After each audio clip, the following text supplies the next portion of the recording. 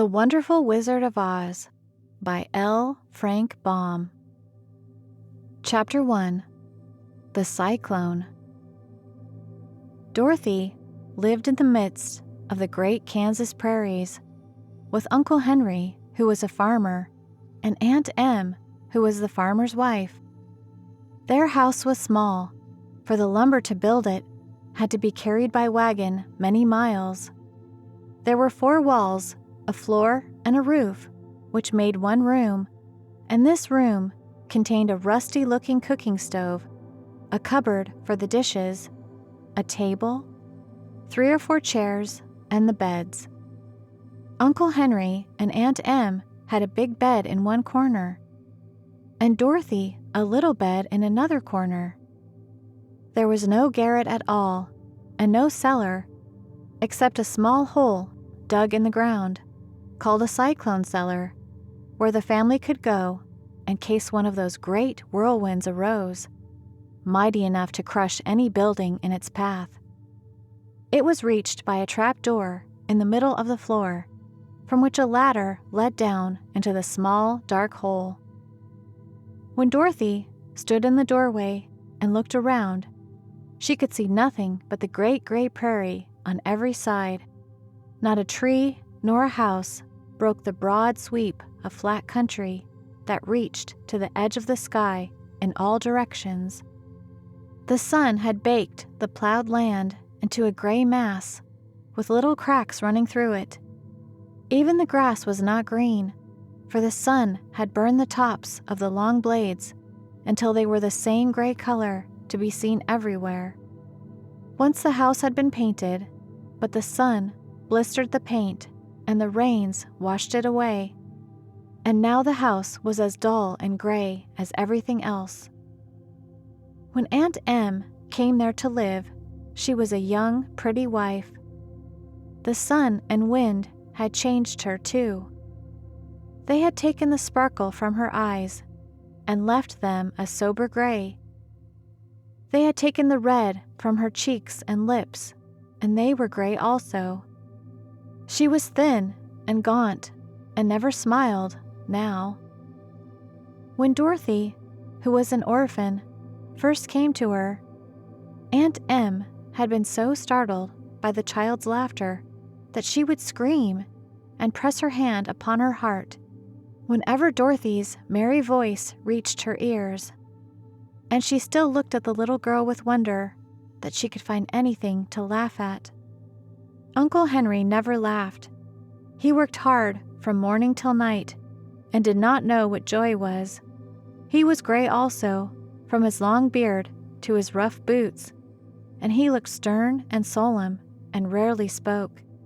It was Toto that made Dorothy laugh and saved her from growing as gray as her other surroundings. Toto was not gray. He was a little black dog with long silky hair and small black eyes that twinkled merrily on either side of his funny wee nose. Toto played all day long, and Dorothy played with him and loved him dearly. Today, however, they were not playing. Uncle Henry sat upon the doorstep and looked anxiously at the sky, which was even grayer than usual. Dorothy stood in the door with Toto in her arms and looked at the sky too. Aunt Em was washing the dishes. From the far north, they heard a low wail on the wind, and Uncle Henry and Dorothy could see where the long grass bowed in waves before the coming storm. There now came a sharp whistling in the air from the south, and as they turned their eyes that way, they saw ripples in the grass coming from that direction also. Suddenly, Uncle Henry stood up.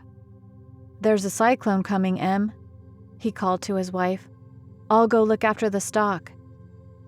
Then he ran towards the sheds where the cows and horses were kept. Aunt Em dropped her work and came to the door. One glance told her of the danger close at hand. "Quick, Dorothy!" she screamed. "Run for the cellar!" Toto jumped out of Dorothy's arms and hid under the bed and the girl started to get him. Aunt Em, badly frightened, threw open the trap door in the floor and climbed down the ladder into the small dark hole. Dorothy caught Toto at last and started to follow her aunt. When she was halfway across the room, there came a great shriek from the wind, and the house shook so hard that she lost her footing and sat down suddenly upon the floor. A strange thing then happened. The house whirled around 2 or 3 times and rose slowly through the air. Dorothy felt as if she were going up in a balloon. The north and south winds met where the house stood and made it the exact center of the cyclone. In the middle of a cyclone, the air is generally still, but the great pressure of the wind on every side of the house raised it up higher and higher until it was at the very top of the cyclone, and there it remained and was carried miles and miles away as easily as you could carry a feather. It was very dark, and the wind howled horribly around her, but Dorothy found she was riding quite easily. After the first few whirls around, and one other time when the house tipped badly, she felt as if she were being rocked gently like a baby in a cradle. Toto did not like it.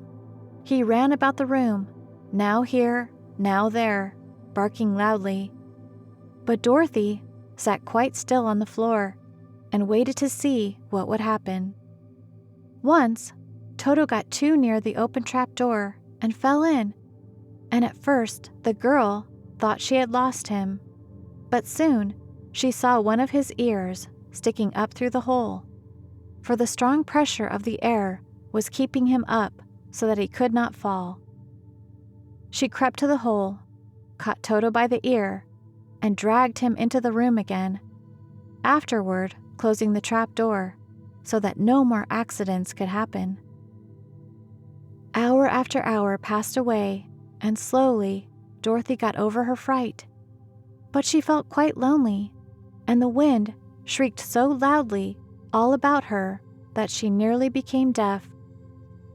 At first, she had wondered if she would be dashed to pieces when the house fell again. But as the hours passed and nothing terrible happened, she stopped worrying and resolved to wait calmly and see what the future would bring. At last, she crawled over the swaying floor to her bed and lay down upon it, and Toto followed and lay down beside her. In spite of the swaying of the house and the wailing of the wind, Dorothy soon closed her eyes and fell fast asleep. Chapter 2: The Council with the Munchkins. She was awakened by a shock, so sudden and severe that if Dorothy had not been lying on the soft bed, she might have been hurt. As it was, the jar made her catch her breath and wonder what had happened, and Toto put his cold little nose into her face and whined dismally. Dorothy sat up and noticed that the house was not moving, nor was it dark, for the bright sunshine came in at the window, flooding the little room. She sprang from her bed, and with Toto at her heels, ran and opened the door. The little girl gave a cry of amazement and looked about her, her eyes growing bigger and bigger at the wonderful sights she saw. The cyclone had set the house down very gently, for a cyclone, in the midst of a country of marvelous beauty. There were lovely patches of green sward all about, with stately trees bearing rich and luscious fruits. Banks of gorgeous flowers were on every hand, and birds with rare and brilliant plumage sang and fluttered in the trees and bushes. A little way off was a small brook, rushing and sparkling along between green banks, and murmuring in a voice very grateful to a little girl who had lived so long on the dry, gray prairies. While she stood, looking eagerly at the strange and beautiful sights, she noticed coming toward her a group of the weirdest people she had ever seen. They were not as big as the grown folk she had always been used to, but neither were they very small. 3 were men and 1 a woman, and all were oddly dressed. They wore round hats that rose to a small point a foot above their heads, with little bells around the brims that tinkled sweetly as they moved. The hats of the men were blue. The little woman's hat was white, and she wore a white gown that hung in pleats from her shoulders. Over it were sprinkled little stars that glistened in the sun like diamonds. The men were dressed in blue, of the same shade as their hats, and wore well-polished boots with a deep roll of blue at the tops. The men, Dorothy thought, were about as old as Uncle Henry, for 2 of them had beards. But the little woman was doubtless much older. Her face was covered with wrinkles, her hair was nearly white, and she walked rather stiffly.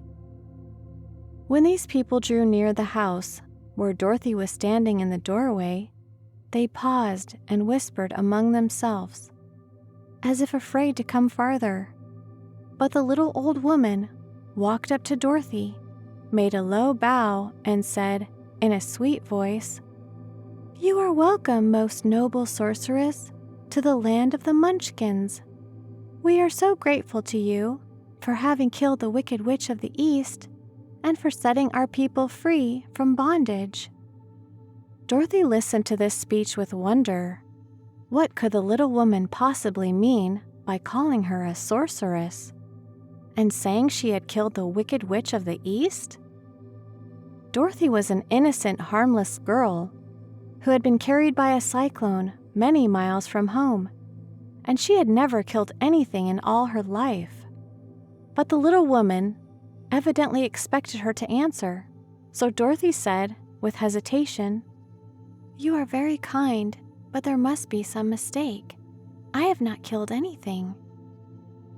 "Your house did anyway," replied the little old woman with a laugh. "And that is the same thing, see?" she continued, pointing to the corner of the house. "There are her 2 shoes, still sticking out from under a block of wood." Dorothy looked and gave a little cry of fright. There indeed, just under the corner of the great beam the house rested on, 2 feet were sticking out, shod in silver shoes with pointed toes. "Oh dear," cried Dorothy, clasping her hands together in dismay. "The house must have fallen on her. Whatever shall we do?"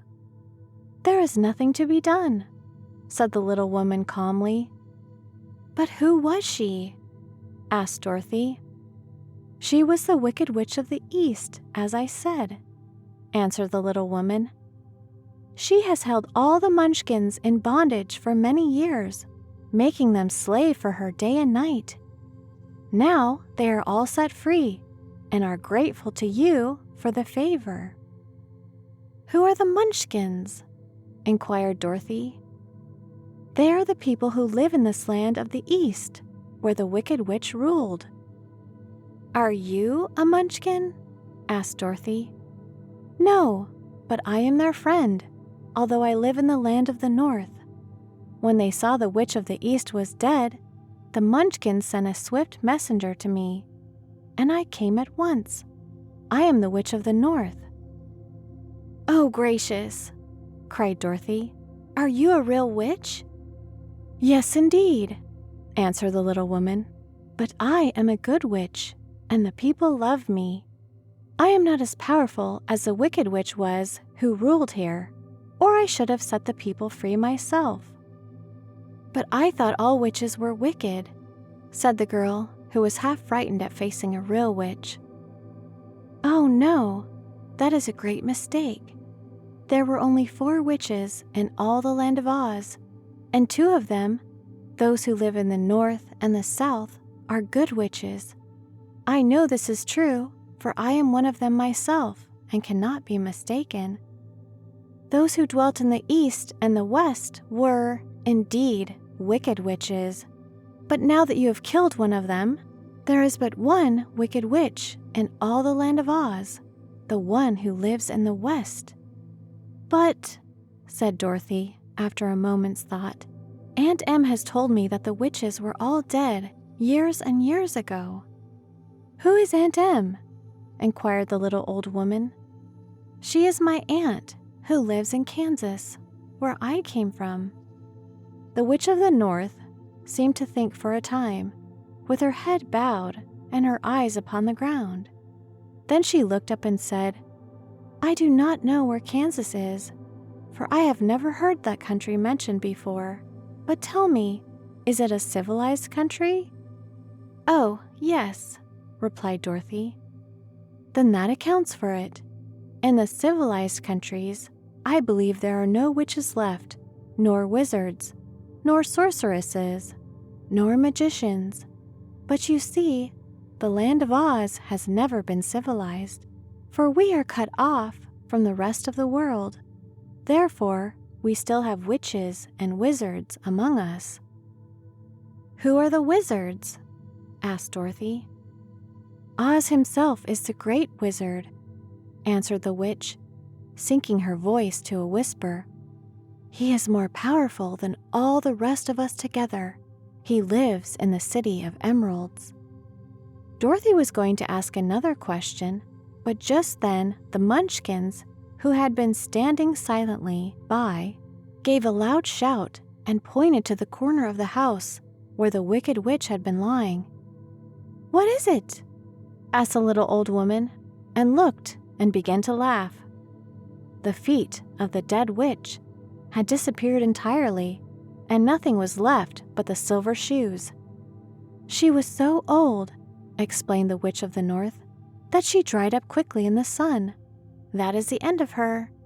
But the silver shoes are yours, and you shall have them to wear. She reached down and picked up the shoes, and after shaking the dust out of them, handed them to Dorothy. The Witch of the East was proud of those silver shoes, said one of the Munchkins, and there is some charm connected with them, but what it is we never knew.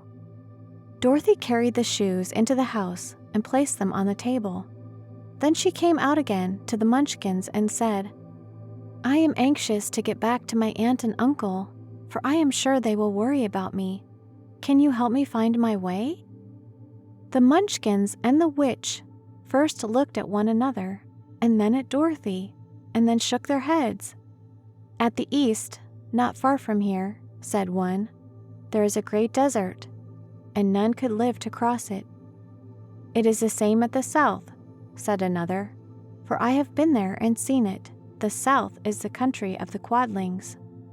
I am told, said the third man, that it is the same at the west, and that country, where the Winkies live, is ruled by the wicked witch of the west, who would make you her slave if you passed her way. The north is my home, said the old lady, and at its edge is the same great desert that surrounds this land of Oz.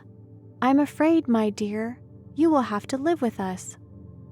Dorothy began to sob at this, for she felt lonely among all these strange people.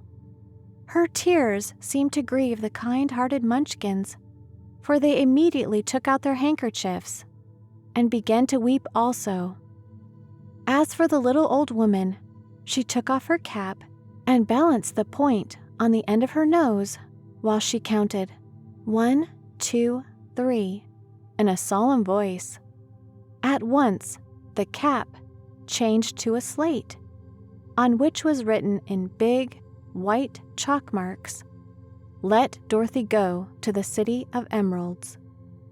The little old woman took the slate from her nose, and having read the words on it, asked, "Is your name Dorothy, my dear?"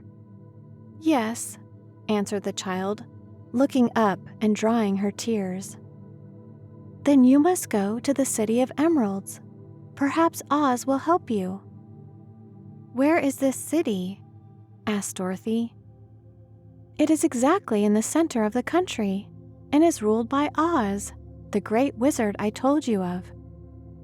"Is he a good man?" inquired the girl anxiously. "He is a good wizard. Whether he is a man or not, I cannot tell, for I have never seen him." "How can I get there?" asked Dorothy. "You must walk. It is a long journey through a country that is sometimes pleasant and sometimes dark and terrible. However, I will use all the magic arts I know of to keep you from harm." "Won't you go with me?" pleaded the girl, who had begun to look upon the little old woman as her only friend. "No, I cannot do that," she replied, "but I will give you a kiss, and no one will dare injure a person who has been kissed by the Witch of the North." She came close to Dorothy and kissed her gently on the forehead. Where her lips touched the girl, they left a round, shining mark, as Dorothy found out soon after. "The road to the City of Emeralds is paved with yellow brick," said the witch, "so you cannot miss it. When you get to Oz, do not be afraid of him, but tell your story and ask him to help you. Goodbye, my dear." The three Munchkins bowed low to her and wished her a pleasant journey, after which they walked away through the trees. The witch gave Dorothy a friendly little nod, whirled around on her left heel 3 times, and straightway disappeared, much to the surprise of little Toto, who barked after her loudly enough when she had gone, because he had been afraid even to growl while she stood by. But Dorothy, knowing her to be a witch, had expected her to disappear in just that way and was not surprised in the least. Chapter 3. How Dorothy Saved the Scarecrow. When Dorothy was left alone, she began to feel hungry, so she went to the cupboard and cut herself some bread, which she spread with butter. She gave some to Toto, and taking a pail from the shelf, she carried it down to the little brook and filled it with clear, sparkling water. Toto ran over to the trees and began to bark at the bird sitting there. Dorothy went to get him and saw such delicious fruit hanging from the branches that she gathered some of it, finding it just what she wanted to help out her breakfast. Then she went back to the house, and having helped herself and Toto to a good drink of the cool, clear water, she set about making ready for the journey to the City of Emeralds. Dorothy had only one other dress, but that happened to be clean and was hanging on a peg beside her bed. It was gingham, with checks of white and blue, and although the blue was somewhat faded with many washings, it was still a pretty frock. The girl washed herself carefully, dressed herself in the clean gingham, and tied her pink sunbonnet on her head. She took a little basket and filled it with bread from the cupboard, laying a white cloth over the top. Then she looked down at her feet and noticed how old and worn her shoes were. "They surely will never do for a long journey, Toto," she said, and Toto looked up into her face with his little black eyes and wagged his tail to show he knew what she meant. At that moment, Dorothy saw lying on the table the silver shoes that had belonged to the Witch of the East. "I wonder if they will fit me," she said to Toto. "They would be just the thing to take a long walk in, for they could not wear out." She took off her old leather shoes and tried on the silver ones, which fitted her as well as if they had been made for her. Finally, she picked up her basket. "Come along, Toto," she said. "We will go back to the Emerald City and ask the Great Oz how to get back to Kansas again." She closed the door, locked it, and put the key carefully in the pocket of her dress. And so, with Toto trotting along soberly behind her, she started on her journey. There were several roads nearby, but it did not take her long to find the one paved with yellow brick. Within a short time, she was walking briskly toward the Emerald City, her silver shoes tinkling merrily on the hard, yellow road bed. The sun shone bright, and the birds sang sweet, and Dorothy did not feel nearly so bad as you might think a little girl would who had been suddenly whisked away from her own country and set down in the midst of a strange land. She was surprised, as she walked along, to see how pretty the country was about her. There were neat fences at the sides of the road, painted a dainty blue color, and beyond them were fields of grain and vegetables in abundance. Evidently, the Munchkins were good farmers and able to raise large crops. Once in a while, she would pass a house, and the people came out to look at her and bow low as she went by, for everyone knew she had been the means of destroying the wicked witch and setting them free from bondage. The houses of the Munchkins were odd-looking dwellings, for each was round, with a big dome for a roof. All were painted blue, for in this country of the East, blue was the favorite color. Toward evening, when Dorothy was tired with her long walk and began to wonder where she should pass the night, she came to a house rather larger than the rest. On the green lawn before it, many men and women were dancing. 5 little fiddlers played as loudly as possible, and the people were laughing and singing, while a big table nearby was loaded with delicious fruits and nuts, pies and cakes, and many other good things to eat. The people greeted Dorothy kindly and invited her to supper and to pass the night with them, for this was the home of one of the richest Munchkins in the land, and his friends were gathered with him to celebrate their freedom from the bondage of the wicked witch. Dorothy ate a hearty supper and was waited upon by the rich Munchkin himself, whose name was Bog. Then she sat down upon a settle and watched the people dance. When Bog saw her silver shoes, he said, "You must be a great sorceress." "Why?" asked the girl. "Because you wear silver shoes and have killed the wicked witch. Besides, you have white in your frock, and only witches and sorceresses wear white." "My dress is blue and white checked," said Dorothy, smoothing out the wrinkles in it. "It is kind of you to wear that," said Bog. "Blue is the color of the Munchkins, and white is the witch color, so we know you are a friendly witch." Dorothy did not know what to say to this, for all the people seemed to think her a witch, and she knew very well she was only an ordinary girl who had come by the chance of a cyclone into a strange land. When she had tired watching the dancing, Bog led her into the house, where he gave her a room with a pretty bed in it. The sheets were made of blue cloth, and Dorothy slept soundly in them till morning, with Toto curled up on the blue rug beside her. She ate a hearty breakfast and watched a wee Munchkin baby who played with Toto and pulled his tail and crowed and laughed in a way that greatly amused Dorothy.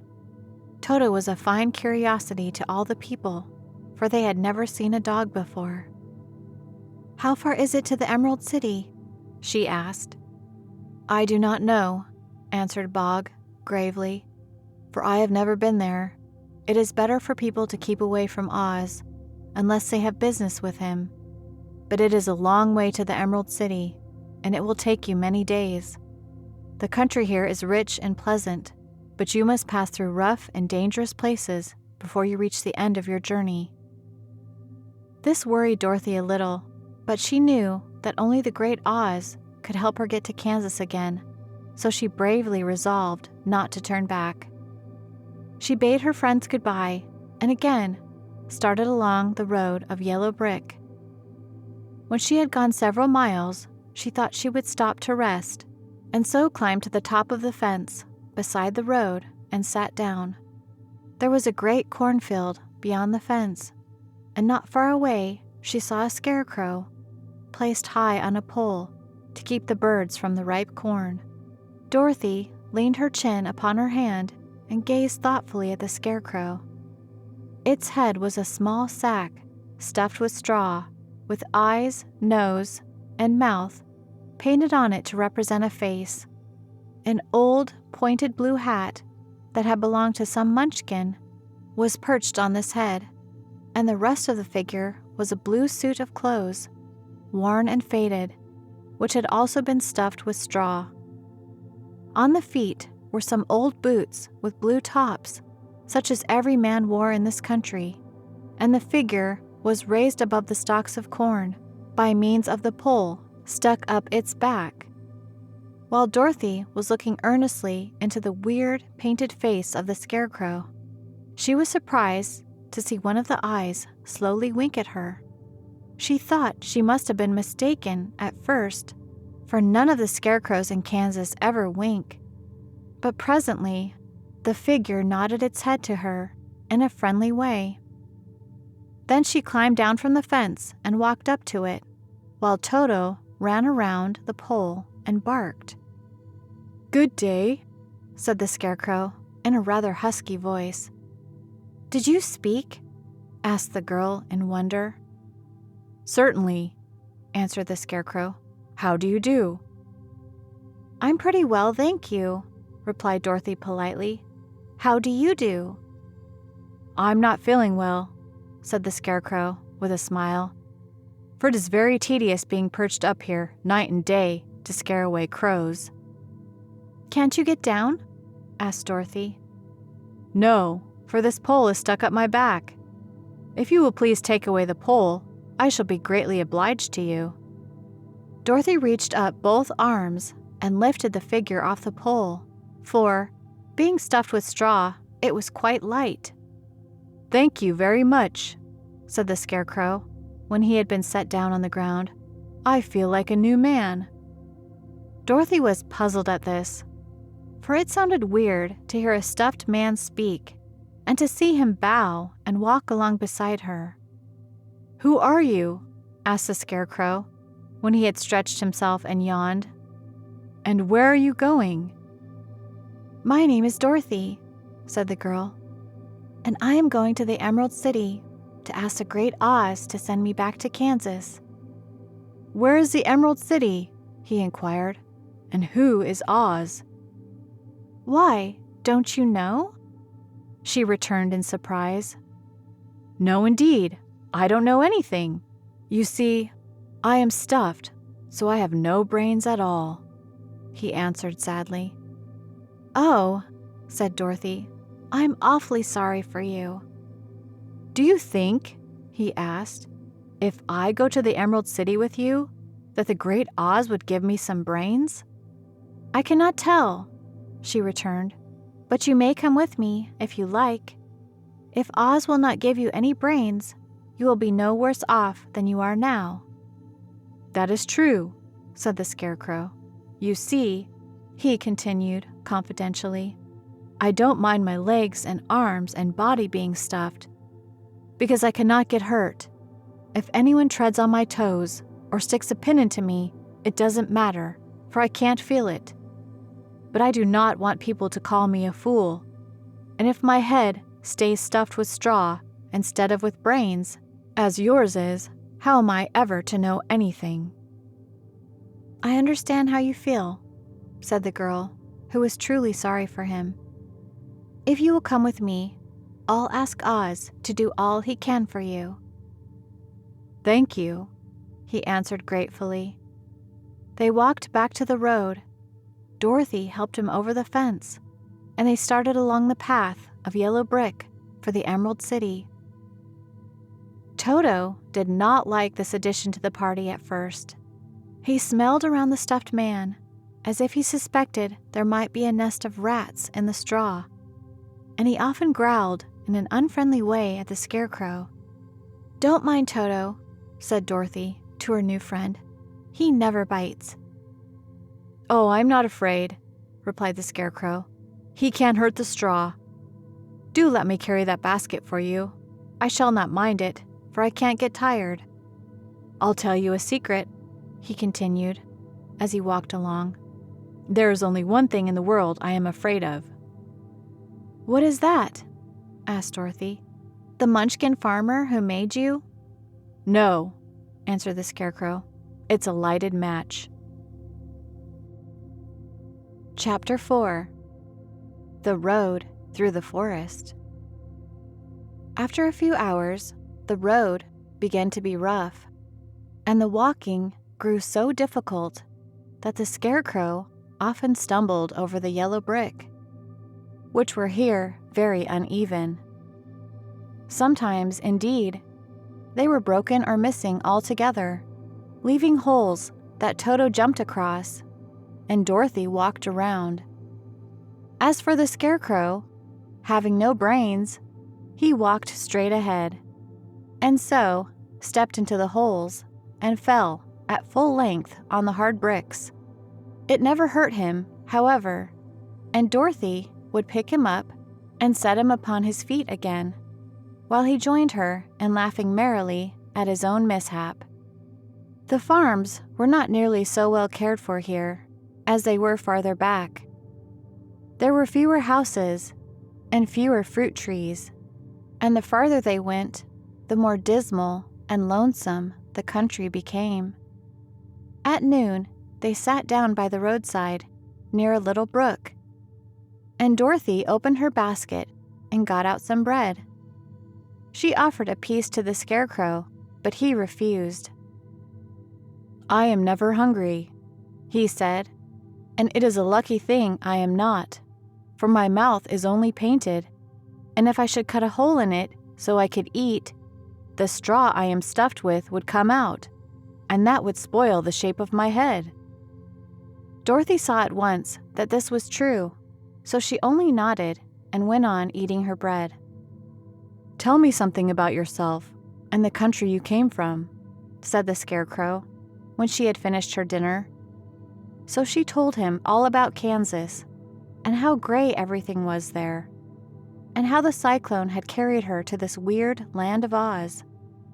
The Scarecrow listened carefully and said, "I cannot understand why you should wish to leave this beautiful country and go back to the dry, gray place you call Kansas."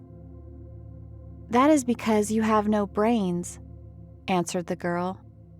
"No matter how dreary and gray our homes are, we people of flesh and blood would rather live there than in any other country. Be it ever so beautiful, there is no place like home." The Scarecrow sighed. "Of course, I cannot understand it," he said. "If your heads were stuffed with straw, like mine, you would probably all live in the beautiful places, and then Kansas would have no people at all. It is fortunate for Kansas that you have brains." "Won't you tell me a story while we are resting?" asked Dorothy. The Scarecrow looked at her reproachfully and answered, "My life has been so short that I really know nothing whatever. I was only made day before yesterday. What happened in the world before that time is all unknown to me. Luckily, when the farmer made my head, one of the first things he did was to paint my ears, so that I heard what was going on. There was another Munchkin with him, and the first thing I heard was the farmer saying, 'How do you like those ears?' 'They aren't straight,' answered the other. 'Never mind,' said the farmer. 'They are ears just the same,' which was true enough. 'Now I'll make the eyes,' said the farmer. So he painted my right eye, and as soon as it was finished, I found myself looking at him and at everything around me with a great deal of curiosity, for this was my first glimpse of the world." "That's a rather pretty eye," remarked the Munchkin, who was watching the farmer. "Blue paint is just the color for eyes."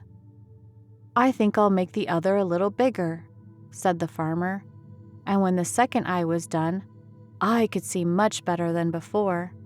Then he made my nose and my mouth, but I did not speak, because at that time I didn't know what a mouth was for.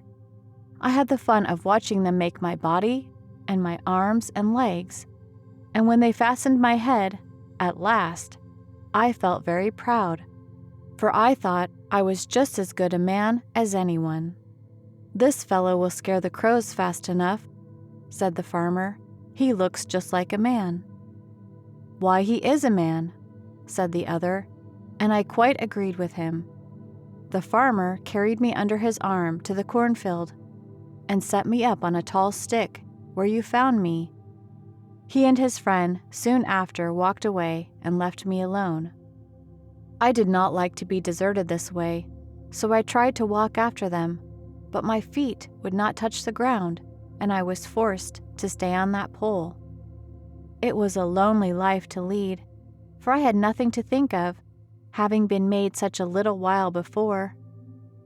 Many crows and other birds flew into the cornfield, but as soon as they saw me, they flew away again, thinking I was a Munchkin.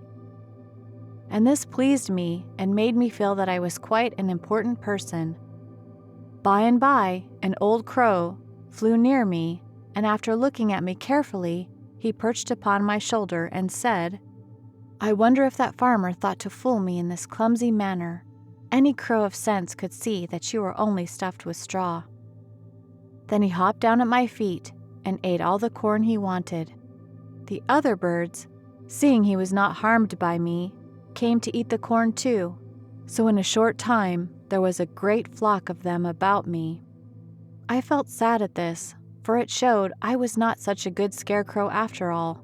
But the old crow comforted me, saying, "If you only had brains in your head, you would be as good a man as any of them, and a better man than some of them. Brains are the only things worth having in this world, no matter whether one is a crow or a man." After the crows had gone, I thought this over and decided I would try hard to get some brains. By good luck, you came along and pulled me off the stake, and from what you say, I am sure the great Oz will give me brains as soon as we get to the Emerald City. "I hope so," said Dorothy earnestly, "since you seem anxious to have them." "Oh yes, I am anxious," returned the Scarecrow. "It is such an uncomfortable feeling to know one is a fool." "Well," said the girl, "let us go," and she handed the basket to the Scarecrow.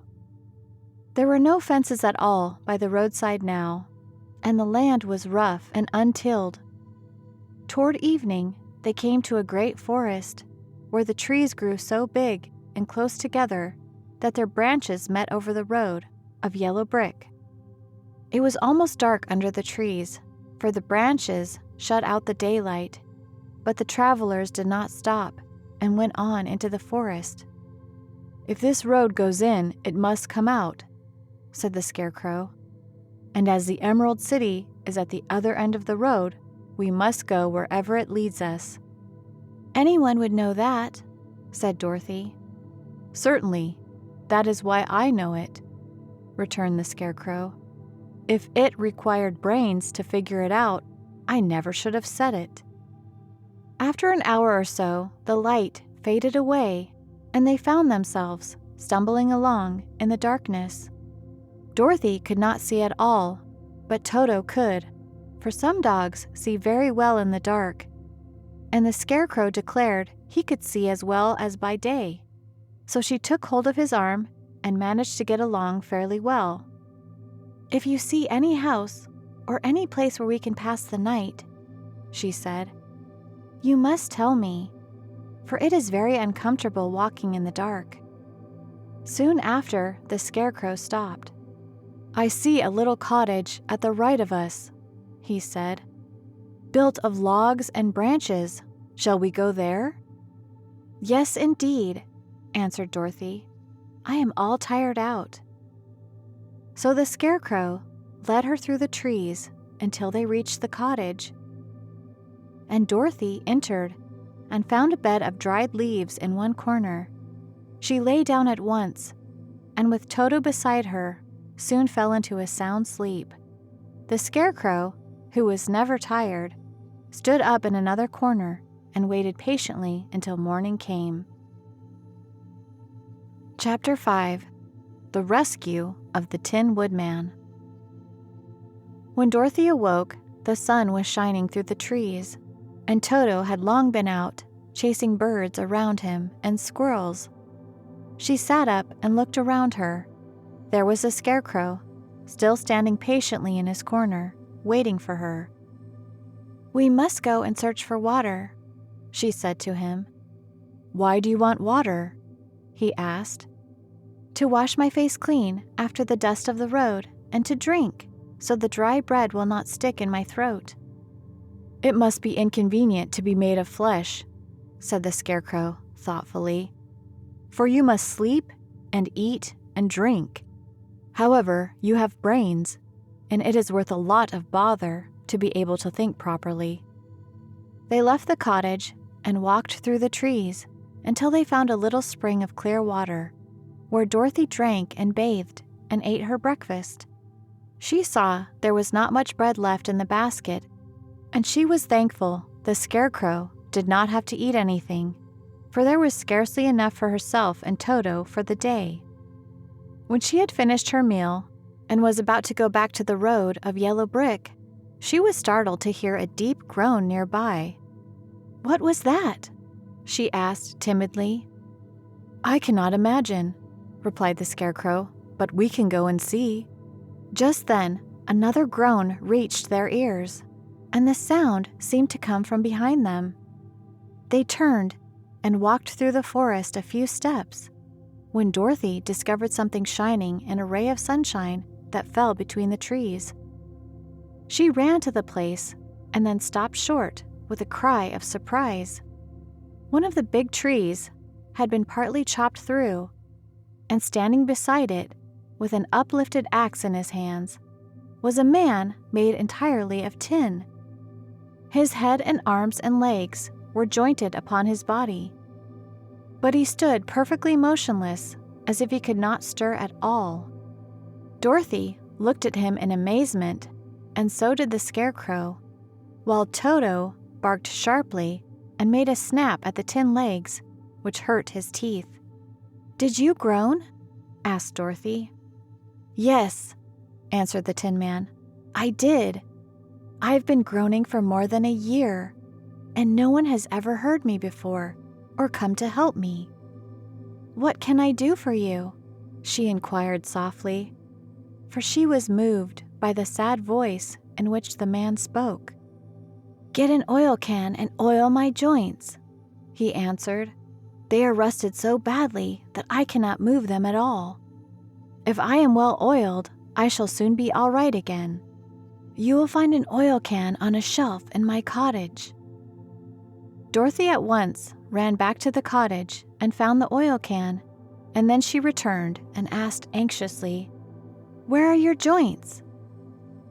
"Oil my neck first," replied the Tin Woodman.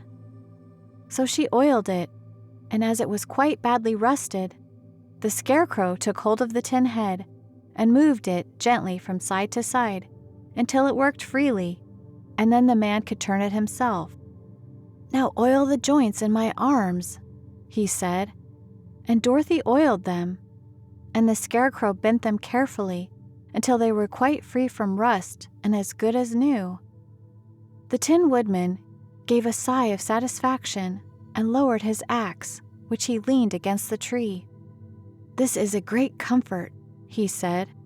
"I have been holding that axe in the air ever since I rusted, and I'm glad to be able to put it down at last. Now, if you will oil the joints of my legs, I shall be all right once more." So they oiled his legs until he could move them freely, and he thanked them again and again for his release, for he seemed a very polite creature and very grateful. "I might have stood there always if you had not come along," he said. "So you have certainly saved my life. How did you happen to be here?" "We are on our way to the Emerald City to see the Great Oz," she answered. "And we stopped at your cottage to pass the night." "Why do you wish to see Oz?" he asked.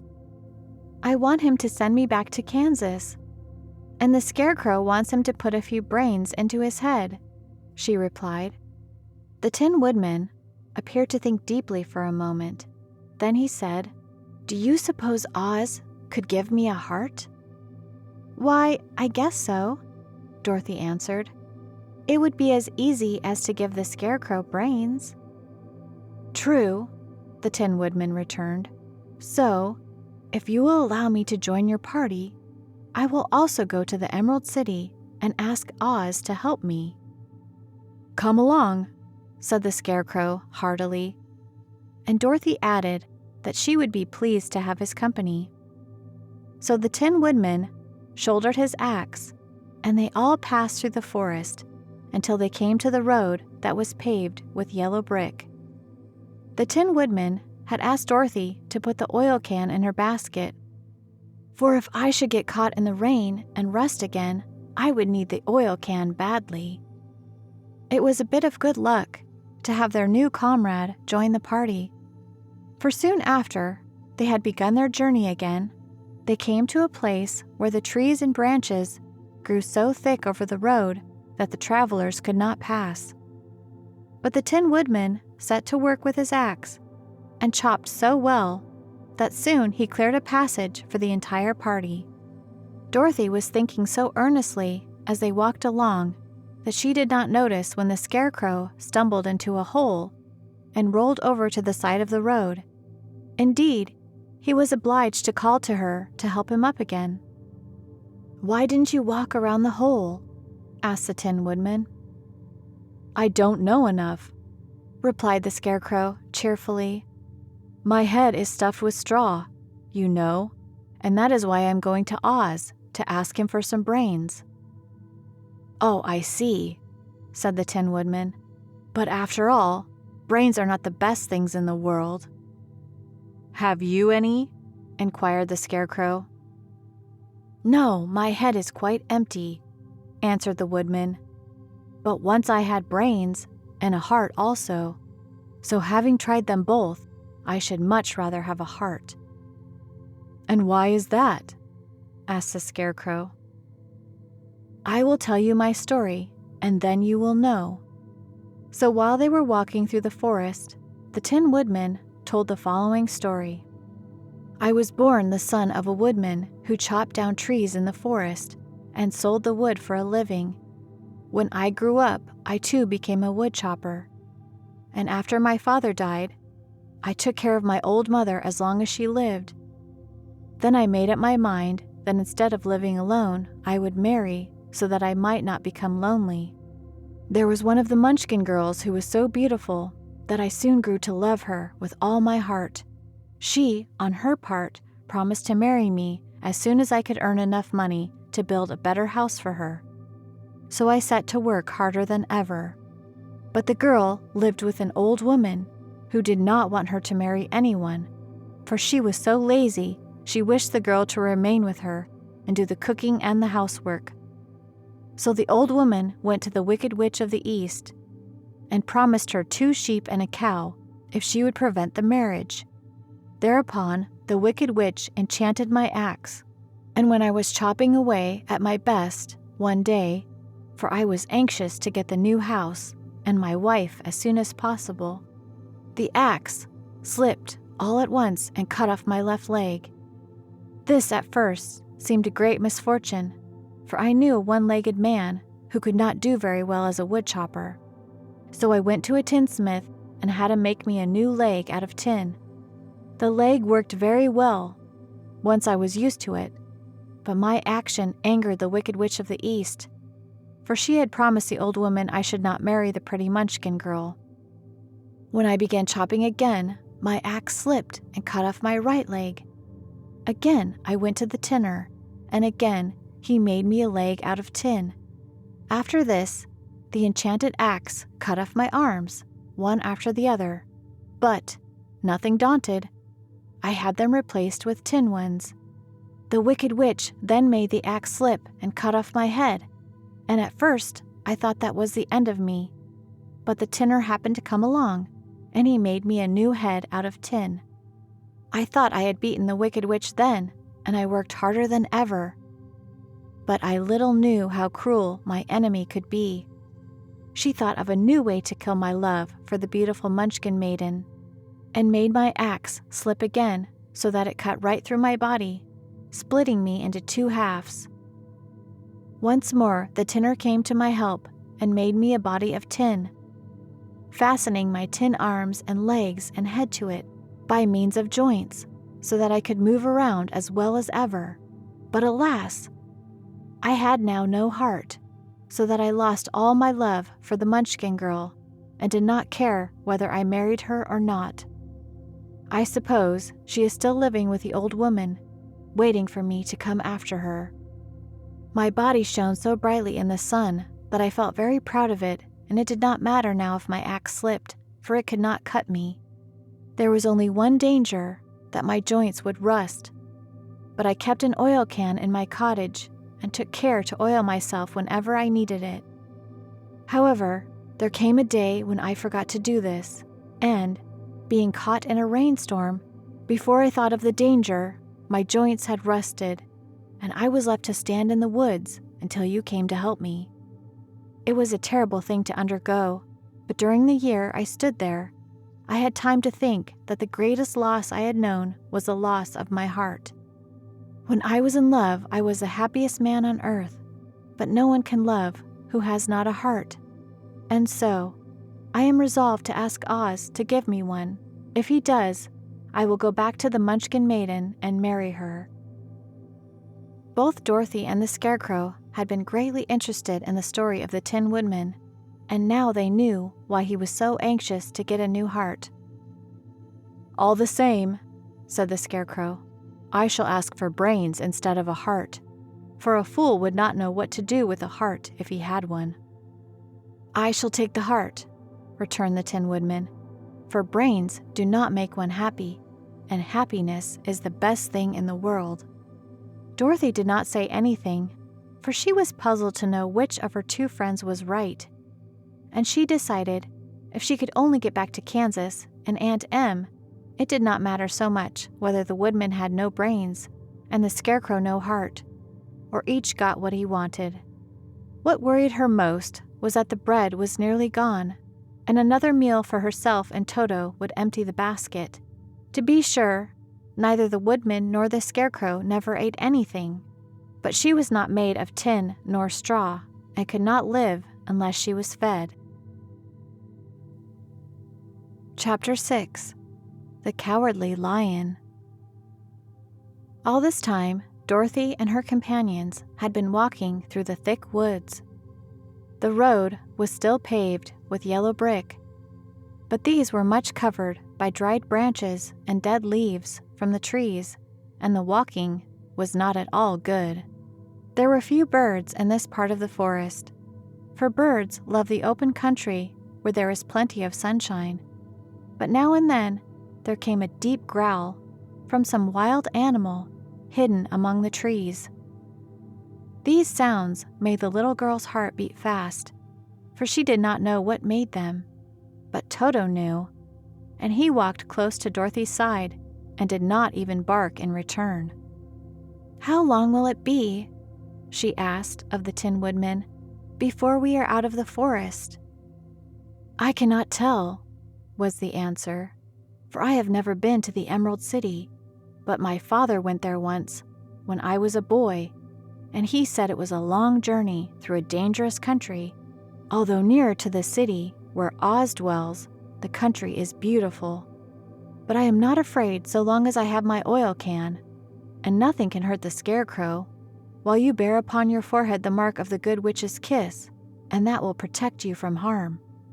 "But Toto," she said anxiously, "what will protect him?" "We must protect him ourselves if he is in danger," replied the Tin Woodman. Just as he spoke, there came from the forest a terrible roar, and the next moment a great lion bounded into the road. With one blow of his paw, he sent the Scarecrow spinning over and over to the edge of the road, and then he struck at the Tin Woodman with his sharp claws. But, to the lion's surprise, he could make no impression on the tin, although the Woodman fell over in the road and lay still. Little Toto, now that he had an enemy to face, ran barking toward the lion, and the great beast had opened his mouth to bite the dog, when Dorothy, fearing Toto would be killed, and heedless of danger, rushed forward and slapped the lion upon his nose as hard as she could, while she cried out, "Don't you dare to bite Toto! You ought to be ashamed of yourself, a big beast like you, to bite a poor little dog." "I didn't bite him," said the lion, as he rubbed his nose with his paw where Dorothy had hit it. "No, but you tried to," she retorted. "You are nothing but a big coward." "I know it," said the lion, hanging his head in shame. "I've always known it, but how can I help it?" "I don't know, I'm sure. To think of your striking a stuffed man like the poor Scarecrow." "Is he stuffed?" asked the lion in surprise, as he watched her pick up the Scarecrow and set him upon his feet, while she patted him into shape again. "Of course he's stuffed," replied Dorothy, who was still angry. "That's why he went over so easily," remarked the lion. "It astonished me to see him whirl around so. Is the other one stuffed also?" "No," said Dorothy. "He's made of tin." And she helped the Woodman up again. "That's why he nearly blunted my claws," said the lion. "When they scratched against the tin, it made a cold shiver run down my back. What is that little animal you are so tender of?" "He is my dog, Toto," answered Dorothy. "Is he made of tin or stuffed?" asked the lion. "Neither. He's a meat dog," she said. "Oh, he's a curious animal, and seems remarkably small, now that I look at him. No one would think of biting such a little thing except a coward like me," continued the lion sadly. "What makes you a coward?" asked Dorothy, looking at the great beast in wonder, for he was as big as a small horse. "It's a mystery," replied the lion. "I suppose I was born that way. All the other animals in the forest naturally expect me to be brave, for the lion is everywhere thought of to be the king of beasts. I learned that if I roared very loudly, every little thing was frightened and got out of my way. Whenever I've met a man, I've been awfully scared, but I just roared at him, and he has always run away as fast as he could go. If the elephants and the tigers and the bears had ever tried to fight me, I should have run myself. I'm such a coward. But just as soon as they hear me roar, they all try to get away from me, and of course, I let them go." "But that isn't right. The king of beasts shouldn't be a coward," said the Scarecrow. "I know it," returned the lion, wiping a tear from his eye with the tip of his tail. "It is my great sorrow, and makes my life very unhappy. But whenever there is danger, my heart begins to beat fast." "Perhaps you have heart disease," said the Tin Woodman. "It may be," said the lion. "If you have," continued the Tin Woodman, "you ought to be glad, for it proves you have a heart. For my part, I have no heart, so I cannot have heart disease." "Perhaps," said the lion thoughtfully, "if I had no heart, I should not be a coward." "Have you brains?" asked the Scarecrow. "I suppose so.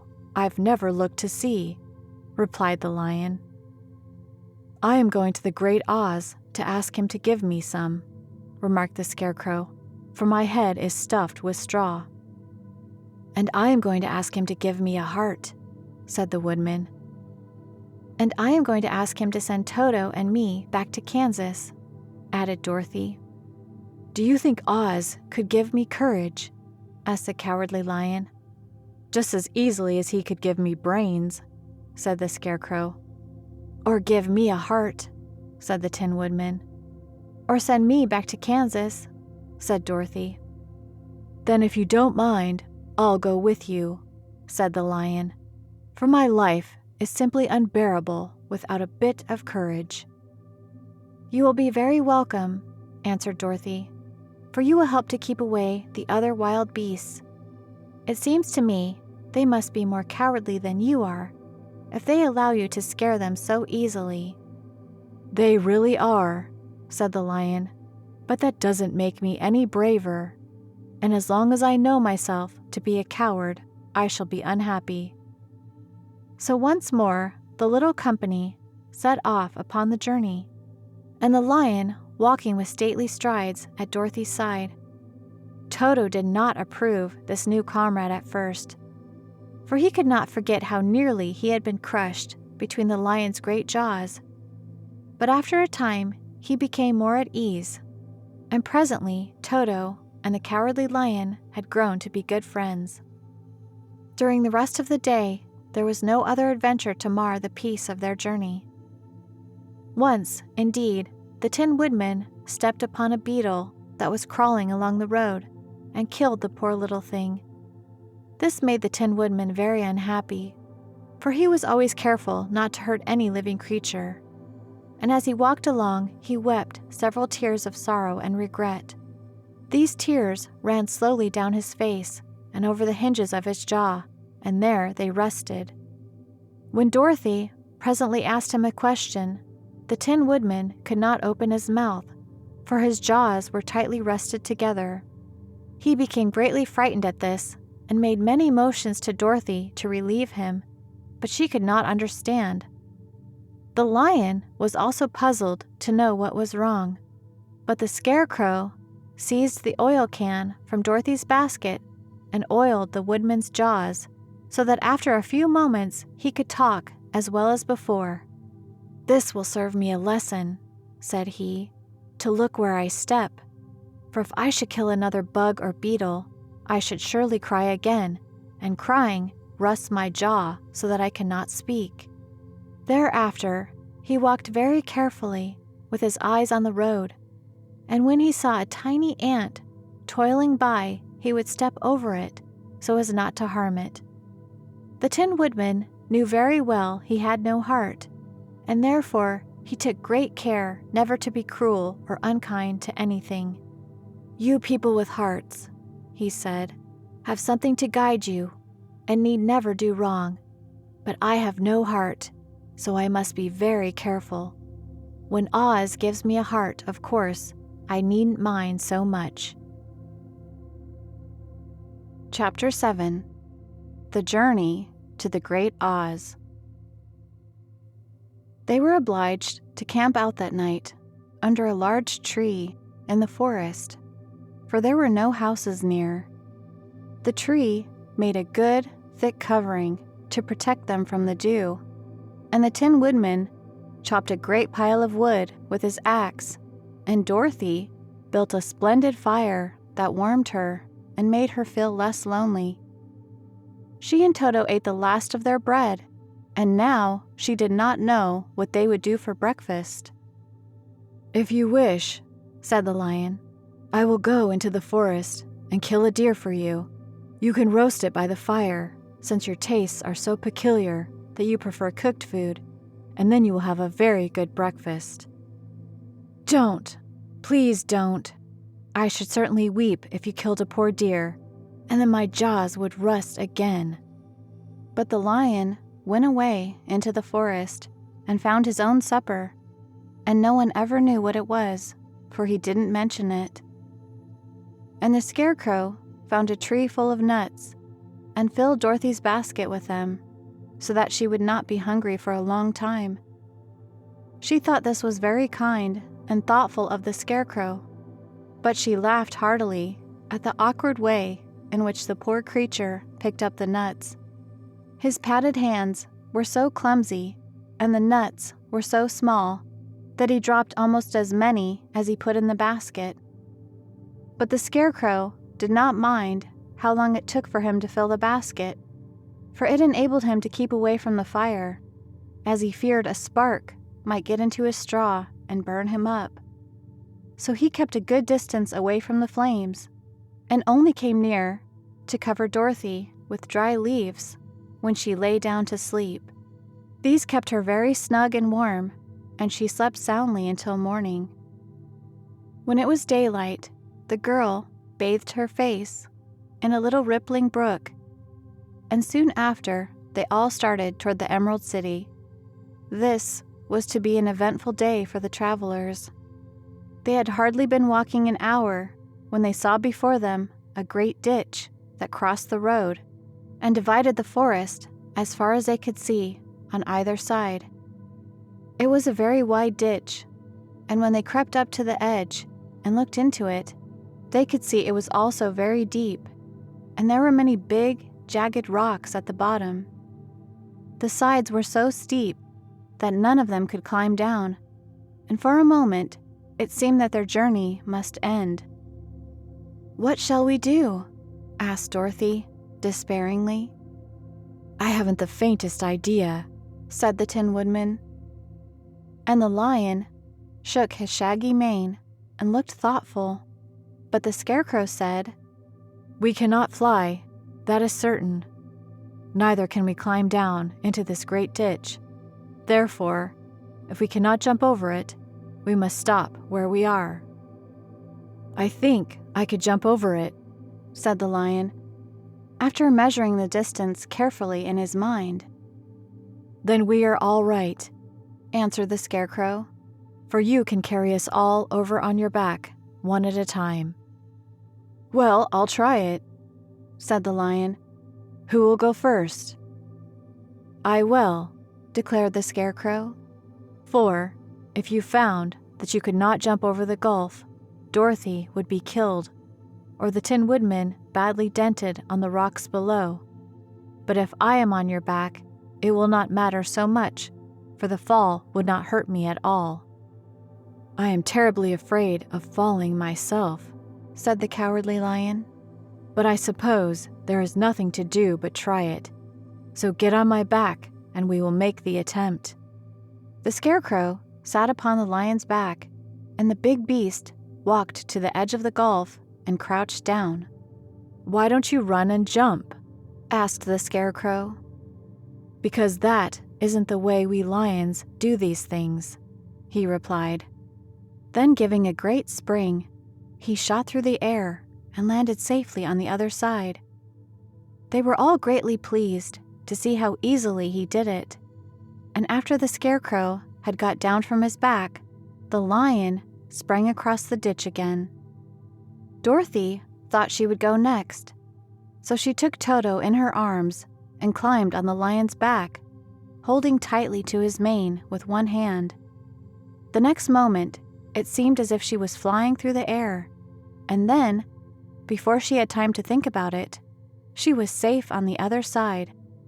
The lion went back a third time and got the Tin Woodman, and they all sat down for a few moments to give the beast a chance to rest, for his great leaps had made his breath short, and he panted like a big dog that had been running too long.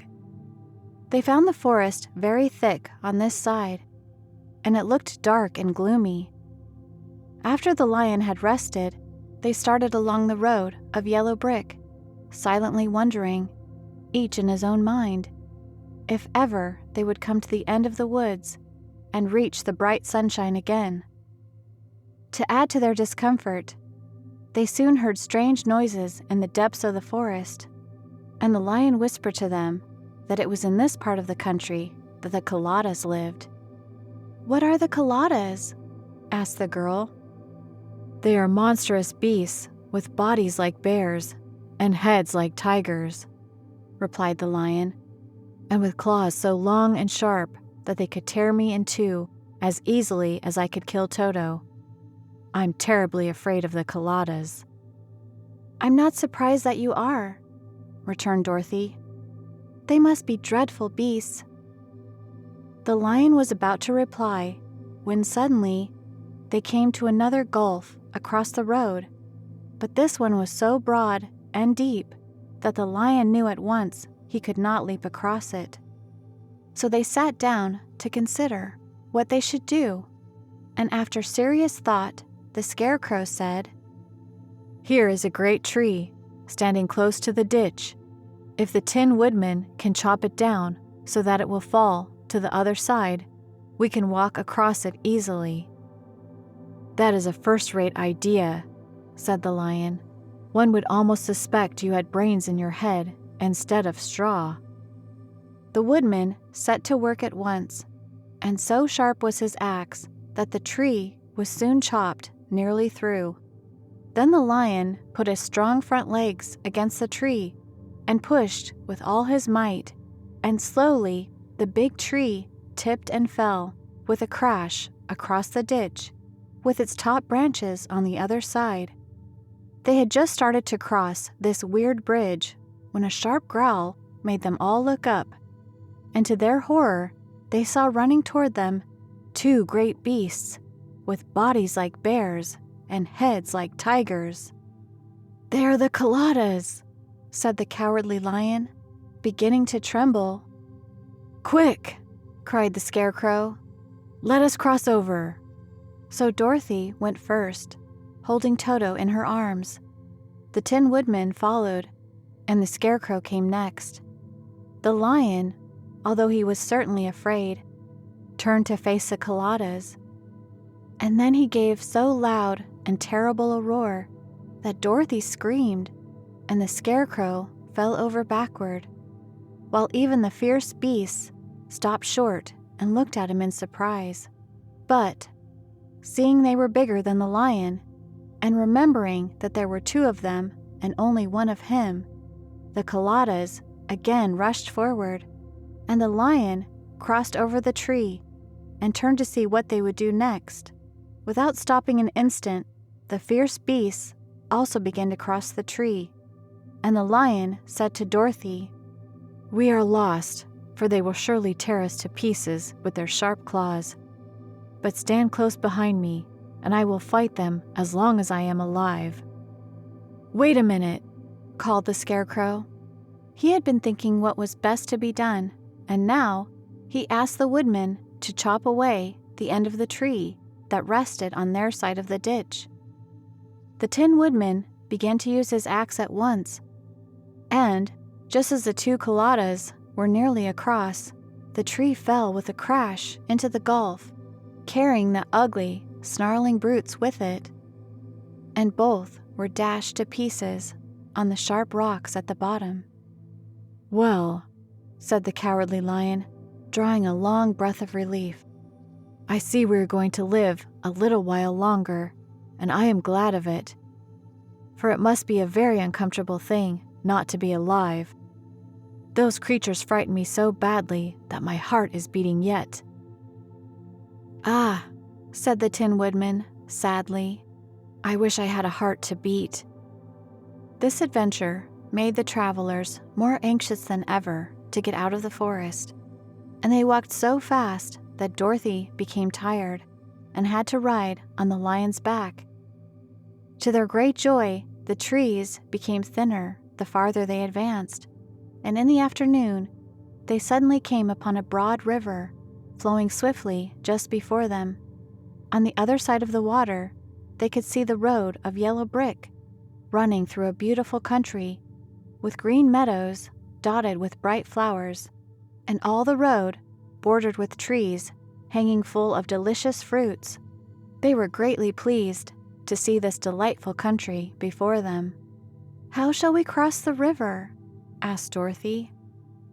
"That is easily done," replied the Scarecrow. "The Tin Woodman must build us a raft so we can float to the other side."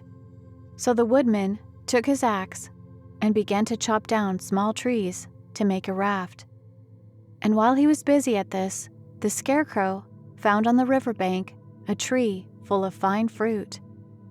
This pleased Dorothy, who had eaten nothing but nuts all day, and she made a hearty meal of the ripe fruit. But it takes time to make a raft, even when one is as industrious and untiring as the Tin Woodman. And when night came, the work was not done. So they found a cozy place under the trees, where they slept well until the morning, and Dorothy dreamed of the Emerald City and of the good Wizard Oz, who would soon send her back to her own home again. Chapter 8. The Deadly Poppy Field. Our little party of travelers awakened the next morning, refreshed and full of hope. And Dorothy breakfasted like a princess off peaches and plums from the trees beside the river. Behind them was the dark forest they had passed safely through, although they had suffered many discouragements. But before them was a lovely, sunny country that seemed to beckon them on to the Emerald City. To be sure, the broad river now cut them off from this beautiful land, but the raft was nearly done, and after the Tin Woodman had cut a few more logs and fastened them together with wooden pins, they were ready to start. Dorothy sat down in the middle of the raft and held Toto in her arms. When the Cowardly Lion stepped upon the raft, it tipped badly, for he was big and heavy. But the Scarecrow and the Tin Woodman stood upon the other end to steady it, and they had long poles in their hands to push the raft through the water. They got along quite well at first, but when they reached the middle of the river, the swift current swept the raft downstream, farther and farther away from the road of yellow brick, and the water grew so deep that the long poles would not touch the bottom. "This is bad," said the Tin Woodman, "for if we cannot get to the land, we shall be carried into the country of the Wicked Witch of the West, and she will enchant us and make us her slaves." "And then I should get no brains," said the Scarecrow. "And I should get no courage," said the Cowardly Lion. "And I should get no heart," said the Tin Woodman. "And I should never get back to Kansas," said Dorothy.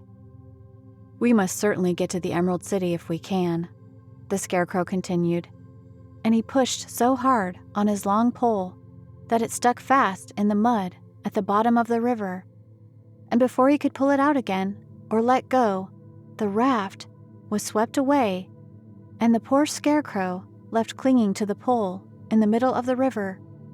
"Goodbye," he called after them, and they were very sorry to leave him.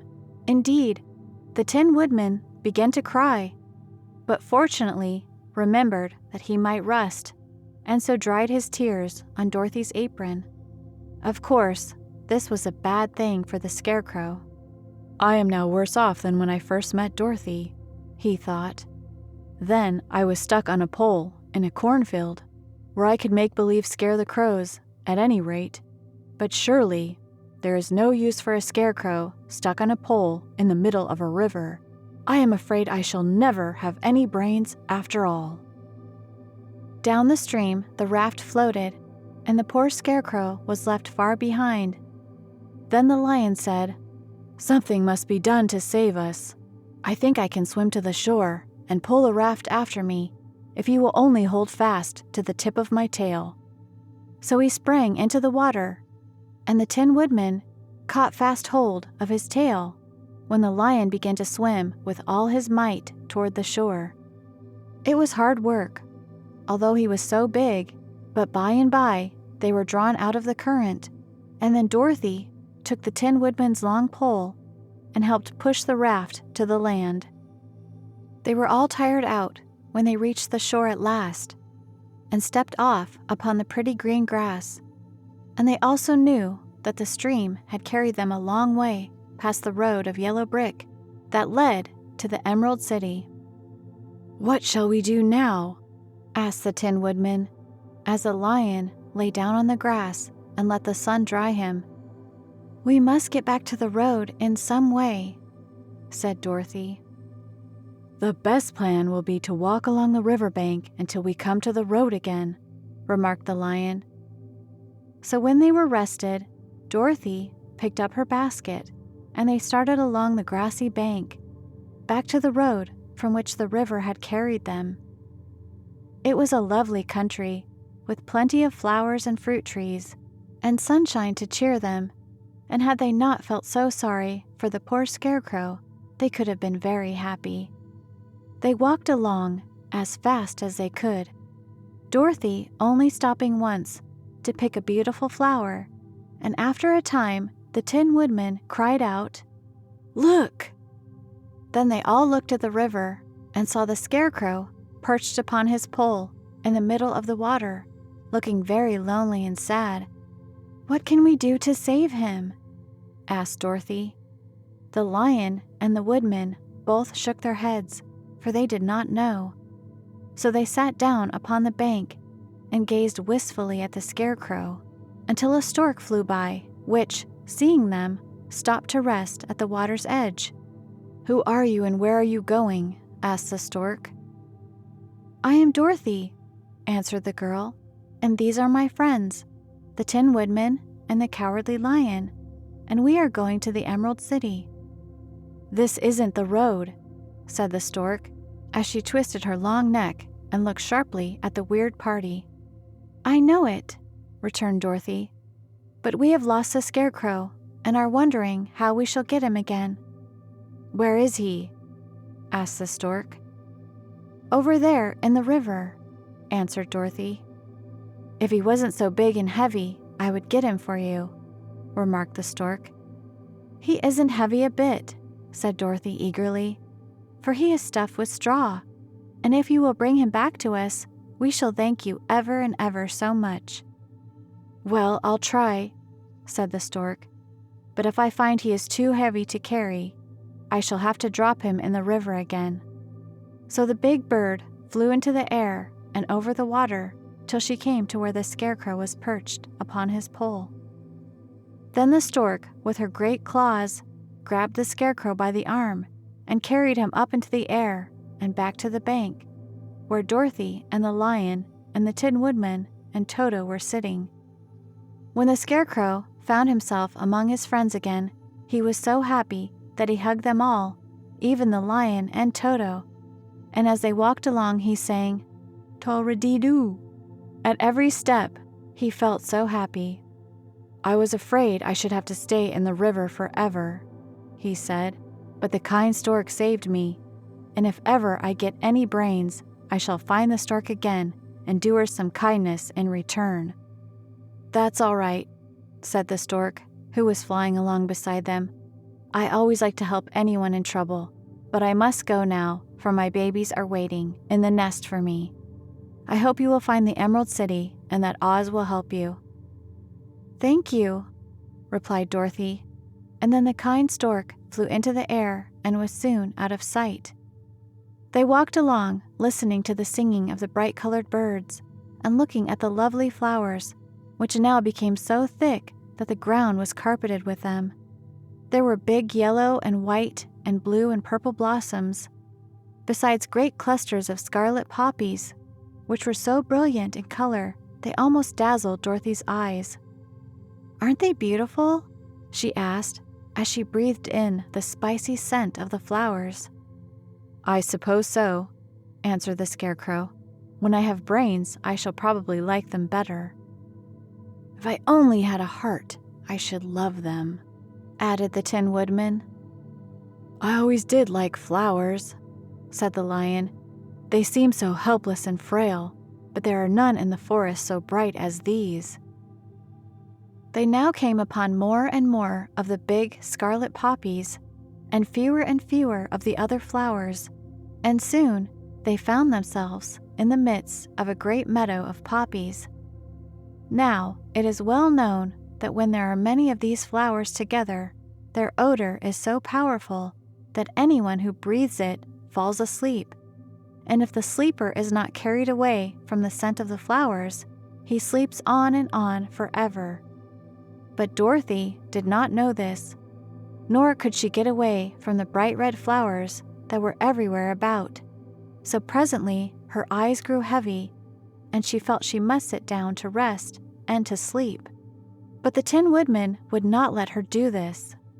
"We must hurry and get back to the road of yellow brick before dark," he said, and the Scarecrow agreed with him. So they kept walking until Dorothy could stand no longer. Her eyes closed in spite of herself, and she forgot where she was and fell among the poppies, fast asleep. "What shall we do?" asked the Tin Woodman. "If we leave her here, she will die," said the Lion. "The smell of the flowers is killing us all. I myself can scarcely keep my eyes open, and the dog is asleep already." It was true. Toto had fallen down beside his little mistress, but the Scarecrow and the Tin Woodman, not being made of flesh, were not troubled by the scent of the flowers. "Run fast," said the Scarecrow to the Lion, "and get out of this deadly flower bed as soon as you can. We will bring the little girl with us, but if you should fall asleep, you are too big to be carried." So the Lion bounded forward as fast as he could go. In a moment, he was out of sight. "Let us make a chair with our hands and carry her," said the Scarecrow. So they picked up Toto and put the dog in Dorothy's lap, and then they made a chair with her hands for the seat and their arms for the arms, and carried the sleeping girl between them through the flowers. On and on they walked, and it seemed that the great carpet of deadly flowers that surrounded them would never end. They followed the bend of the river, and at last came upon their friend, the Lion, lying fast asleep among the poppies. The flowers had been too strong for the huge beast, and he had given up at last, and fallen only a short distance from the end of the poppy bed, where the sweet grass spread in beautiful green fields before them. "We can do nothing for him," said the Tin Woodman, sadly, "for he is much too heavy to lift. We must leave him here to sleep on forever, and perhaps he will dream that he has found courage at last." "I'm sorry," said the Scarecrow. "The Lion was a very good comrade for one so cowardly, but let us go on."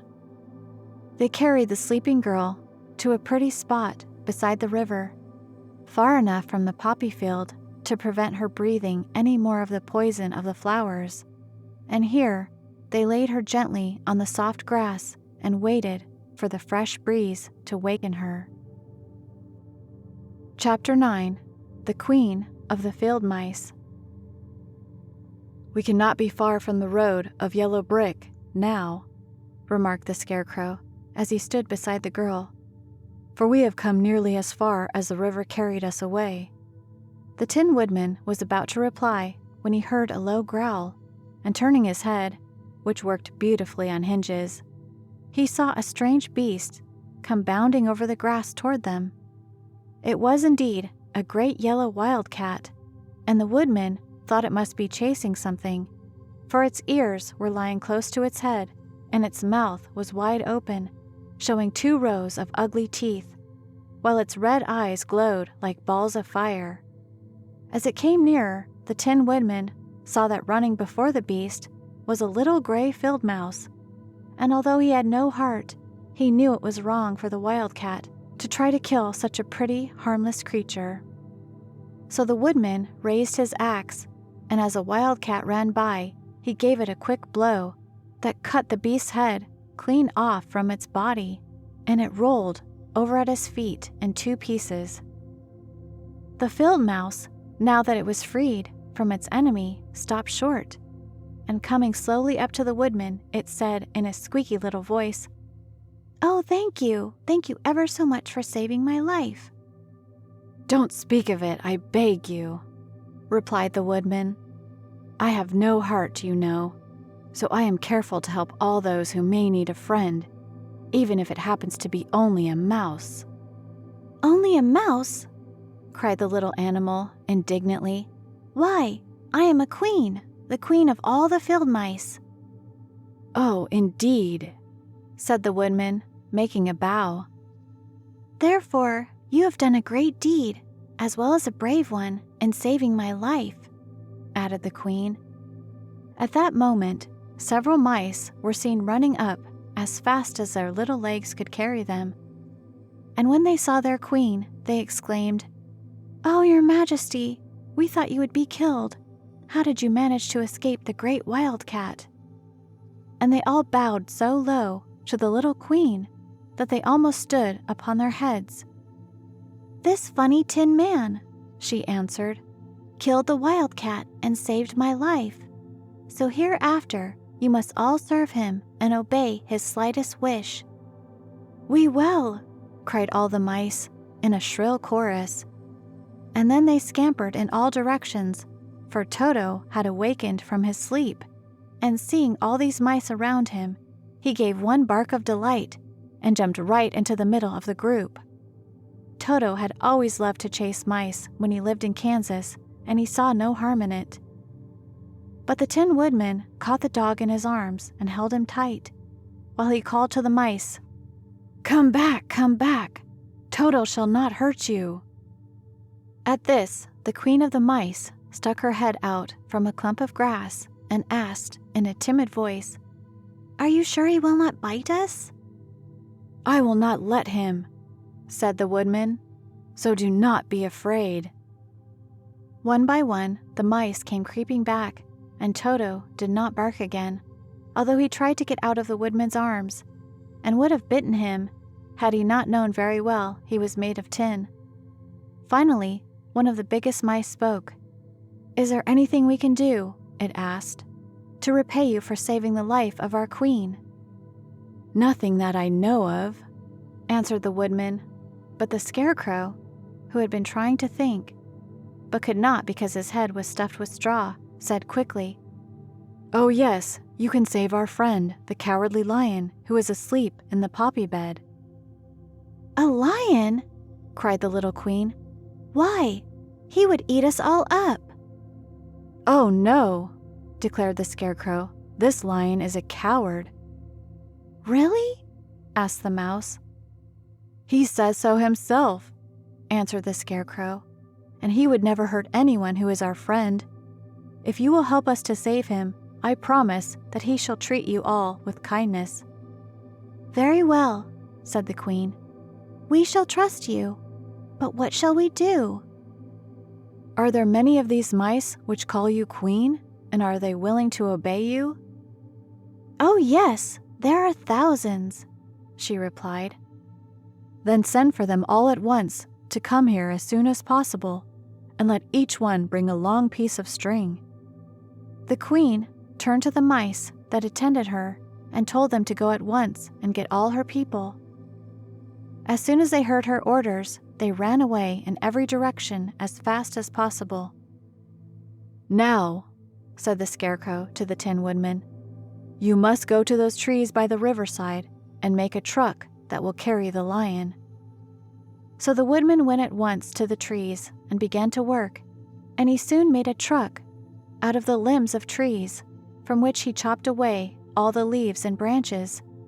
He fastened it together with wooden pegs and made the 4 wheels out of short pieces of a big tree trunk. So fast and so well did he work that by the time the mice began to arrive, the truck was all ready for them. They came from all directions, and there were thousands of them, big mice and little mice and middle-sized mice, and each one brought a piece of string in its mouth. It was about this time that Dorothy woke from her long sleep and opened her eyes. She was greatly astonished to find herself lying upon the grass, with thousands of mice standing around and looking at her timidly. But the Scarecrow told her about everything, and turning to the dignified little mouse, he said, "Permit me to introduce you to Her Majesty the Queen." Dorothy nodded gravely, and the Queen made a curtsy, after which she became quite friendly with the girl. The Scarecrow and the Woodman now began to fasten the mice to the truck, using the strings they had brought. One end of a string was tied around the neck of each mouse, and the other end to the truck. Of course, the truck was 1,000 times bigger than any of the mice who were to draw it, but when all the mice had been harnessed, they were able to pull it quite easily. Even the Scarecrow and the Tin Woodman could sit on it, and were drawn swiftly by their weird little horses to the place where the lion lay asleep. After a great deal of hard work, for the lion was heavy, they managed to get him up on the truck. Then the Queen hurriedly gave her people the order to start, for she feared if the mice stayed among the poppies too long, they also would fall asleep. At first, the little creatures, many though they were, could hardly stir the heavily loaded truck, but the Woodman and the Scarecrow both pushed from behind, and they got along better. Soon they rolled the lion out of the poppy bed to the green fields, where he could breathe the sweet, fresh air again, instead of the poisonous scent of the flowers. Dorothy came to meet them and thanked the little mice warmly for saving her companion from death. She had grown so fond of the big lion, she was glad he had been rescued. Then the mice were unharnessed from the truck and scampered away through the grass to their homes. The Queen of the Mice was the last to leave. "If you ever need us again," she said, "come out into the field and call, and we shall hear you and come to your assistance. Goodbye." "Goodbye," they all answered, and away the Queen ran, while Dorothy held Toto tightly, lest he should run after her and frighten her. After this, they sat down beside the lion until he should awaken, and the Scarecrow brought Dorothy some fruit from a tree nearby, which she ate for her dinner. Chapter 10. The Guardian of the Gate. It was some time before the Cowardly Lion awakened, for he had lain among the poppies a long while, breathing in their deadly fragrance. But when he did open his eyes and roll off the truck, he was very glad to find himself still alive. "I ran as fast as I could," he said, sitting down and yawning, "but the flowers were too strong for me. How did you get me out?" Then they told him of the field mice, and how they had generously saved him from death, and the Cowardly Lion laughed and said, "I have always thought myself very big and terrible, yet such small things as flowers came near to killing me, and such small animals as mice have saved my life. How strange it all is! But, comrades, what shall we do now?" "We must journey on until we find the road of yellow brick again," said Dorothy, "and then we can keep on to the Emerald City." So the lion, being fully refreshed and feeling quite himself again, they all started upon the journey, greatly enjoying the walk through the soft, fresh grass. And it was not long before they reached the road of yellow brick and turned again toward the Emerald City where the great Oz dwelt. The road was smooth and well paved now, and the country about was beautiful, so that the travelers rejoiced in leaving the forest far behind, and with it the many dangers they had met in its gloomy shades. Once more they could see fences built beside the road, but these were painted green, and when they came to a small house in which a farmer evidently lived, that also was painted green. They passed by several of these houses during the afternoon, and sometimes people came to the doors and looked at them as if they would like to ask questions, but no one came near them nor spoke to them because of the great lion, of which they were very much afraid. The people were all dressed in clothing of a lovely emerald green color and wore peaked hats like those of the Munchkins. "This must be the land of Oz," said Dorothy, "and we are surely getting near the Emerald City." "Yes," answered the Scarecrow, "everything is green here, while in the country of the Munchkins, blue was the favorite color. But the people do not seem to be as friendly as the Munchkins, and I'm afraid we shall be unable to find a place to pass the night." "I should like something to eat besides fruit," said Dorothy, "and I'm sure Toto is nearly starved. Let us stop at the next house and talk to the people." So when they came to a good-sized farmhouse, Dorothy walked boldly up to the door and knocked. A woman opened it just far enough to look out and said, "What do you want, child? And why is that great lion with you?" "We wish to pass the night with you, if you will allow us," answered Dorothy. "And the lion is my friend and comrade, and would not hurt you for the world." "Is he tame?" asked the woman, opening the door a little wider. "Oh, yes," she said, "and he is a great coward too, so that he will be more afraid of you than you are of him." "Well," said the woman, after thinking it over and taking another peep at the lion, "if that is the case, you may come in, and I will give you some supper and a place to sleep." So they all entered the house, where there were, besides the woman, 2 children and a man. The man had hurt his leg and was lying on the couch in a corner. They seemed greatly surprised to see so strange a company, and while the woman was busy laying the table, the man asked, "Where are you all going?" "To the Emerald City," said Dorothy, "to see the great Oz." "Oh, indeed!" exclaimed the man. "Are you sure that Oz will see you?" "Why not?" she replied. "Why, it is said that he never lets anyone come into his presence. I have been to the Emerald City many times, and it is a beautiful and wonderful place, but I have never been permitted to see the great Oz, nor do I know of any living person who has seen him." "Does he never go out?" asked the Scarecrow. "Never. He sits day after day in the great throne room of his palace, and even those who wait upon him do not see him face to face." "What is he like?" asked Dorothy. "That is hard to tell," said the man thoughtfully. "You see, Oz is a great wizard and can take on any form he wishes, so that some say he looks like a bird, and some say he looks like an elephant, and some say he looks like a cat. To others, he appears as a beautiful fairy, or a brownie, or in any other form that pleases him. But who the real Oz is, when he is in his own form, no living person can tell." "That is very strange," said Dorothy. "But we must try, in some way, to see him, or we shall have made our journey for nothing." "Why do you wish to see this terrible Oz?" asked the man. "I want him to give me some brains," said the Scarecrow eagerly.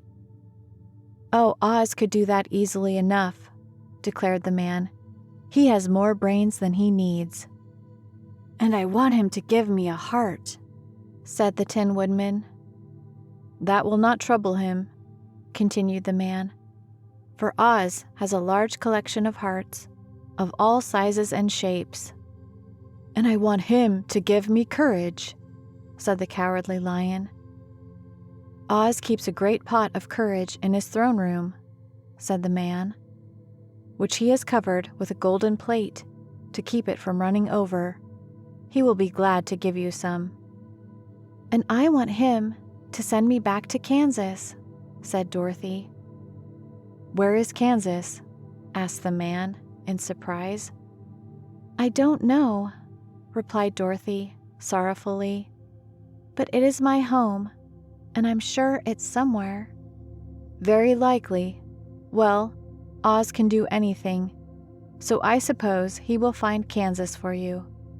But first, you must get to see him, and that will be a hard task, for the Great Wizard does not like to see anyone, and he usually has his own way. But what do you want?" he continued, speaking to Toto. Toto only wagged his tail, for, strange to say, he could not speak. The woman now called to them that supper was ready, so they gathered around the table, and Dorothy ate some delicious porridge and a dish of scrambled eggs and a plate of nice white bread, and enjoyed her meal.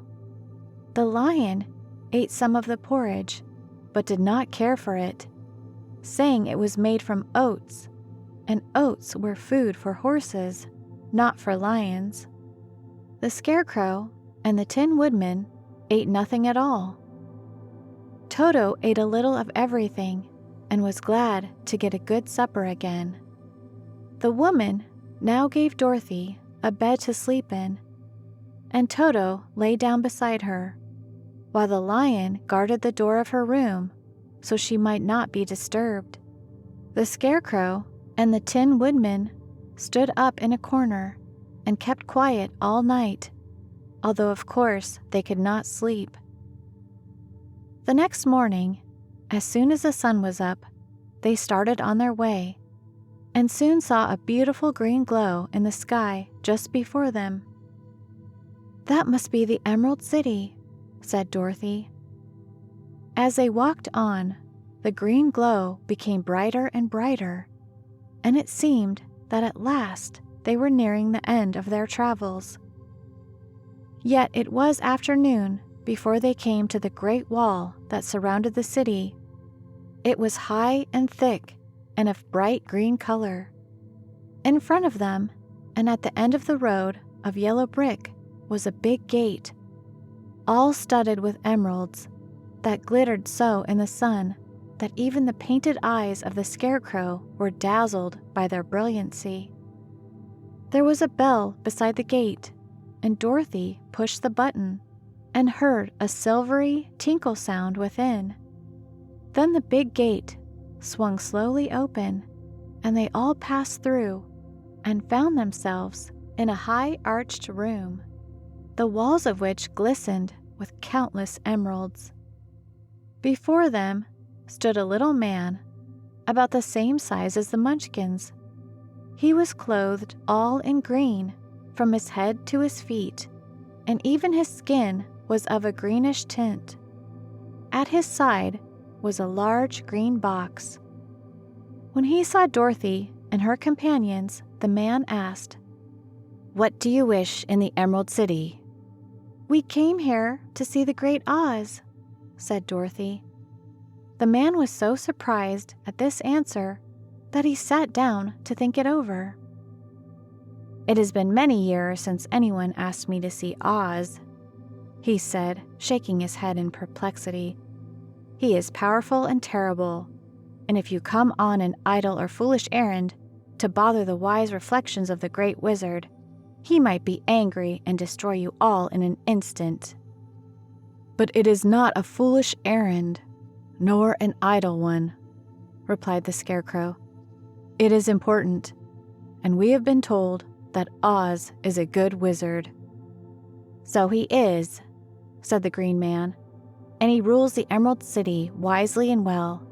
But to those who are not honest, or who approach him from curiosity, he is most terrible, and few have ever dared ask to see his face.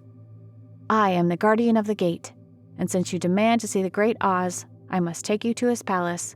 But first you must put on the spectacles." "Why?" asked Dorothy.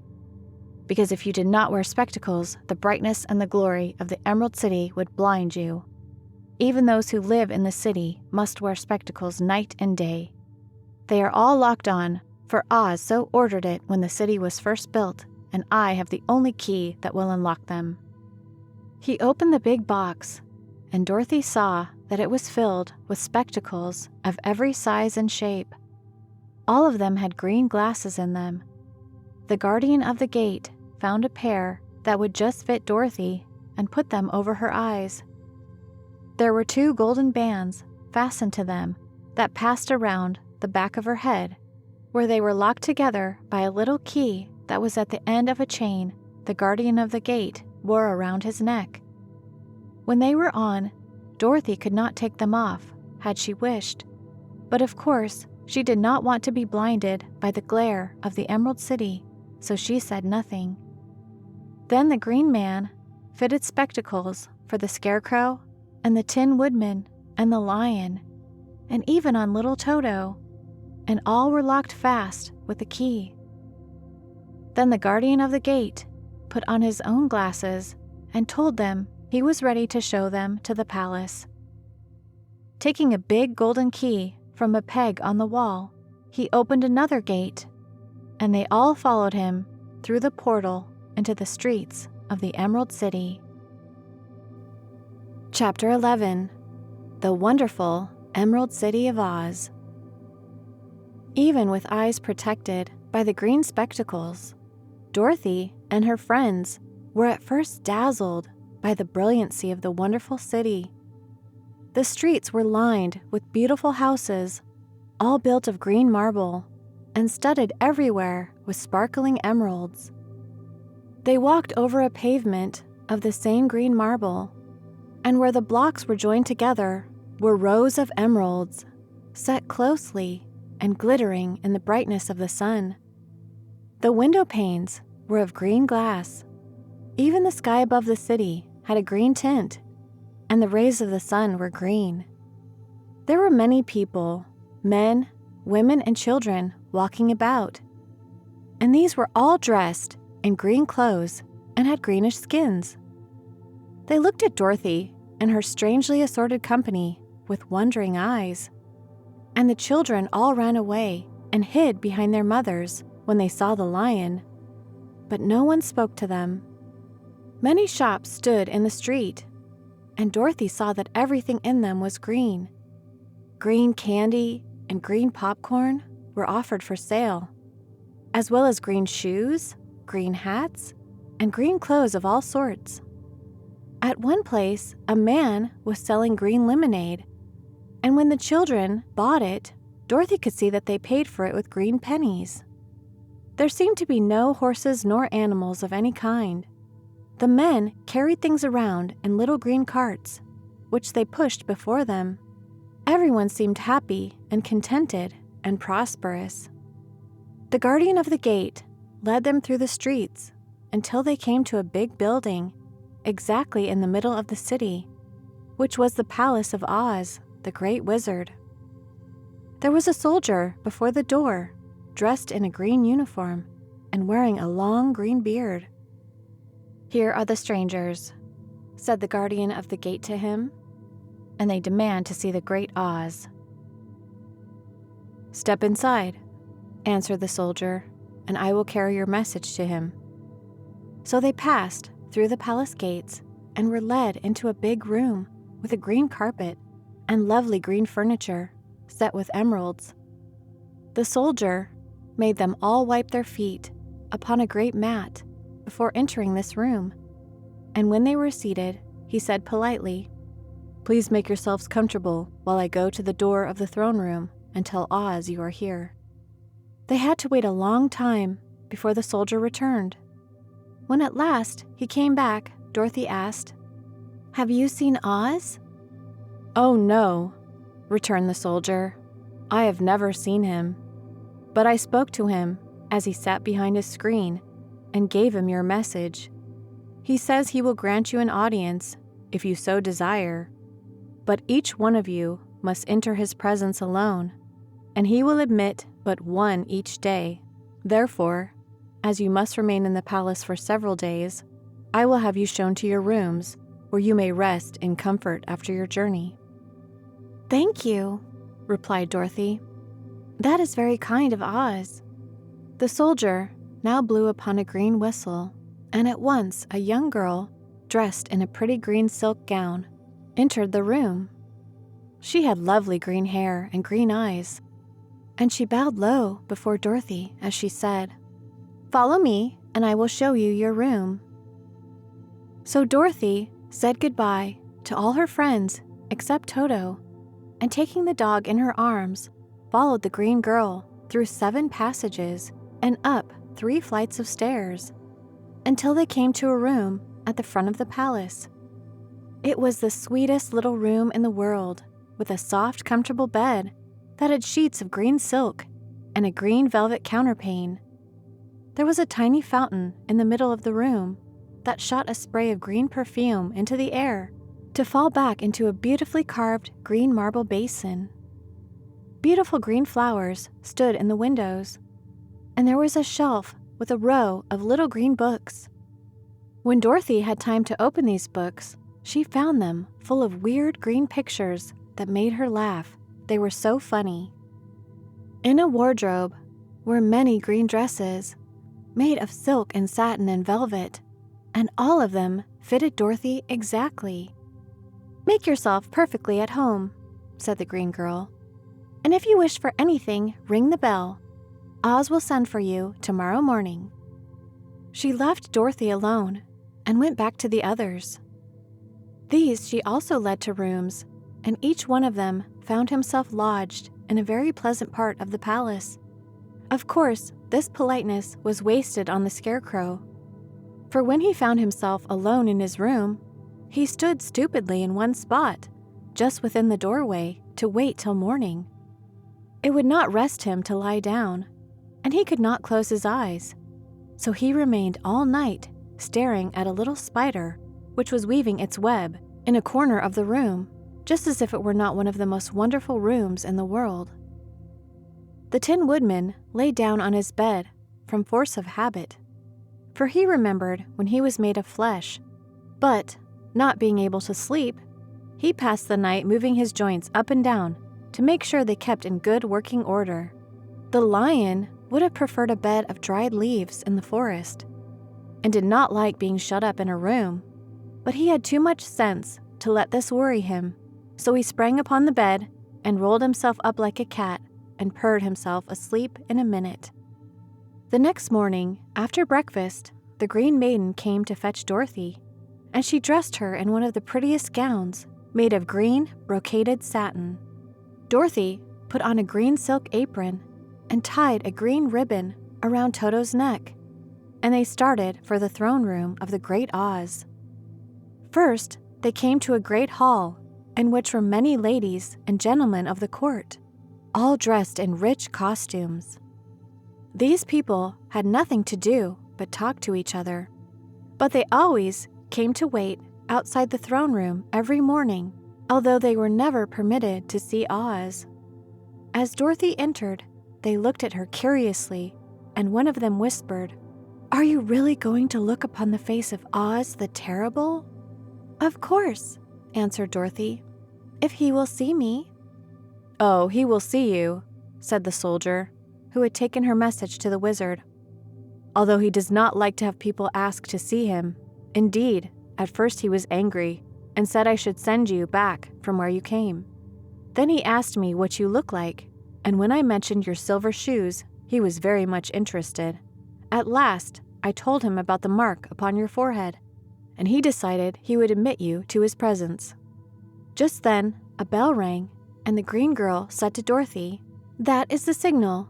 You must go into the throne room alone." She opened a little door, and Dorothy walked boldly through and found herself in a wonderful place. It was a big round room with a high arched roof, and the walls and ceiling and floor were covered with large emeralds set closely together. In the center of the roof was a great light, as bright as the sun, which made the emeralds sparkle in a wonderful manner. But what interested Dorothy most was the big throne of green marble that stood in the middle of the room. It was shaped like a chair and sparkled with gems, as did everything else. In the center of the chair was an enormous head without a body to support it, or any arms or legs whatever. There was no hair upon this head, but it had eyes and nose and mouth, and was bigger than the head of the biggest giant. As Dorothy gazed upon this in wonder and fear, the eyes turned slowly and looked at her sharply and steadily. Then the mouth moved, and Dorothy heard a voice say, "I am Oz the Great and Terrible. Who are you, and why do you seek me?" It was not such an awful voice as she had expected to come from the big head, so she took courage and answered, "I am Dorothy, the small and meek. I have come to you for help." The eyes looked at her thoughtfully for a full minute. Then said the voice, "Where did you get the silver shoes?" "I got them from the Wicked Witch of the East when my house fell on her and killed her," she replied. "Where did you get the mark upon your forehead?" continued the voice. "That is where the Good Witch of the North kissed me when she bade me goodbye and sent me to you," said Dorothy. Again, the eyes looked at her sharply, and they saw she was telling the truth. Then Oz asked, "What do you wish me to do?" "Send me back to Kansas, where my Aunt Em and Uncle Henry are," she answered earnestly. "I don't like your country, although it is so beautiful, and I am sure Aunt Em will be dreadfully worried over my being away so long." The eyes winked 3 times, and then they turned up to the ceiling and down to the floor and rolled around so weirdly that they seemed to see every part of the room. And at last, they looked at Dorothy again. "Why should I do this for you?"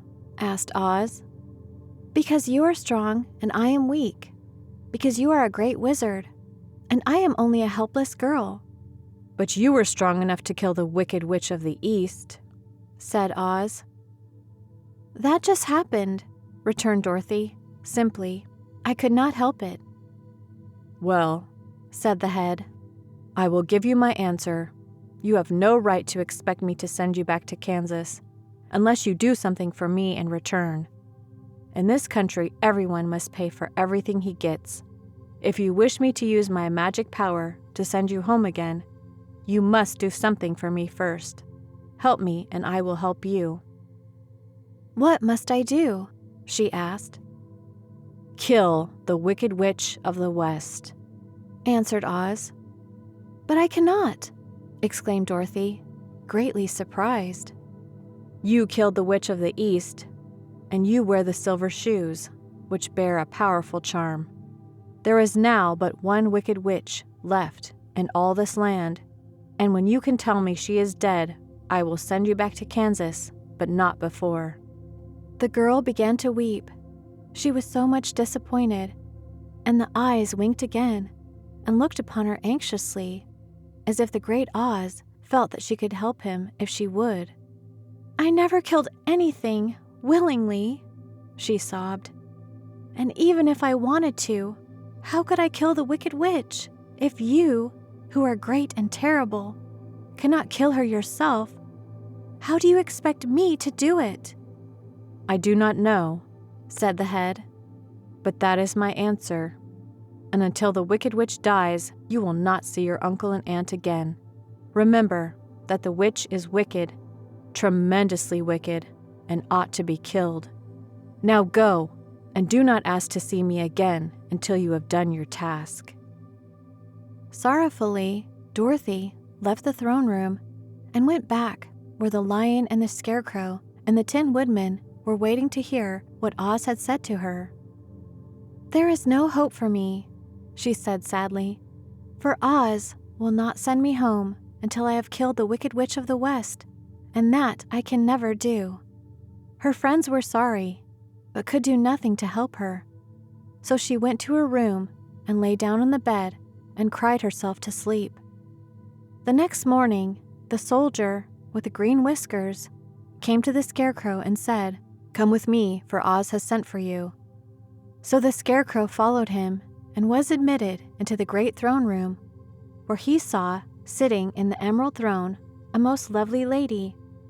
She was dressed in green silk gauze and wore upon her flowing green locks a crown of jewels.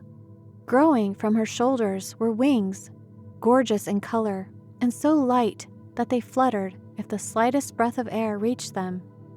When the Scarecrow had bowed, as prettily as his straw stuffing would let him, before this beautiful creature, she looked upon him sweetly and said, "I am Oz, the great and terrible. Who are you, and why do you seek me?" Now the Scarecrow, who had expected to see the great head Dorothy had told him of, was much astonished, but he answered her bravely, "I am only a scarecrow, stuffed with straw.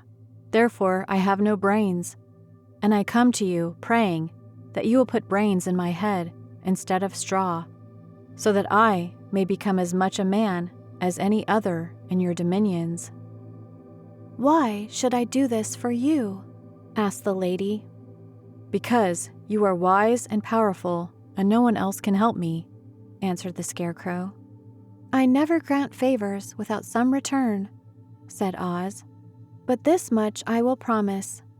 If you will kill for me the Wicked Witch of the West, I will bestow upon you a great many brains, and such good brains that you will be the wisest man in all the land of Oz." "I thought you asked Dorothy to kill the witch," said the Scarecrow in surprise. "So I did. I don't care who kills her. But until she is dead, I will not grant your wish. Now go, and do not seek me again until you have earned the brains you so greatly desire." The Scarecrow went sorrowfully back to his friends and told them what Oz had said, and Dorothy was surprised to find that the great wizard was not a head, as she had seen him, but a lovely lady. "All the same," said the Scarecrow, "she needs a heart as much as the Tin Woodman." On the next morning, the soldier with the green whiskers came to the Tin Woodman and said, "Oz has sent for you. Follow me." So the Tin Woodman followed him and came to the great throne room. He did not know whether he would find Oz a lovely lady or a head, but he hoped it would be the lovely lady. "If it is the head," he said to himself, "I am sure I shall not be given a heart, since a head has no heart of its own, and therefore cannot feel for me.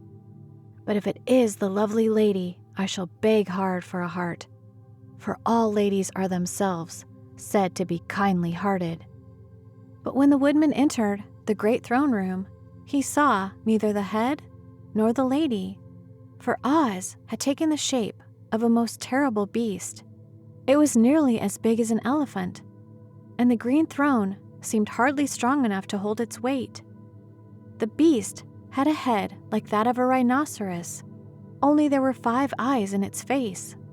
There were 5 long arms growing out of its body, and it also had 5 long, slim legs. Thick, woolly hair covered every part of it, and a more dreadful-looking monster could not be imagined. It was fortunate the Tin Woodman had no heart at that moment, for it would have beat loud and fast from terror. But being only tin, the Woodman was not at all afraid, although he was much disappointed. "I am Oz, the great and terrible," spake the beast, in a voice that was one great roar. "Who are you, and why do you seek me?"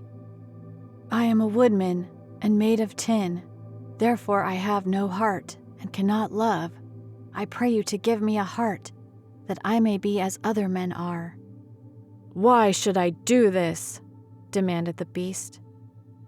"Because I ask it, and you alone can grant my request," answered the Woodman.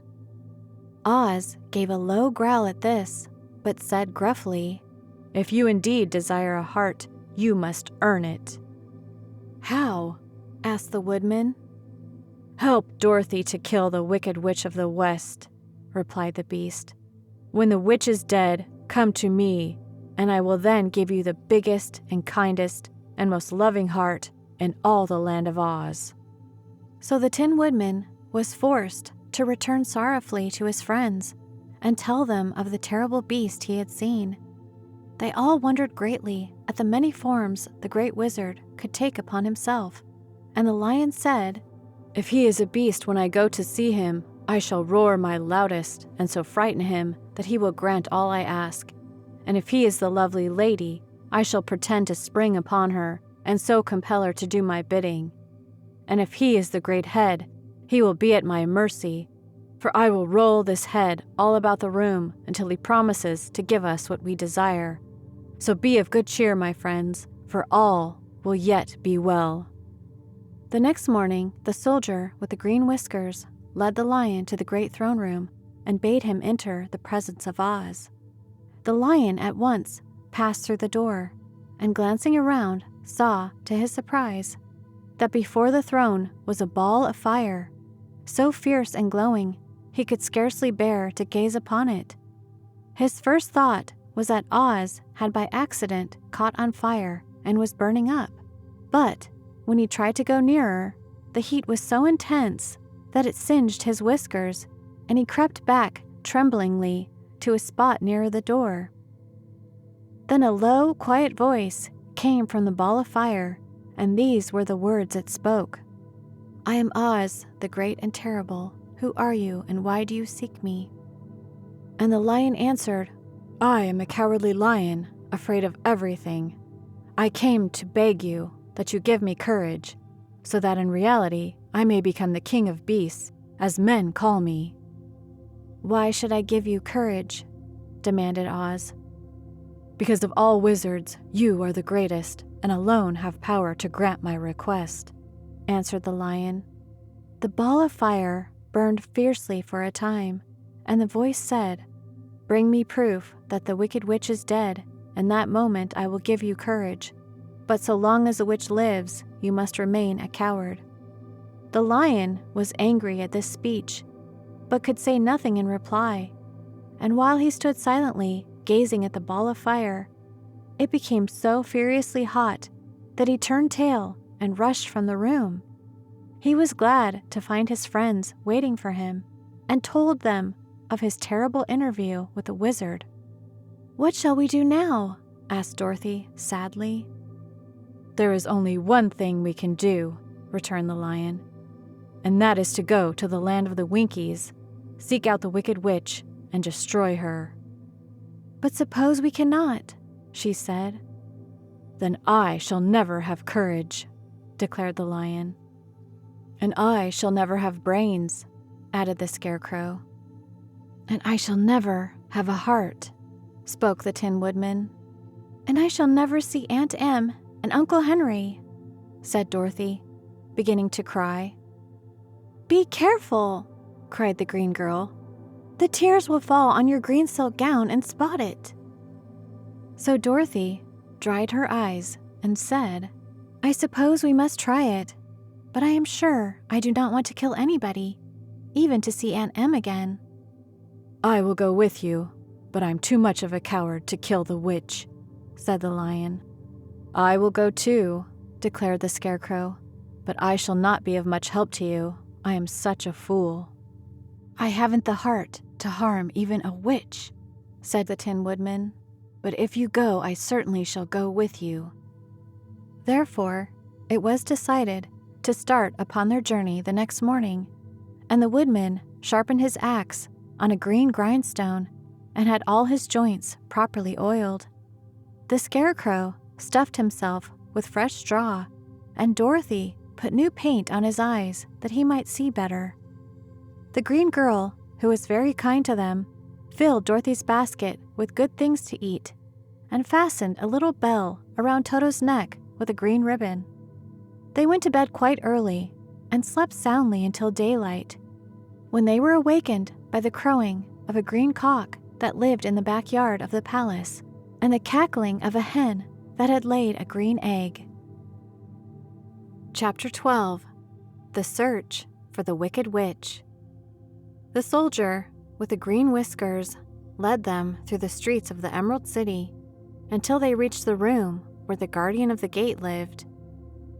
This officer unlocked their spectacles to put them back in his great box, and then he politely opened the gate for our friends. "Which road leads to the Wicked Witch of the West?" asked Dorothy. "There is no road," answered the guardian of the gate. "No one ever wishes to go that way." "How, then, are we to find her?" inquired Dorothy. "That will be easy," replied the man. "For when she knows you are in the country of the Winkies, she will find you and make you all her slaves." "Perhaps not," said the Scarecrow, "for we mean to destroy her." "Oh, that is different," said the guardian of the gate. "No one has ever destroyed her before, so I naturally thought she would make slaves of you, as she has of the rest. But take care, for she is wicked and fierce, and may not allow you to destroy her. Keep to the west, where the sun sets, and you cannot fail to find her." They thanked him and bade him goodbye, and turned toward the west, walking over fields of soft grass, dotted here and there with daisies and buttercups. Dorothy still wore the pretty silk dress she had put on in the palace, but now, to her surprise, she found it was no longer green, but pure white. The ribbon around Toto's neck had also lost its green color and was as white as Dorothy's dress. The Emerald City was soon left far behind. As they advanced, the ground became rougher and hillier, for there were no farms nor houses in this country of the West, and the ground was untilled. In the afternoon, the sun shone hot in their faces, for there were no trees to offer them shade, so that before night Dorothy and Toto and the lion were tired and lay down upon the grass and fell asleep, with the Woodman and the Scarecrow keeping watch. Now the Wicked Witch of the West had but one eye, yet that was as powerful as a telescope and could see everywhere. So, as she sat in the door of her castle, she happened to look around and saw Dorothy lying asleep with her friends all about her. They were a long distance off, but the Wicked Witch was angry to find them in her country. So she blew upon a silver whistle that hung around her neck. At once there came running to her from all directions a pack of great wolves. They had long legs and fierce eyes and sharp teeth. "Go to those people," said the witch, "and tear them to pieces." "Are you not going to make them your slaves?" asked the leader of the wolves. "No," she answered. "One is of tin and one of straw. One is a girl and another a lion. None of them is fit to work, so you may tear them into small pieces." "Very well," said the wolf, and he dashed away at full speed, followed by the others. It was lucky the Scarecrow and the Woodman were wide awake and heard the wolves coming. "This is my fight," said the Woodman. "So get behind me and I will meet them as they come." He seized his axe, which he had made very sharp, and as the leader of the wolves came on, the Tin Woodman swung his arm and chopped the wolf's head from its body, so that it immediately died. As soon as he could raise his axe, another wolf came up, and he also fell under the sharp edge of the Tin Woodman's weapon. There were 40 wolves, and 40 times a wolf was killed, so that at last they all lay dead in a heap before the Woodman. Then he put down his axe and sat beside the Scarecrow, who said, "It was a good fight, friend." They waited until Dorothy awoke the next morning. The little girl was quite frightened when she saw the great pile of shaggy wolves, but the Tin Woodman told her all. She thanked him for saving them and sat down to breakfast, after which they started again upon their journey. Now, the same morning, the Wicked Witch came to the door of her castle and looked out with her one eye. She saw all her wolves lying dead, and the stranger still traveling through her country. This made her angrier than before, and she blew her silver whistle twice. Straightway, a great flock of wild crows came flying toward her, enough to darken the sky, and the Wicked Witch said to the King Crow, "Fly at once to the strangers, peck out their eyes, and tear them to pieces." The wild crows flew in one great flock toward Dorothy and her companions. When the little girl saw them coming, she was afraid, but the Scarecrow said, "This is my battle, so lie down beside me, and you will not be harmed." So they all lay upon the ground, except the Scarecrow, and he stood up and stretched out his arms. And when the crows saw him, they were frightened, as these birds always are by scarecrows, and did not dare to come any nearer. But the King Crow said, "It is only a stuffed man. I will peck his eyes out." The King Crow flew at the Scarecrow, who caught it by the head and twisted its neck until it died. And then another crow flew at him, and the Scarecrow twisted its neck also. There were 40 crows, and 40 times the Scarecrow twisted a neck until at last all were lying dead beside him. Then he called to his companions to rise, and again they went upon their journey. When the Wicked Witch looked out again and saw all her crows lying in a heap, she got into a terrible rage and blew 3 times upon her silver whistle. Forthwith, there was heard a great buzzing in the air, and a swarm of black bees came flying toward her. "Go to the strangers and sting them to death," commanded the witch. And the bees turned and flew rapidly until they came to where Dorothy and her friends were walking. But the Woodman had seen them coming, and the Scarecrow had decided what to do. "Take out my straw and scatter it over the little girl and the dog and the lion," he said to the Woodman, "and the bees cannot sting them." This the Woodman did, and as Dorothy lay close beside the lion and held Toto in her arms, the straw covered them entirely. The bees came and found no one but the Woodman to sting, so they flew at him and broke off all their stings against the tin, without hurting the Woodman at all. And as bees cannot live when their stings are broken, that was the end of the black bees, and they lay scattered thick about the Woodman like little heaps of fine coal. Then Dorothy and the lion got up, and the girl helped the Tin Woodman put the straw back into the Scarecrow again, until he was as good as ever. So they started upon their journey once more. The Wicked Witch was so angry when she saw her black bees in little heaps like fine coal, that she stamped her foot and tore her hair and gnashed her teeth. And then she called a dozen of her slaves, who were the Winkies, and gave them sharp spears, telling them to go to the strangers and destroy them. The Winkies were not a brave people, but they had to do as they were told, so they marched away until they came near to Dorothy. Then the lion gave a great roar and sprang toward them, and the poor Winkies were so frightened that they ran back as fast as they could. When they returned to the castle, the Wicked Witch beat them well with a strap and sent them back to their work, after which she sat down to think what she should do next. She could not understand how all her plans to destroy these strangers had failed, but she was a powerful witch, as well as a wicked one, and she soon made up her mind how to act. There was, in her cupboard, a golden cap, with a circle of diamonds and rubies running round it. This golden cap had a charm. Whoever owned it could call 3 times upon the winged monkeys, who would obey any order they were given. But no person could command these strange creatures more than 3 times.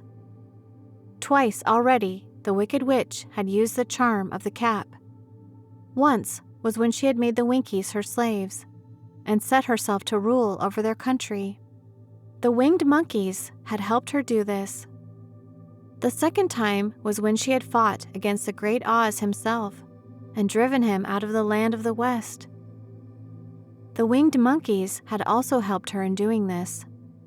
Only once more could she use this golden cap, for which reason she did not like to do so until all her other powers were exhausted.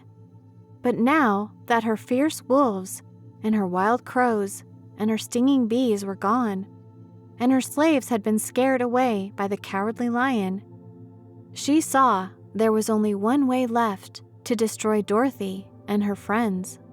So the Wicked Witch took the golden cap from her cupboard and placed it upon her head. Then she stood upon her left foot and said slowly the first part of her charm. Next, she stood upon her right foot and continued saying her charm. After this, she stood upon both feet and cried in a loud voice the last part of her charm. Now the charm began to work. The sky was darkened, and a low rumbling sound was heard in the air. There was a rushing of many wings, a great chattering and laughing, and the sun came out of the dark sky to show the Wicked Witch surrounded by a crowd of monkeys, each with a pair of immense and powerful wings on his shoulders. One, much bigger than the others, seemed to be their leader. He flew close to the witch and said, "You have called us for the third and last time. What do you command?" "Go to the strangers who are within my land and destroy them all except the lion," said the Wicked Witch. "Bring that beast to me, for I have a mind to harness him like a horse and make him work." "Your commands shall be obeyed," said the leader, and then, with a great deal of chattering and noise, the winged monkeys flew away to the place where Dorothy and her friends were walking. Some of the monkeys seized the Tin Woodman and carried him through the air until they were over a country thickly covered with sharp rocks. Here they dropped the poor Woodman, who fell a great distance to the rocks, where he lay so battered and dented that he could neither move nor groan. Others of the monkeys caught the Scarecrow, and with their long fingers pulled all of the straw out of his clothes and head. They made his hat and boots and clothes into a small bundle and threw it into the top branches of a tall tree. The remaining monkeys threw pieces of stout rope around the lion and wound many coils about his body and head and legs until he was unable to bite or scratch or struggle in any way. Then they lifted him up and flew away with him to the witch's castle, where he was placed in a small yard with a high iron fence around it so that he could not escape. But Dorothy they did not harm at all. She stood with Toto in her arms, watching the sad fate of her comrades and thinking it would soon be her turn. The leader of the winged monkeys flew up to her, his long hairy arms stretched out and his ugly face grinning terribly, but he saw the mark of the good witch's kiss upon her forehead and stopped short, motioning the others not to touch her. "We dare not harm this little girl," he said to them, "for she is protected by the power of good, and that is greater than the power of evil. All we can do is to carry her to the castle of the wicked witch and leave her there." So carefully and gently they lifted Dorothy in their arms and carried her swiftly through the air until they came to the castle, where they set her down upon the front doorstep. Then the leader said to the witch, "We have obeyed you as far as we were able. The Tin Woodman and the Scarecrow are destroyed, and the lion is tied up in your yard. The little girl we dare not harm, nor the dog she carries in her arms. Your power over our band is now ended, and you will never see us again." Then all the winged monkeys, with much laughing and chattering and noise, flew into the air and were soon out of sight. The wicked witch was both surprised and worried when she saw the mark on Dorothy's forehead, for she knew well that neither the winged monkeys nor she herself dare hurt the girl in any way. She looked down at Dorothy's feet, and seeing the silver shoes, began to tremble with fear, for she knew what a powerful charm belonged to them. At first, the witch was tempted to run away from Dorothy, but she happened to look into the girl's eyes and saw how simple the soul behind them was, and that the girl did not know of the wonderful power the silver shoes gave her. So the wicked witch laughed to herself and thought, "I can still make her my slave, for she does not know how to use her power." Then she said to Dorothy, harshly and severely, "Come with me, and see that you mind everything I tell you, for if you do not, I will make an end of you, as I did of the Tin Woodman and the Scarecrow." Dorothy followed her through many of the beautiful rooms in her castle until they came to the kitchen, where the witch bade her clean the pots and kettles and sweep the floor and keep the fire fed with wood. Dorothy went to work meekly, with her mind made up to work as hard as she could, for she was glad the wicked witch had decided not to kill her. With Dorothy hard at work, the witch thought she would go into the courtyard and harness the cowardly lion like a horse. It would amuse her, she was sure, to make him draw her chariot whenever she wished to go to drive. But as she opened the gate, the lion gave a loud roar and bounded at her so fiercely that the witch was afraid and ran out and shut the gate again. "If I cannot harness you," said the witch to the lion, speaking through the bars of the gate, "I can starve you. You shall have nothing to eat until you do as I wish." So after that, she took no food to the imprisoned lion, but every day she came to the gate at noon and asked, "Are you ready to be harnessed like a horse?" And the lion would answer, "No, if you come in this yard, I will bite you." The reason the lion did not have to do as the witch wished was that every night, while the woman was asleep, Dorothy carried him food from the cupboard. After he had eaten, he would lie down on his bed of straw, and Dorothy would lie beside him and put her head on his soft, shaggy mane while they talked of their troubles and tried to plan some way to escape. But they could find no way to get out of the castle, for it was constantly guarded by the yellow Winkies, who were the slaves of the Wicked Witch and too afraid of her not to do as she told them. The girl had to work hard during the day, and often the witch threatened to beat her with the same old umbrella she always carried in her hand. But, in truth, she did not dare strike Dorothy because of the mark upon her forehead.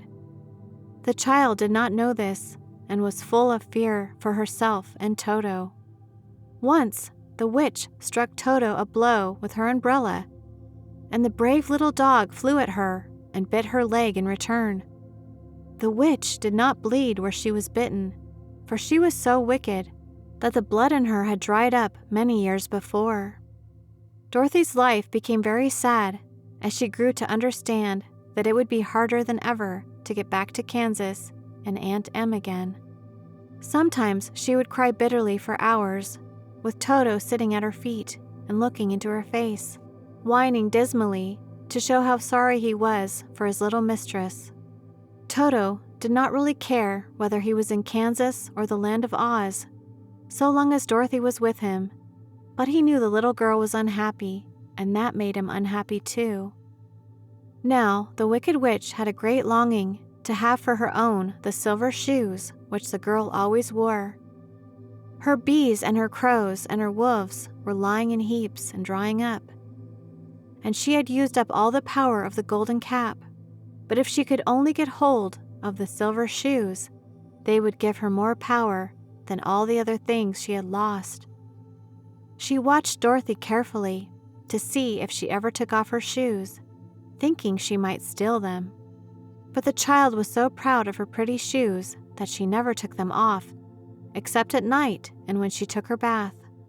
The witch was too much afraid of the dark to dare go in Dorothy's room at night to take the shoes, and her dread of water was greater than her fear of the dark, so she never came near when Dorothy was bathing. Indeed, the old witch never touched water, nor ever let water touch her in any way. But the wicked creature was very cunning, and she finally thought of a trick that would give her what she wanted. She placed a bar of iron in the middle of the kitchen floor, and then by her magic arts made the iron invisible to human eyes, so that when Dorothy walked across the floor, she stumbled over the bar, not being able to see it, and fell at full length. She was not much hurt, but in her fall, one of the silver shoes came off, and before she could reach it, the witch had snatched it away and put it on her skinny foot. The wicked woman was greatly pleased with the success of her trick, for as long as she had one of the shoes, she owned half the power of their charm, and Dorothy could not use it against her, even had she known how to do so. The girl, seeing she had lost one of her shoes, grew angry and said to the witch, "Give me back my shoe." "I will not," retorted the witch, "for it is now my shoe and not yours." "You are a wicked creature," cried Dorothy. "You have no right to take my shoe from me." "I shall keep it just the same," said the witch, laughing at her. "And someday I shall get the other one from you too." This made Dorothy so very angry that she picked up the bucket of water that stood near and dashed it over the witch, wetting her from head to foot. Instantly, the wicked woman gave a loud cry of fear, and then, as Dorothy looked at her in wonder, the witch began to shrink and fall away. "See what you have done!" she screamed. "In a minute I shall melt away." "I'm very sorry indeed," said Dorothy, who was truly frightened to see the witch actually melting away like brown sugar before her very eyes. "Didn't you know water would be the end of me?" asked the witch in a wailing, despairing voice. "Of course not," answered Dorothy. "How should I?" "Well, in a few minutes I shall be all melted, and you will have the castle to yourself. I have been wicked in my day, but I never thought a little girl like you would ever be able to melt me and end my wicked deeds. Look out! Here I go!" With these words, the witch fell down in a brown, melted, shapeless mass and began to spread over the clean boards of the kitchen floor. Seeing that she had really melted away to nothing, Dorothy drew another bucket of water and threw it over the mess. She then swept it all out the door. After picking up the silver shoe, which was all that was left of the old woman, she cleaned and dried it with a cloth and put it on her foot again. Then, being at last free to do as she chose, she ran out to the courtyard to tell the lion that the Wicked Witch of the West had come to an end and that they were no longer prisoners in a strange land. Chapter 13. The Rescue. The Cowardly Lion was much pleased to hear that the Wicked Witch had been melted by a bucket of water, and Dorothy at once unlocked the gate of his prison and set him free. They went in together to the castle, where Dorothy's first act was to call all the Winkies together and tell them that they were no longer slaves. There was great rejoicing among the yellow Winkies, for they had been made to work hard during many years for the Wicked Witch, who had always treated them with great cruelty. They kept this day as a holiday, then and ever after, and spent the time in feasting and dancing. "If our friends, the Scarecrow and the Tin Woodman, were only with us," said the lion, "I should be quite happy." "Don't you suppose we could rescue them?" asked the girl anxiously. "We can try," answered the lion. So they called the yellow Winkies and asked them if they would help to rescue their friends. And the Winkies said that they would be delighted to do all in their power for Dorothy, who had set them free from bondage. So she chose a number of the Winkies who looked as if they knew the most, and they all started away.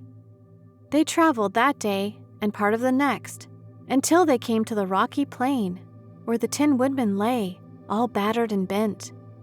His axe was near him, but the blade was rusted and the handle broken off short. The Winkies lifted him tenderly in their arms and carried him back to the yellow castle again. Dorothy shedding a few tears by the way at the sad plight of her old friend, and the lion looking sober and sorry. When they reached the castle, Dorothy said to the Winkies, "Are any of your people tinsmiths?" "Oh yes, some of us are very good tinsmiths," they told her. "Then bring them to me," she said. And when the tinsmiths came, bringing with them all their tools and baskets, she inquired, "Can you straighten out those dents in the Tin Woodman, and bend him back into shape again, and solder him together where he is broken?" The tinsmiths looked the Woodman over carefully, and then answered that they thought they could mend him, as he would be as good as ever.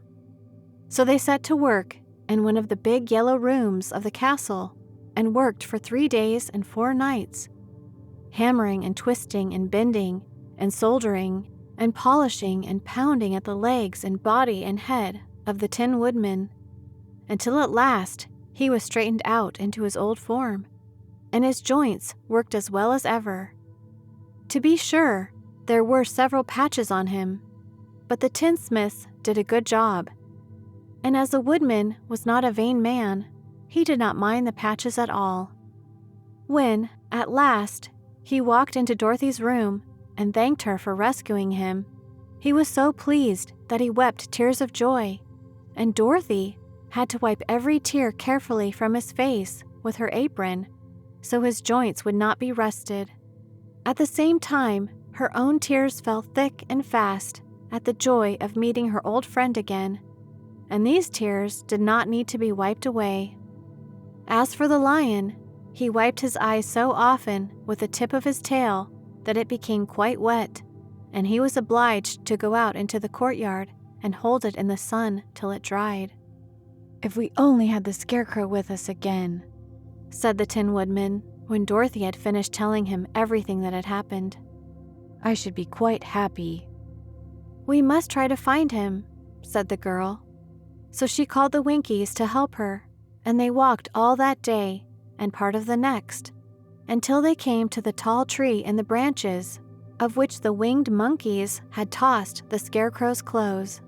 It was a very tall tree, and the trunk was so smooth that no one could climb it.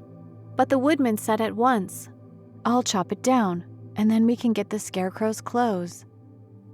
Now, while the tinsmiths had been at work, mending the Woodman himself, another of the Winkies, who was a goldsmith, had made an axe handle of solid gold and fitted it to the Woodman's axe instead of the old broken handle. Others polished the blade until all the rust was removed, and it glistened like burnished silver. As soon as he had spoken, the Tin Woodman began to chop, and in a short time the tree fell over with a crash, when the Scarecrow's clothes fell out of the branches and rolled off on the ground. Dorothy picked them up and had the Winkies carry them back to the castle, where they were stuffed with nice clean straw, and, behold, here was the Scarecrow, as good as ever, thanking them over and over again for saving him. Now that they were reunited, Dorothy and her friends spent a few happy days at the Yellow Castle, where they found everything they needed to make them comfortable. But one day, the girl thought of Aunt Em and said, "We must go back to Oz and claim his promise." "Yes," said the Woodman. "At last I shall get my heart." "And I shall get my brains," added the Scarecrow joyfully. "And I shall get my courage," said the Lion thoughtfully. "And I shall get back to Kansas," cried Dorothy, clapping her hands. "Oh, let us start for the Emerald City tomorrow." This they decided to do. The next day they called the Winkies together and bade them goodbye. The Winkies were sorry to have them go, and they had grown so fond of the Tin Woodman that they begged him to stay and rule over them in the yellow land of the West.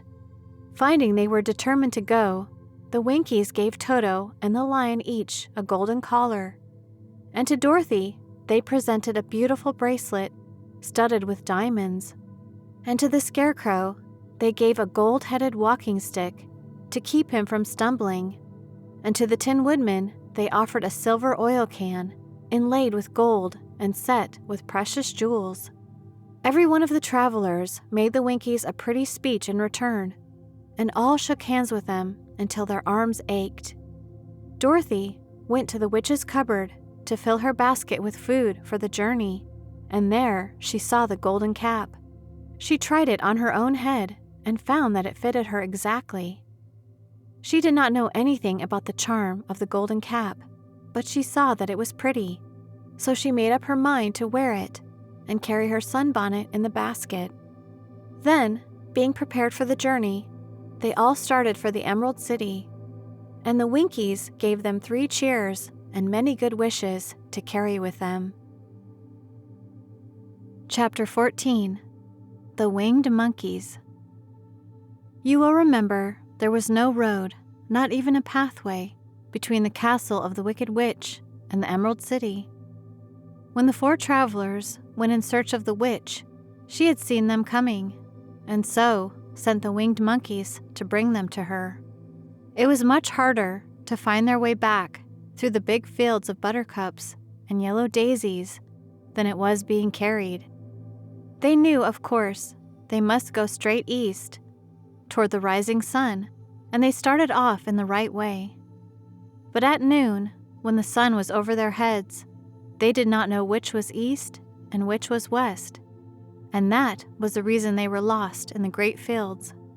They kept on walking, however, and at night the moon came out and shone brightly. So they lay down among the sweet-smelling yellow flowers and slept soundly until morning, all but the Scarecrow and the Tin Woodman. The next morning, the sun was behind a cloud, but they started on as if they were quite sure which way they were going. "If we walk far enough," said Dorothy, "we shall sometime come to some place, I am sure." But day by day passed away, and they still saw nothing before them but the scarlet fields. The Scarecrow began to grumble a bit. "We have surely lost our way," he said. And unless we find it again, in time to reach the Emerald City, I shall never get my brains." "Nor I my heart," declared the Tin Woodman. "It seems to me I can scarcely wait till I get to Oz, and you must admit this is a very long journey." "You see," said the Cowardly Lion with a whimper, "I haven't the courage to keep tramping forever without getting anywhere at all." Then Dorothy lost heart. She sat down on the grass and looked at her companions, and they sat down and looked at her. And Toto found that for the first time in his life, he was too tired to chase a butterfly that flew past his head, so he put out his tongue and panted and looked at Dorothy as if to ask what they should do next. "Suppose we call the field mice," she suggested. "They could probably tell us the way to the Emerald City." "To be sure they could," cried the Scarecrow. "Why didn't we think of that before?" Dorothy blew the little whistle she had always carried about her neck since the Queen of the Mice had given it to her. In a few minutes, they heard the pattering of tiny feet, and many of the small gray mice came running up to her. Among them was the Queen herself, who asked in her squeaky little voice, "What can I do for my friends?" "We have lost our way," said Dorothy. "Can you tell us where the Emerald City is?" "Certainly," answered the Queen, "but it is a great way off, for you have had it at your backs all this time."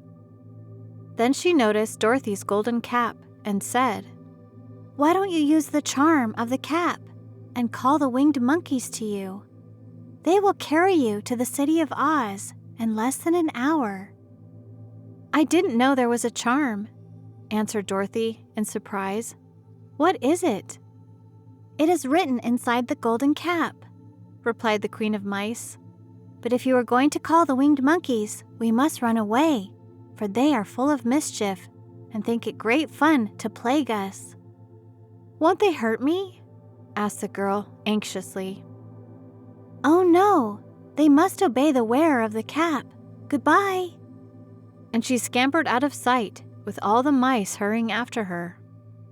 Dorothy looked inside the golden cap and saw some words written upon the lining. These, she thought, must be the charm. So she read the directions carefully and put the cap upon her head. She said the first part of the charm while standing on her left foot. "What did you say?" asked the Scarecrow, who did not know what she was doing. Dorothy went on, standing this time on her right foot. As Dorothy finished the charm, she was now standing on both feet. This ended the saying of the charm, and they heard a great chattering and flapping of wings as the band of winged monkeys flew up to them. The king bowed low before Dorothy and asked, "What is your command?" "We wish to go to the Emerald City," she said, "and we have lost our way." "We will carry you," replied the king. And no sooner had he spoken than two of the monkeys caught Dorothy in their arms and flew away with her. Others took the Scarecrow and the Woodman and the Lion, and one little monkey seized Toto and flew after them, although the dog tried hard to bite him. The Scarecrow and the Tin Woodman were rather frightened at first, for they remembered how badly the winged monkeys had treated them before. But they saw that no harm was intended, so they rode through the air quite cheerfully and had a fine time looking at the pretty gardens and woods far below them. Dorothy found herself riding easily between two of the biggest monkeys. One of them, the king himself. They had made a chair of their hands and were careful not to hurt her.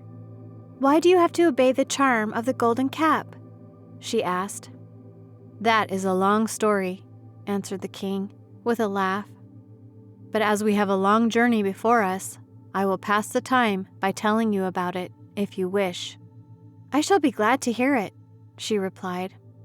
"Once," began the leader, "we were a free people living happily in the great forest, flying from tree to tree, eating nuts and fruit, and doing just as we pleased, without calling anybody master.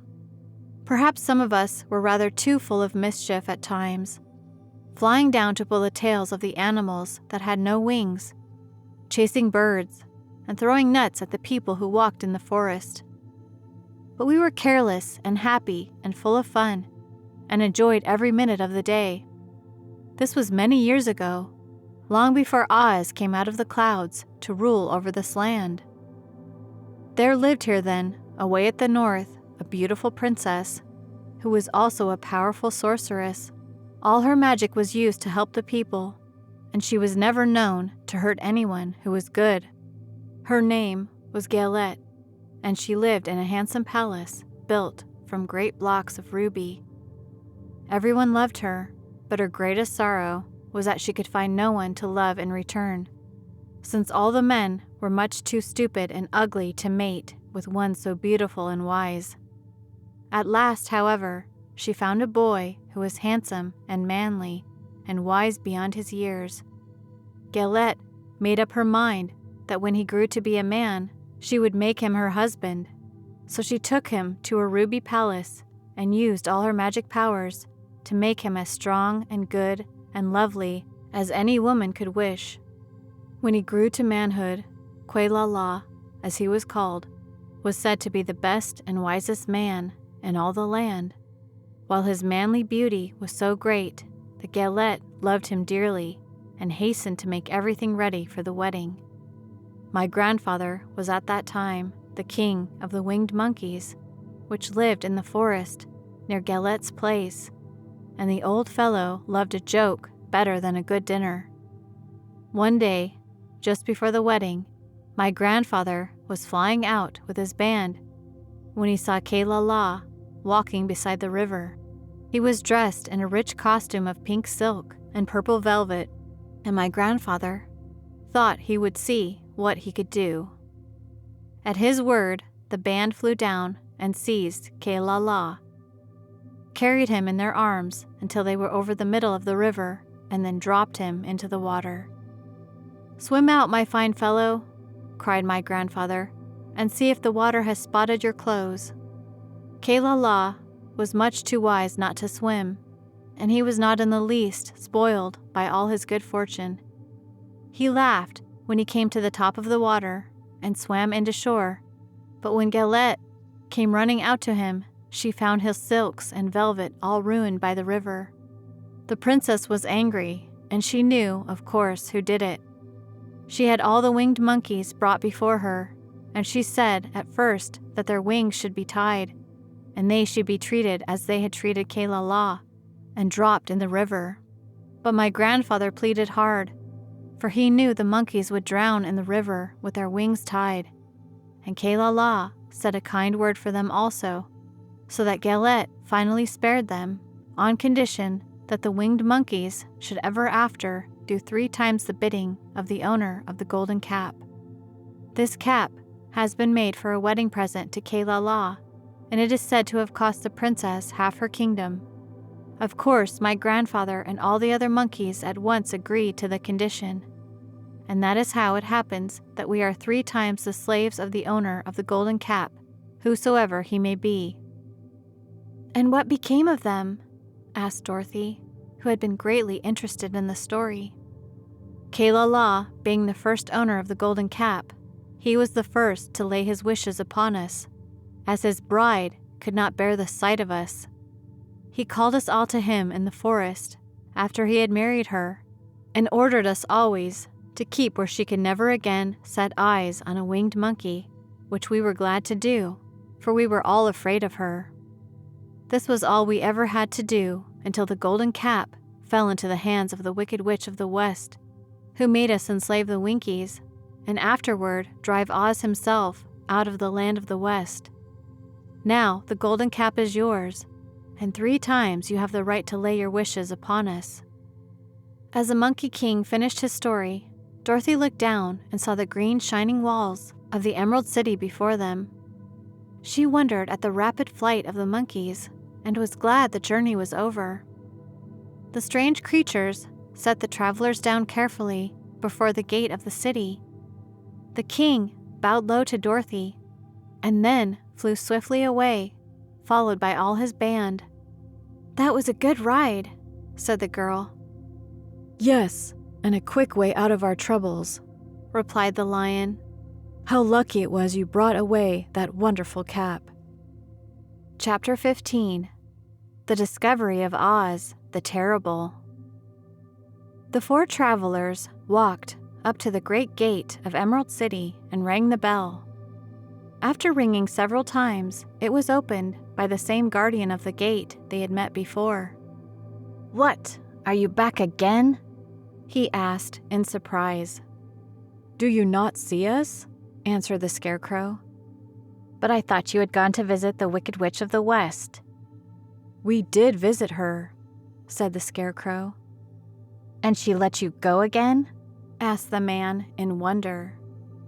"She could not help it, for she is melted," explained the Scarecrow. "Melted? Well, that is good news indeed." Then he led them into his little room and locked the spectacles from the great box on all their eyes, just as he had done before. Afterward, they passed on through the gate into the Emerald City, and when the people heard from the guardian of the gate that they had melted the Wicked Witch of the West, they all gathered around the travelers and followed them in a great crowd to the Palace of Oz. The soldier with the green whiskers was still on guard before the door, but he let them in at once, and they were again met by the beautiful green girl, who showed each of them to their old rooms at once, so they might rest until the great Oz was ready to receive them. The soldier had the news carried straight to Oz that Dorothy and the other travelers had come back again after destroying the Wicked Witch, but Oz made no reply. They thought the great wizard would send for them at once, but he did not. They had no word from him the next day, nor the next, nor the next. The waiting was tiresome and wearing, and at last they grew vexed that Oz should treat them in so poor a fashion after sending them to undergo hardships and slavery. So the Scarecrow at last asked the green girl to take another message to Oz, saying if he did not let them in to see him at once, they would call the winged monkeys to help them and find out whether he kept his promises or not. When the wizard was given this message, he was so frightened that he sent word for them to come to the throne room at 4 minutes after 9 o'clock the next morning. He had once met the winged monkeys in the land of the West, and he did not wish to meet them again. The 4 travelers passed a sleepless night, each thinking of the gift Oz had promised to bestow on him. Dorothy fell asleep only once, and then she dreamed she was in Kansas, where Aunt Em was telling her how glad she was to have her girl at home again. Promptly at 9 o'clock the next morning, the green-whiskered soldier came to them, and 4 minutes later, they all went into the throne room of the great Oz. Of course, each one of them expected to see the wizard in the shape he had taken before, and all were greatly surprised when they looked about and saw no one at all in the room. They kept close to the door and closer to one another, for the stillness of the empty room was more dreadful than any of the forms they had seen Oz take. Presently, they heard a solemn voice, seeming to come from somewhere near the top of the great dome, and it said solemnly, "I am Oz, the great and terrible. Why do you seek me?" They looked again in every part of the room, and then, seeing no one, Dorothy asked, "Where are you?" "I am everywhere," answered the voice. "but to the eyes of common mortals, I am invisible. I will now seat myself upon my throne, that you may converse with me." "We have come to claim our promise, O Oz." "What promise?" asked Oz. "You promised to send me back to Kansas when the Wicked Witch was destroyed," said the girl. "And you promised to give me brains," said the Scarecrow. "And you promised to give me a heart," said the Tin Woodman. "And you promised to give me courage," said the Cowardly Lion. "Is the Wicked Witch really destroyed?" asked the voice, and Dorothy thought it trembled a little. "Yes," she answered. "I melted her with a bucket of water." "Dear me," said the voice. "how sudden. Well, come to me tomorrow, for I must have time to think it over." "We shan't wait a day longer," said the Scarecrow. "You must keep your promises to us," exclaimed Dorothy. The lion thought it might be as well to frighten the wizard, so he gave a large, loud roar, which was so fierce and dreadful that Toto jumped away from him in alarm and tipped over the screen that stood in a corner. As it fell with a crash, they looked that way, and the next moment, all of them were filled with wonder. For they saw, standing in just the spot the screen had hidden, a little old man with a bald head and a wrinkled face, who seemed to be as much surprised as they were. The Tin Woodman, raising his axe, rushed toward the little man. "I am Oz, the great and terrible," said the little man in a trembling voice. "But don't strike me, please don't, and I'll do anything you want me to." Our friends looked at him in surprise and dismay. "I thought Oz was a great head," said Dorothy. "And I thought Oz was a lovely lady," said the Scarecrow. "And I thought Oz was a terrible beast," said the Tin Woodman. "And I thought Oz was a ball of fire," exclaimed the lion. "No, you are all wrong," said the little man. "I have been making believe." "Making believe?" cried Dorothy. "Are you not a great wizard?" "Hush, my dear," he said. "Don't speak so loud, or you will be overheard, and I should be ruined. I'm supposed to be a great wizard." "And aren't you?" she asked. "Not a bit of it, my dear. I'm just a common man." "You're more than that," said the Scarecrow in a grieved tone. "You're a humbug." "Exactly so," declared the little man, rubbing his hands together as if it pleased him. "I am a humbug." "But this is terrible," said the Tin Woodman. "How shall I ever get my heart?" "Or I my courage?" asked the lion. "Or I my brains?" wailed the Scarecrow, wiping the tears from his eyes with his coat sleeve. "My dear friends," said Oz, "I pray you not to speak of these little things. Think of me and the terrible trouble I'm in at being found out." "Doesn't anyone else know you're a humbug?" asked Dorothy. "No one knows it but you four, and myself," replied Oz. "I have fooled everyone so long that I thought I should never be found out.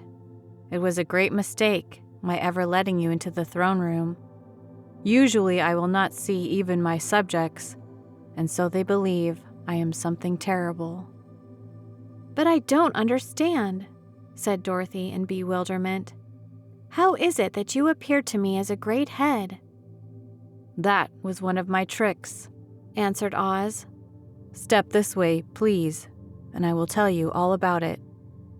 He led the way to a small chamber in the rear of the throne room, and they all followed him.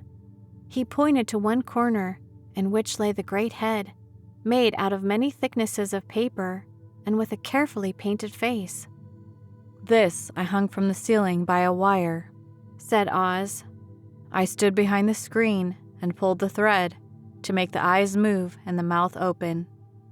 "But how about the voice?" she inquired.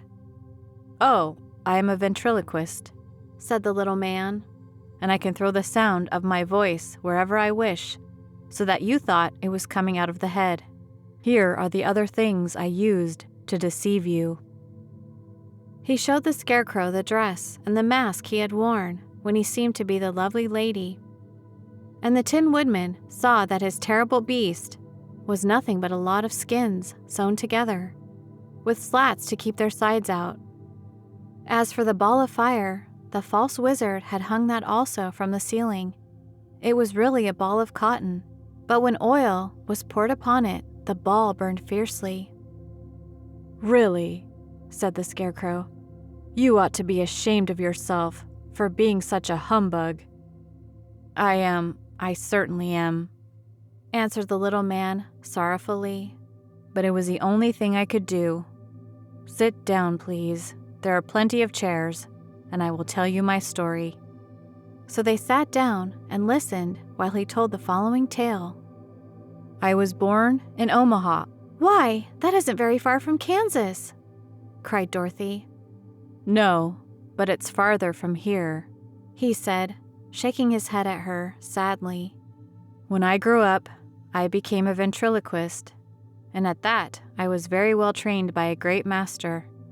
I can imitate any kind of bird or beast." Here, he mewed like a kitten, so that Toto pricked up his ears and looked everywhere to see where she was. "After a time," continued Oz, "I tired of that and became a balloonist."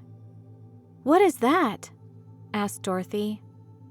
"A man who goes up in a balloon on circus day so as to draw a crowd of people together and get them to pay to see the circus," he explained. "Oh," she said, "I know." "Well, one day I went up in a balloon and the ropes got twisted so that I couldn't come down again. It went way up above the clouds, so far that a current of air struck it and carried it many, many miles away. For a day and a night I traveled through the air, and on the morning of the second day I awoke and found the balloon floating over a strange and beautiful country. It came down gradually, and I was not hurt a bit, but I found myself in the midst of a strange people who, seeing me come from the clouds, thought I was a great wizard. Of course I let them think so, because they were afraid of me, and promised to do anything I wished them to. Just to amuse myself and keep the good people busy, I ordered them to build this city and my palace, and they did it all willingly and well.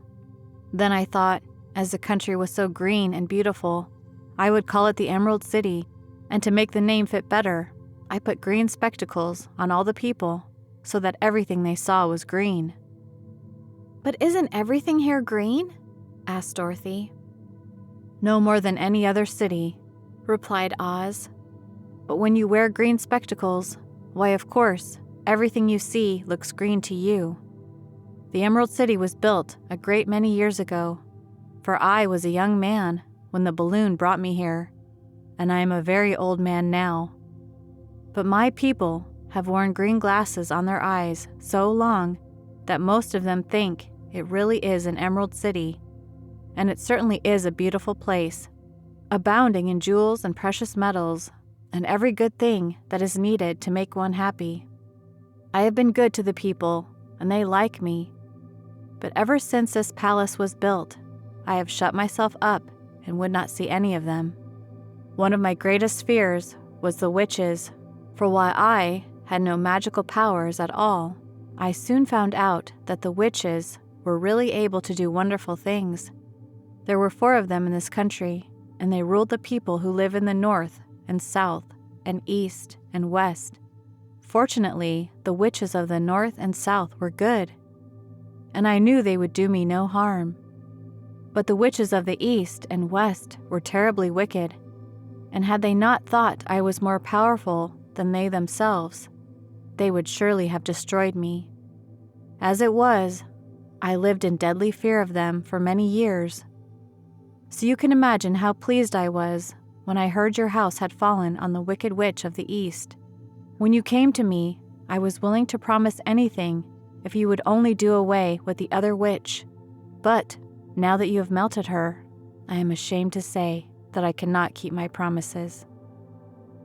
"I think you are a very bad man," said Dorothy. "Oh, no, my dear. I'm really a very good man, but I'm a very bad wizard, I must admit." "Can't you give me brains?"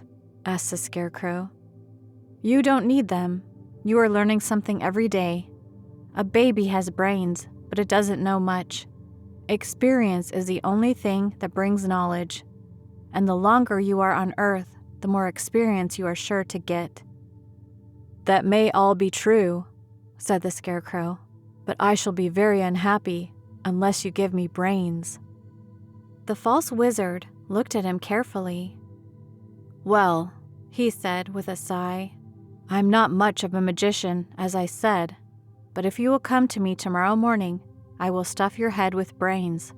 I cannot tell you how to use them, however. You must find that out for yourself." "Oh, thank you, cried the Scarecrow. "I'll find a way to use them, never fear." "But how about my courage?" asked the Lion anxiously. "You have plenty of courage, I am sure," answered Oz. "All you need is confidence in yourself. There is no living thing that is not afraid when it faces danger. True courage is in facing danger when you are afraid, and that kind of courage you have in plenty." "Perhaps I have, but I'm scared just the same," said the Lion. "I shall really be very unhappy unless you give me the sort of courage that makes one forget he is afraid." "Very well, I will give you that sort of courage tomorrow," replied Oz. "How about my heart?" asked the Tin Woodman. "Why, as for that," answered Oz, "I think you are wrong to want a heart. It makes most people unhappy. If you only knew it, you are in luck not to have a heart." "That must be a matter of opinion," said the Tin Woodman.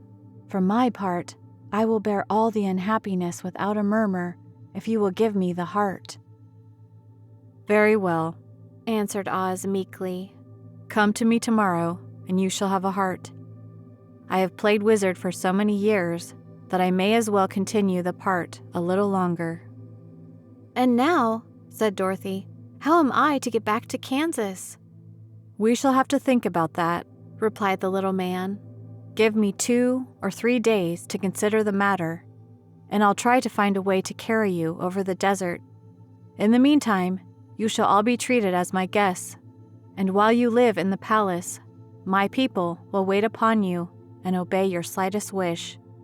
There is only one thing I ask in return for my help, such as it is. You must keep my secret and tell no one I am a humbug." They agreed to say nothing of what they had learned, and went back to their rooms in high spirits. Even Dorothy had hope that the great and terrible Humbug, as she called him, would find a way to send her back to Kansas. And if he did, she was willing to forgive him everything. Chapter 16. The Magic Art of the Great Humbug.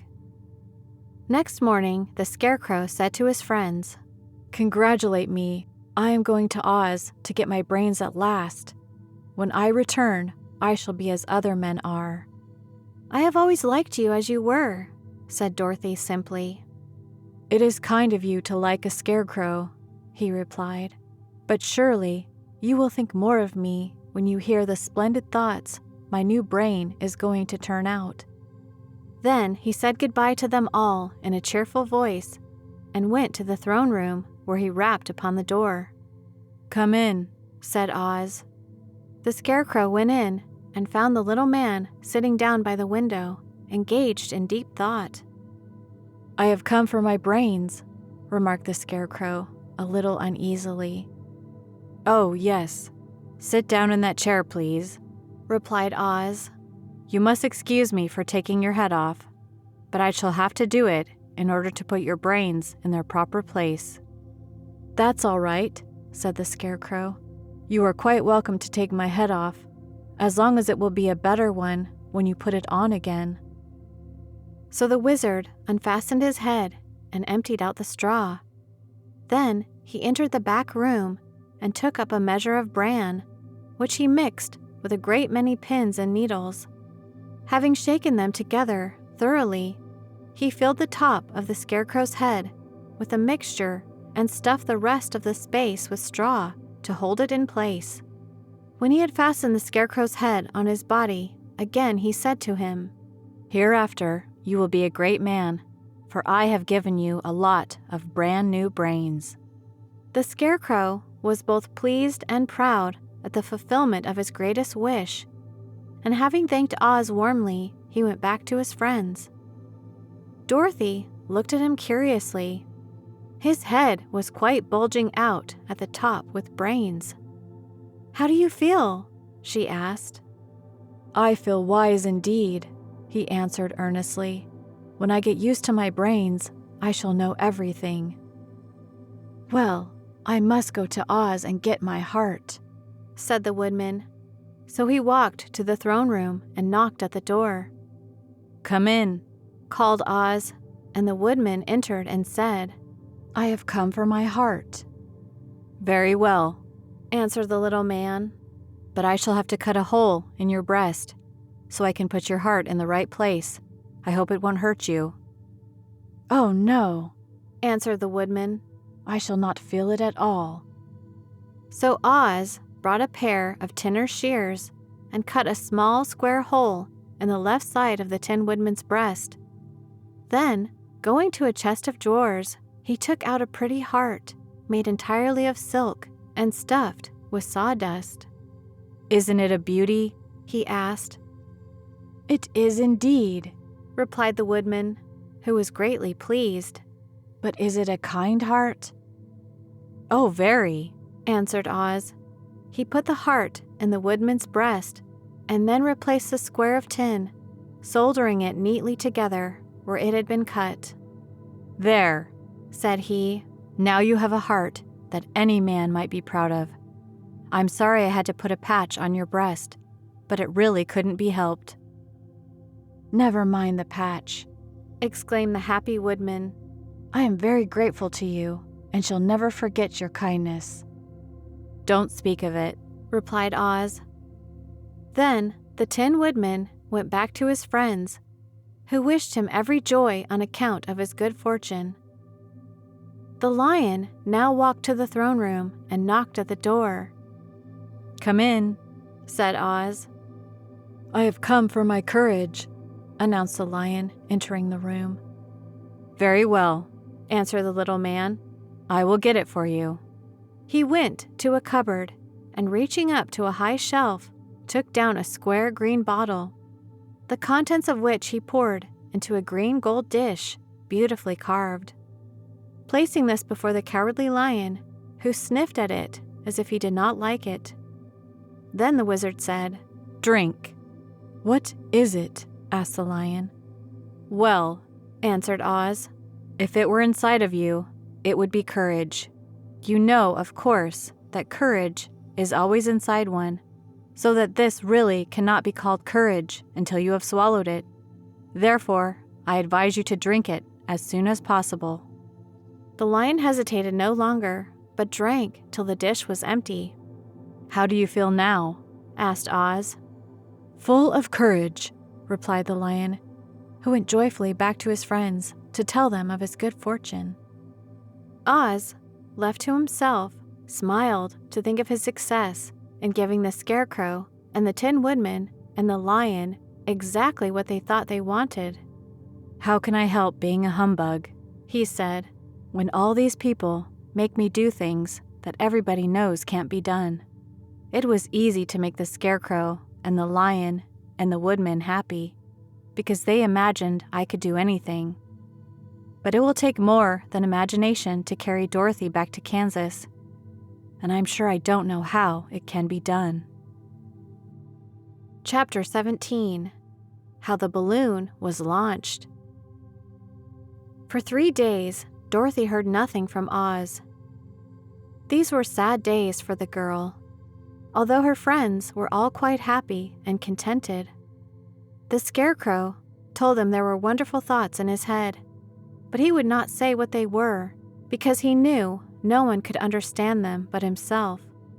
When the Tin Woodman walked about, he felt his heart rattling around in his breast, and he told Dorothy he had discovered it to be a kinder and more tender heart than the one he had owned when he was made of flesh. The Lion declared he was afraid of nothing on earth, and would gladly face an army.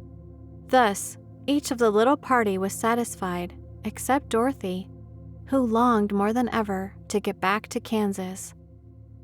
On the 4th day, to her great joy, Oz sent for her, and when she entered the throne room, he greeted her pleasantly. "Sit down, my dear. I think I have found the way to get you out of this country." "And back to Kansas?" she asked eagerly. "Well, I'm not sure about Kansas," said Oz. "for I haven't the faintest notion which way it lies. But the first thing to do is to cross the desert, and then it should be easy to find your way home." "How can I cross the desert?" she inquired. "Well, I'll tell you what I think," said the little man.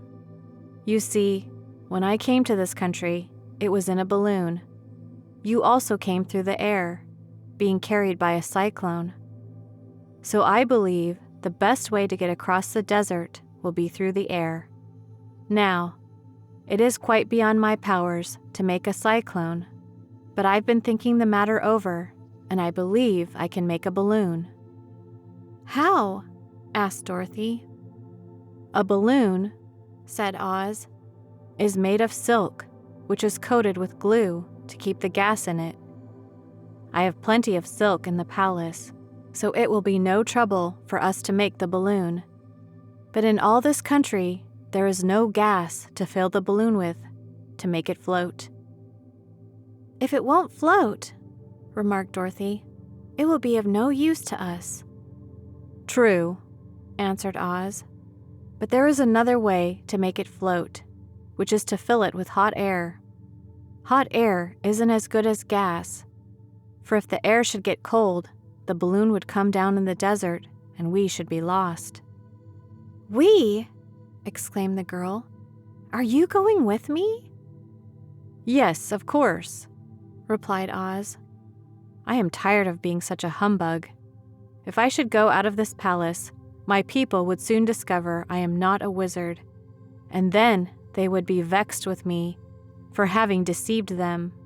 So, I have to stay shut up in these rooms all day, and it gets tiresome.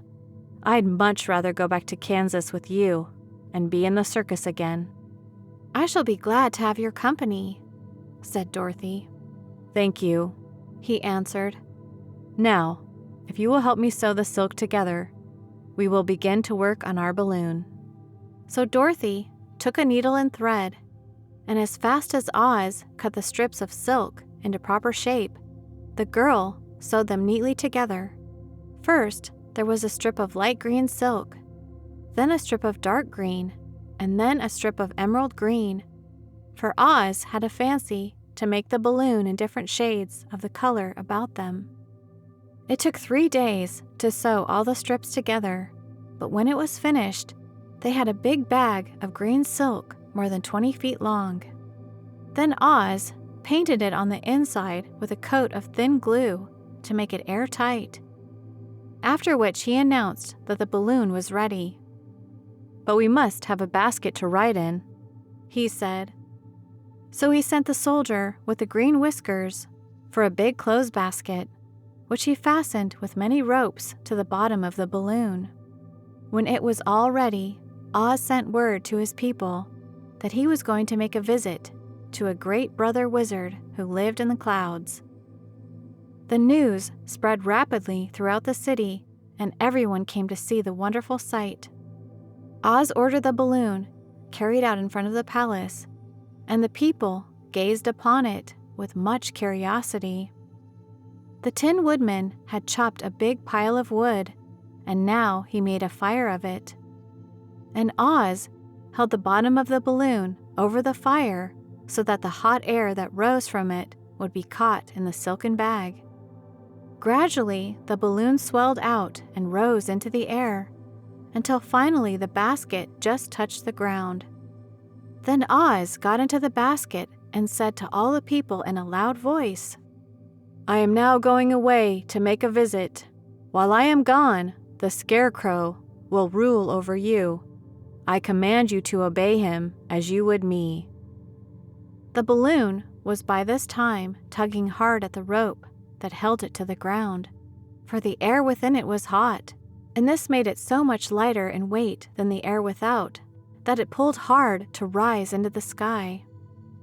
"Come, Dorothy," cried the wizard. "Hurry up, or the balloon will fly away." I can't find Toto anywhere, replied Dorothy, who did not wish to leave her little dog behind. Toto had run into the crowd to bark at a kitten, and Dorothy at last found him. She picked him up and ran toward the balloon. She was within a few steps of it, and Oz was holding out his hands to help her into the basket, when, crack, went the ropes, and the balloon rose into the air without her. "Come back," she screamed. "I want to go too." "I can't come back, my dear," called Oz from the basket. "Goodbye." "Goodbye," shouted everyone, and all eyes were turned upward to where the wizard was riding in the basket, rising every moment farther and farther into the sky. And that was the last any of them ever saw of Oz, the wonderful wizard, though he may have reached Omaha safely and be there now for all we know. But the people remembered him lovingly and said to one another, "Oz was always our friend. When he was here, he built for us this beautiful Emerald City, and now he is gone, he has left the wise Scarecrow to rule over us." Still, for many days they grieved over the loss of the wonderful wizard and would not be comforted. Chapter 18. Away to the South. Dorothy wept bitterly at the passing of her hope to get home to Kansas again, but when she thought it was all over, she was glad she had not gone up in a balloon, and she also felt sorry at losing Oz, and so did her companions. The Tin Woodman came to her and said, "Truly, I should be ungrateful if I failed to mourn for the man who gave me my lovely heart. I should like to cry a little because Oz is gone. If you will kindly wipe away my tears so that I shall not rust." "With pleasure," she answered, and brought a towel at once. Then the Tin Woodman wept for several minutes, and she watched the tears carefully and wiped them away with a towel. When he had finished, he thanked her kindly and oiled himself thoroughly with his jeweled oil can to guard against mishap. The Scarecrow was now the ruler of the Emerald City, and although he was not a wizard, the people were proud of him. "For," they said, "there is not another city in all the world that is ruled by a stuffed man." And, so as far as they knew, they were quite right. The morning after the balloon had gone up with Oz, the four travelers met in the throne room and talked matters over. The Scarecrow sat in the big throne, and the others stood respectfully before him. "We are not so unlucky," said the new ruler, "for this palace and the Emerald City belong to us, and we can do just as we please.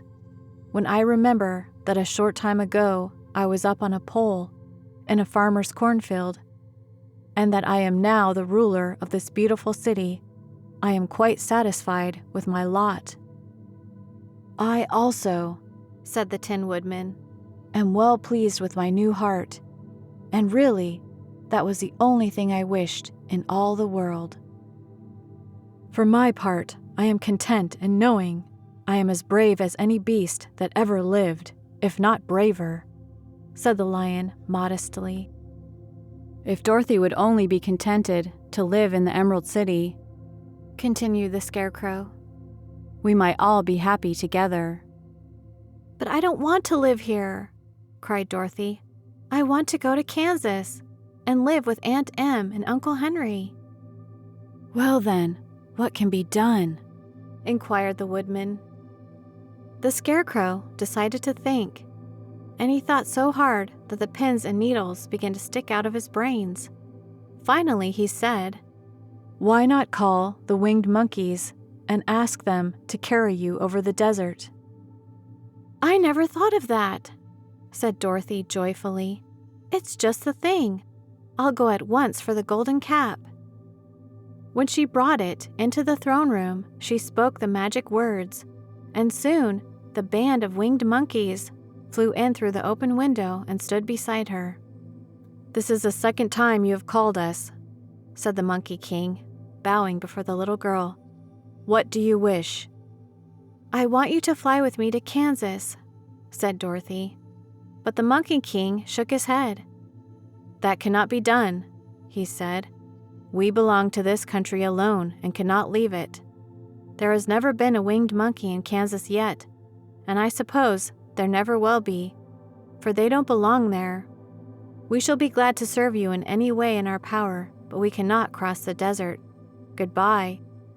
And with another bow, the Monkey King spread his wings and flew away through the window, followed by all his band.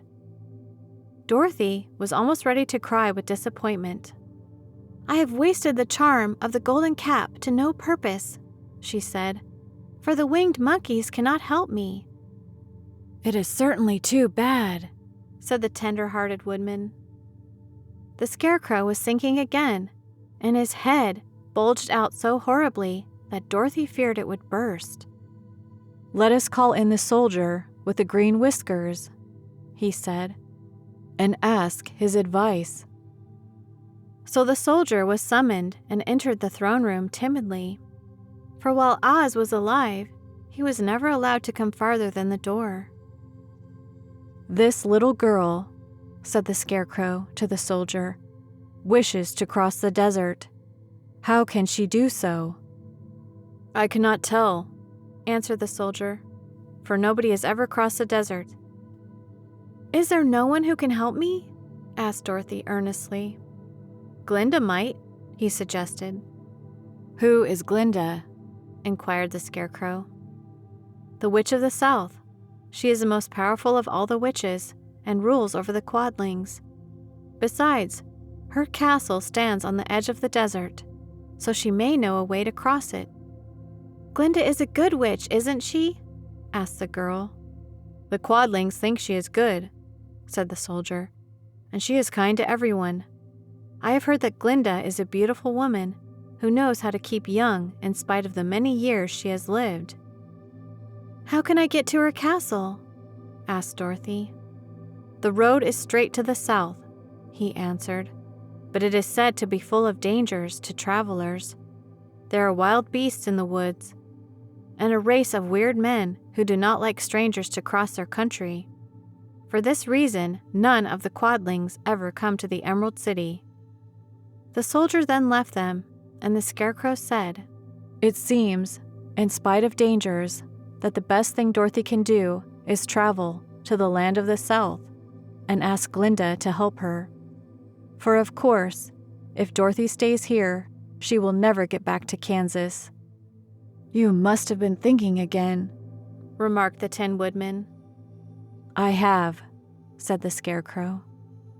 "I shall go with Dorothy," declared the Lion, "for I am tired of your city and long for the woods and the country again.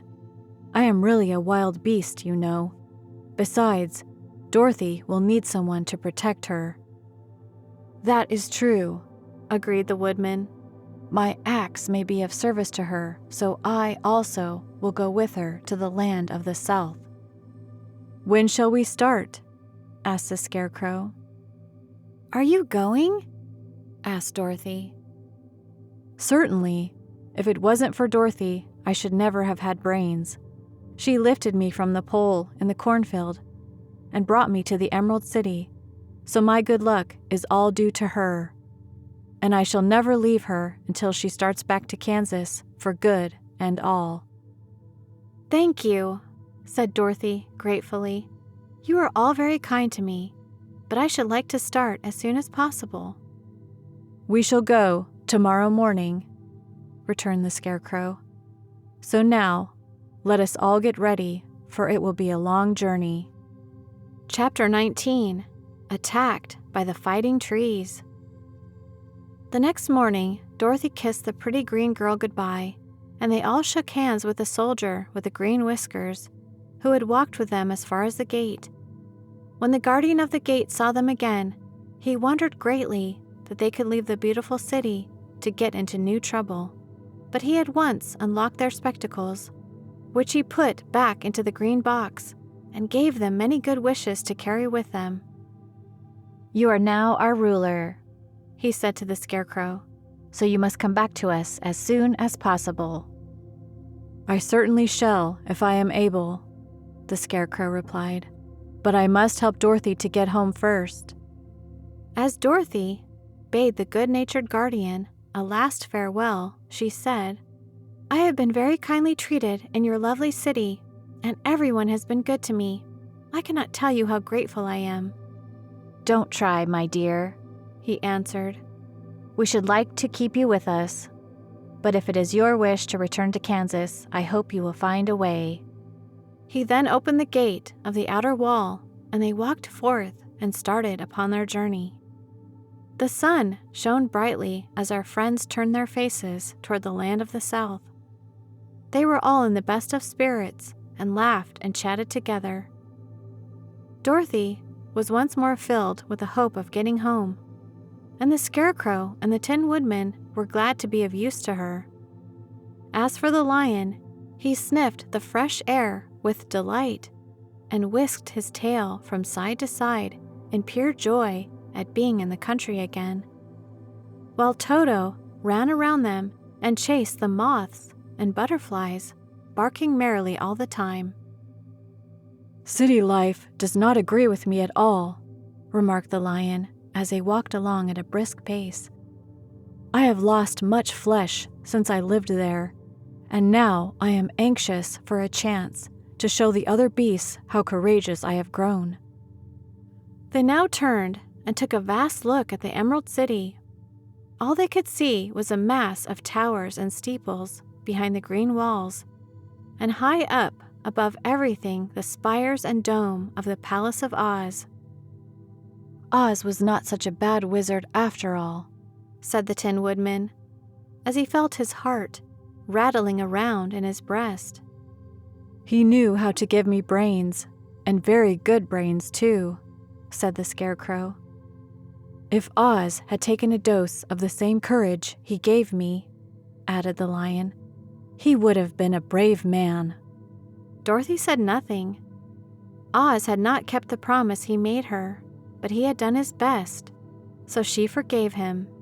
As he said, he was a good man, even if he was a bad wizard. The first day's journey was through the green fields and bright flowers that stretched about the Emerald City on every side. They slept that night on the grass, with nothing but the stars over them, and they rested very well indeed. In the morning, they traveled on until they came to a thick wood. There was no way of going around it, for it seemed to extend to the right and left as far as they could see, and besides, they did not dare change the direction of their journey for fear of getting lost. So they looked for the place where it would be easiest to get into the forest. The Scarecrow, who was in the lead, finally discovered a big tree with such wide-spreading branches that there was room for the party to pass underneath. So he walked forward to the tree, but just as he came under the first branches, they bent down and twined around him, and the next minute he was raised from the ground and flung headlong among his fellow travelers. This did not hurt the Scarecrow, but it surprised him, and he looked rather dizzy when Dorothy picked him up. "Here is another space between the trees," called the lion. "Let me try it first," said the Scarecrow, "for it doesn't hurt me to get thrown about." He walked up to another tree as he spoke, but its branches immediately seized him and tossed him back again. "This is strange," exclaimed Dorothy. "What shall we do?" "The trees seem to have made up their minds to fight us and stop our journey," remarked the lion. "I believe I will try it myself," said the Woodman, and shouldering his axe, he marched up to the first tree that had handled the Scarecrow so roughly. When a big branch bent down to seize him, the Woodman chopped at it so fiercely that he cut it in two. At once, the tree began shaking all its branches as if in pain, and the Tin Woodman passed safely under it. "Come on," he shouted to the others. "Be quick." They all ran forward and passed under the tree without injury, except Toto, who was caught by a small branch and shaken until he howled. But the Woodman promptly chopped off the branch and set the little dog free. The other trees of the forest did nothing to keep them back, so they made up their minds that only the first row of trees could bend down their branches, and that probably these were the policemen of the forest, and given this wonderful power in order to keep strangers out of it. The 4 travelers walked with ease through the trees until they came to the farther edge of the wood. Then, to their surprise, they found before them a high wall, which seemed to be made of white china. It was smooth, like the surface of a dish, and higher than their heads. "What shall we do now?" asked Dorothy. "I will make a ladder," said the Tin Woodman, "for we certainly must climb over the wall." Chapter 20. The Dainty China Country.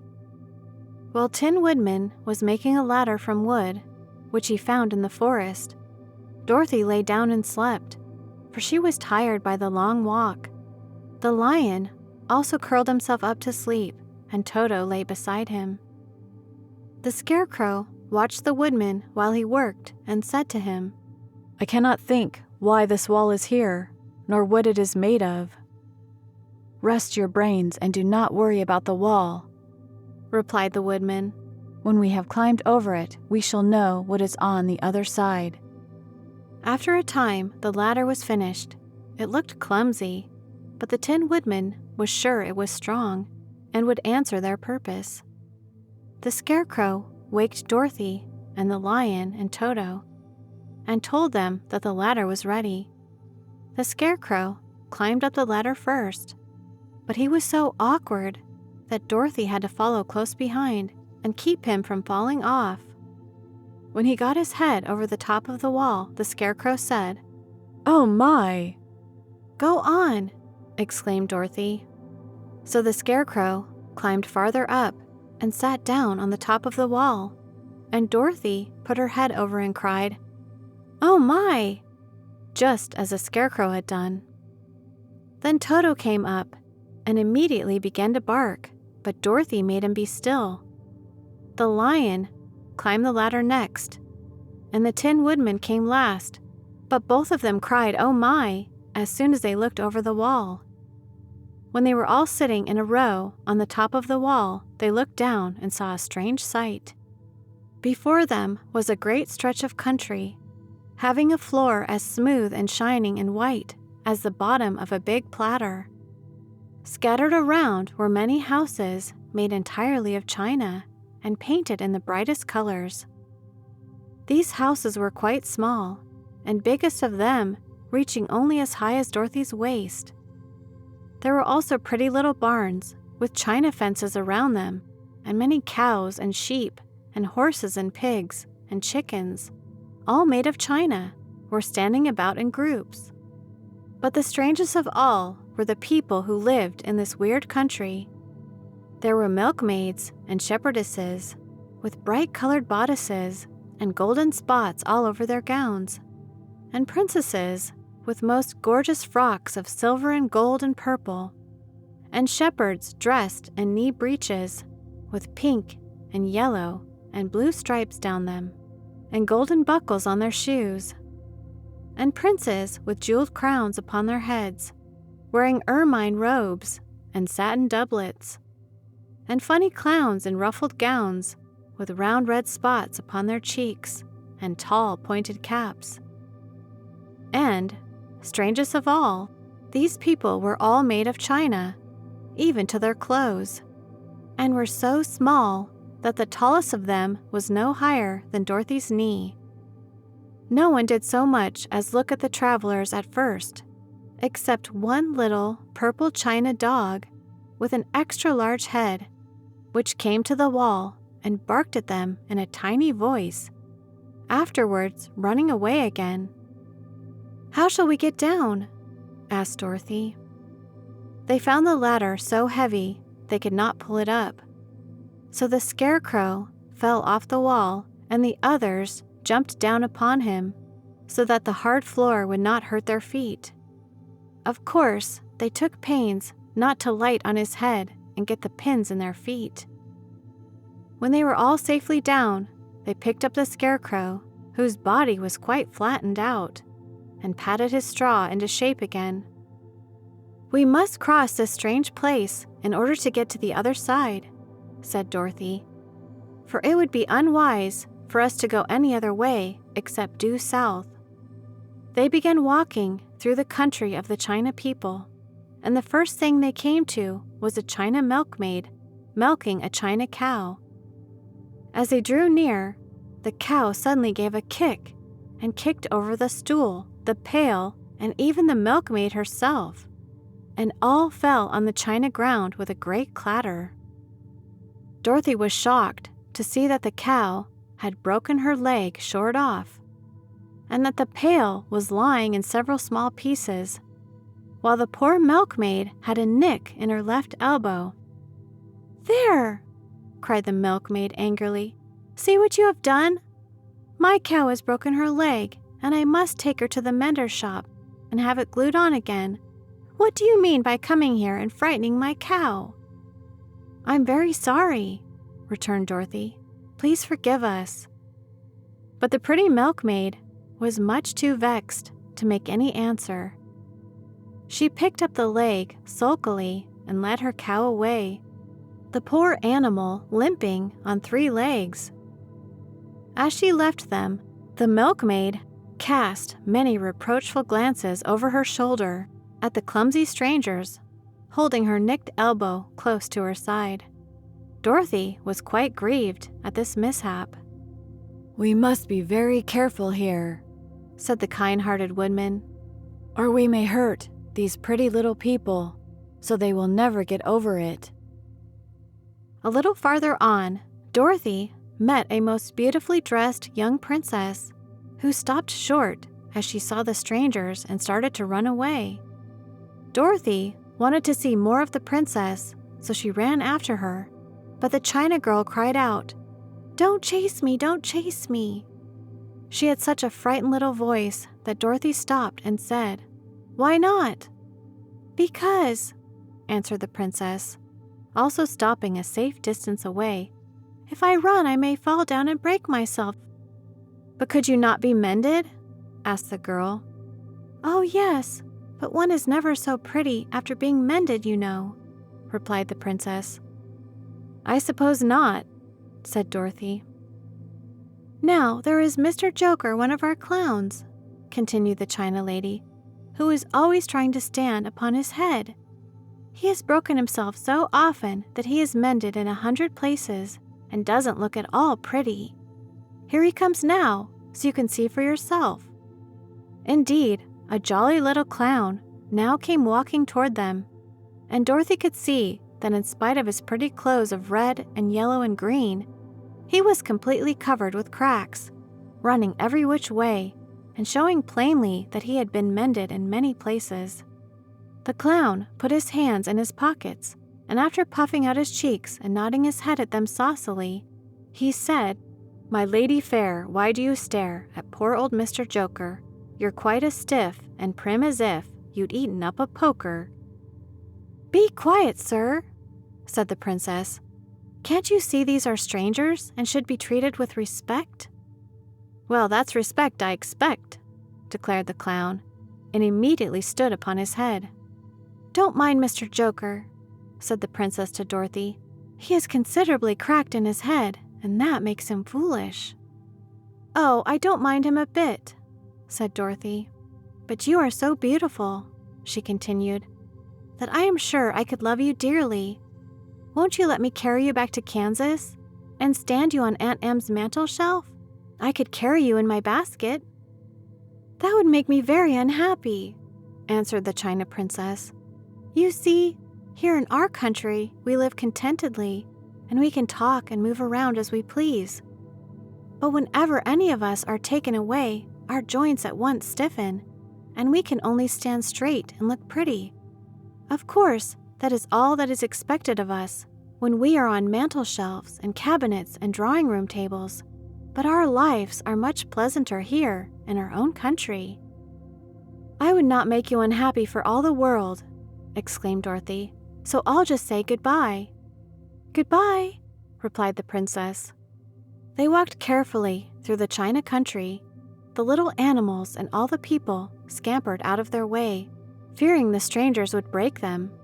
And after an hour or so, the travelers reached the other side of the country and came to another china wall. It was not so high as the first, however, and by standing upon the lion's back, they all managed to scramble to the top. Then the lion gathered his legs under him and jumped on the wall. But just as he jumped, he upset a china church with his tail and smashed it all to pieces. "That was too bad," said Dorothy. "But really, I think we were lucky in not doing these little people more harm than breaking a cow's leg and a church. They are all so brittle." "They are indeed," said the Scarecrow, "and I am thankful I am made of straw and cannot be easily damaged. There are worse things in the world than being a scarecrow." Chapter 21. The Lion Becomes the King of Beasts. After climbing down from the china wall, the travelers found themselves in a disagreeable country, full of bogs and marshes and covered with tall, rank grass. It was difficult to walk far without falling into muddy holes, for the grass was so thick that it hid them from sight. However, by carefully picking their way, they got safely along until they reached solid ground. But here, the country seemed wilder than ever, and after a long and tiresome walk through the underbrush, they entered another forest, where the trees were bigger and older than any they had ever seen. "This forest is perfectly delightful," declared the lion, looking around him with joy. "Never have I seen a more beautiful place." "It seems gloomy," said the Scarecrow. "Not a bit of it," answered the lion. "I should like to live here all my life. See how soft the dried leaves are under your feet, and how rich and green the moss is that clings to these old trees. Surely no wild beast could wish a pleasanter home." "Perhaps there are wild beasts in the forest now," said Dorothy. "I suppose there are," returned the lion, "but I do not see any of them about." They walked through the forest until it became too dark to go any farther. Dorothy and Toto and the lion lay down to sleep, while the Woodman and the Scarecrow kept watch over them as usual. When morning came, they started again. Before they had gone far, they heard a low rumble, as of the growling of many wild animals. Toto whimpered a little, but none of the others was frightened, and they kept along the well-trodden path until they came to an opening in the wood, in which were gathered hundreds of beasts of every variety. There were tigers and elephants and bears, and wolves and foxes, and all the others in the natural history. And for a moment Dorothy was afraid, but the lion explained that the animals were holding a meeting, and he judged by their snarling and growling that they were in great trouble. As he spoke, several of the beasts caught sight of him, and at once the great assemblage hushed as if by magic. The biggest of the tigers came up to the lion and bowed, saying, "Welcome, O King of Beasts! You have come in good time to fight our enemy and bring peace to all the animals of the forest once more." "What is your trouble?" asked the lion quietly. "We are all threatened," answered the tiger, "by a fierce enemy which has lately come into the forest. It is a most tremendous monster, like a great spider, with a body as big as an elephant and legs as long as a tree trunk.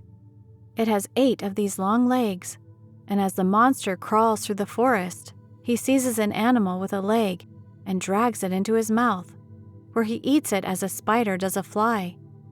Not one of us is safe while this fierce creature is alive, and we have called a meeting to decide how to take care of ourselves when you came among us."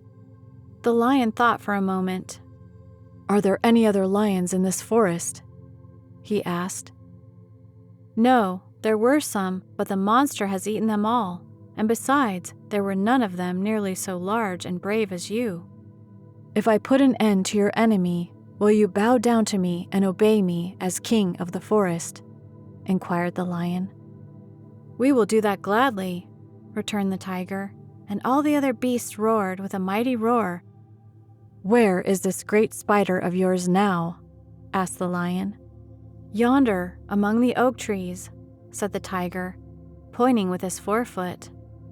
"Take good care of these friends of mine," said the lion, "and I will go at once to fight the monster."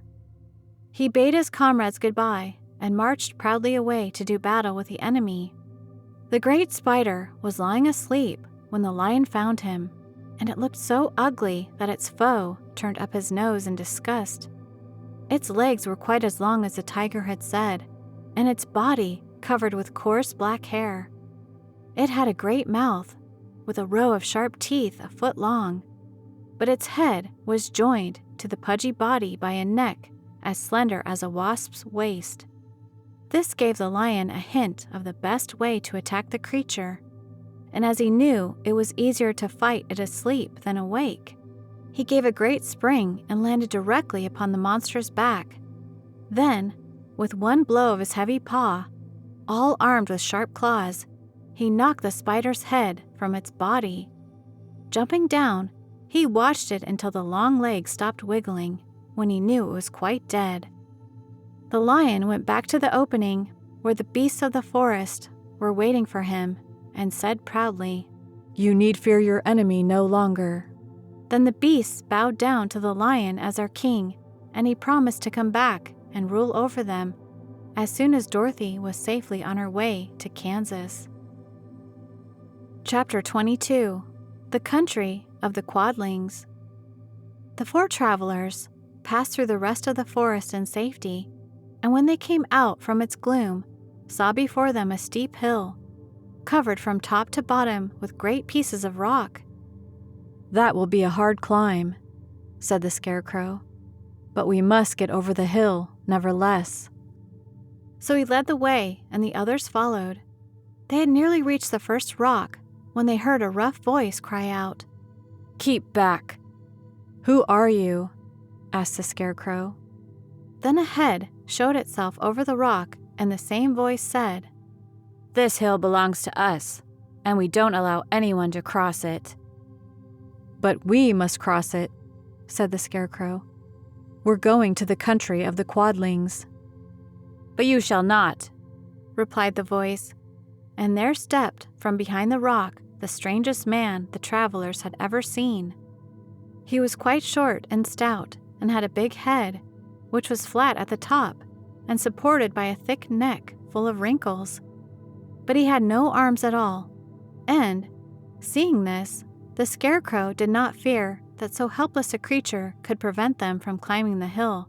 So he said, "I'm sorry not to do as you wish, but we must pass over your hill, whether you like it or not."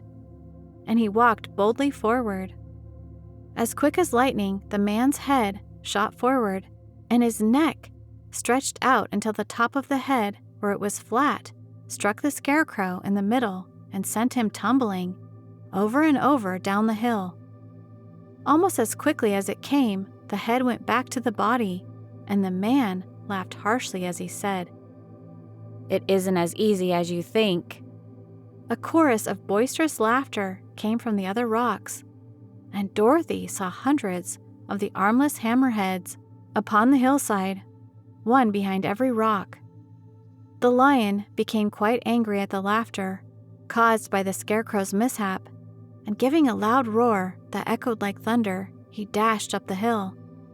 Again, a head shot swiftly out, and the great lion went rolling down the hill, as if he had been struck by a cannonball. Dorothy ran down and helped the Scarecrow to his feet, and the lion came up to her, feeling rather bruised and sore, and said, "It is useless to fight people with shooting heads. No one can withstand them." "What can we do then?" she asked. "Call the winged monkeys," suggested the Tin Woodman. "You still have the right to command them once more."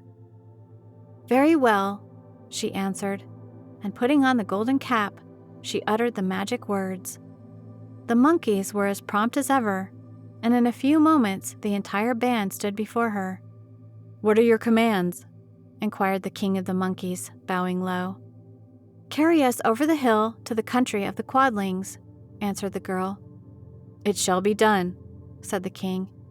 And at once the winged monkeys caught the 4 travelers and Toto up in their arms and flew away with them. As they passed over the hill, the hammerheads yelled with vexation and shot their heads high in the air, but they could not reach the winged monkeys, which carried Dorothy and her comrades safely over the hill and set them down in the beautiful country of the Quadlings. "This is the last time you can summon us," said the leader to Dorothy. "So goodbye and good luck to you." "Goodbye, and thank you very much," returned the girl, and the monkeys rose into the air and were out of sight in a twinkling. The country of the Quadlings seemed rich and happy. There was field upon field of ripening grain, with well-paved roads running between, and the pretty rippling brooks with strong bridges across them. The fences and houses and bridges were all painted bright red, just as they had been painted yellow in the country of the Winkies and blue in the country of the Munchkins. The Quadlings themselves, who were short and fat and looked chubby and good-natured, were dressed all in red, which showed bright against the green grass and the yellowing grain. The monkeys had set them down near a farmhouse, and the 4 travelers walked up to it and knocked at the door.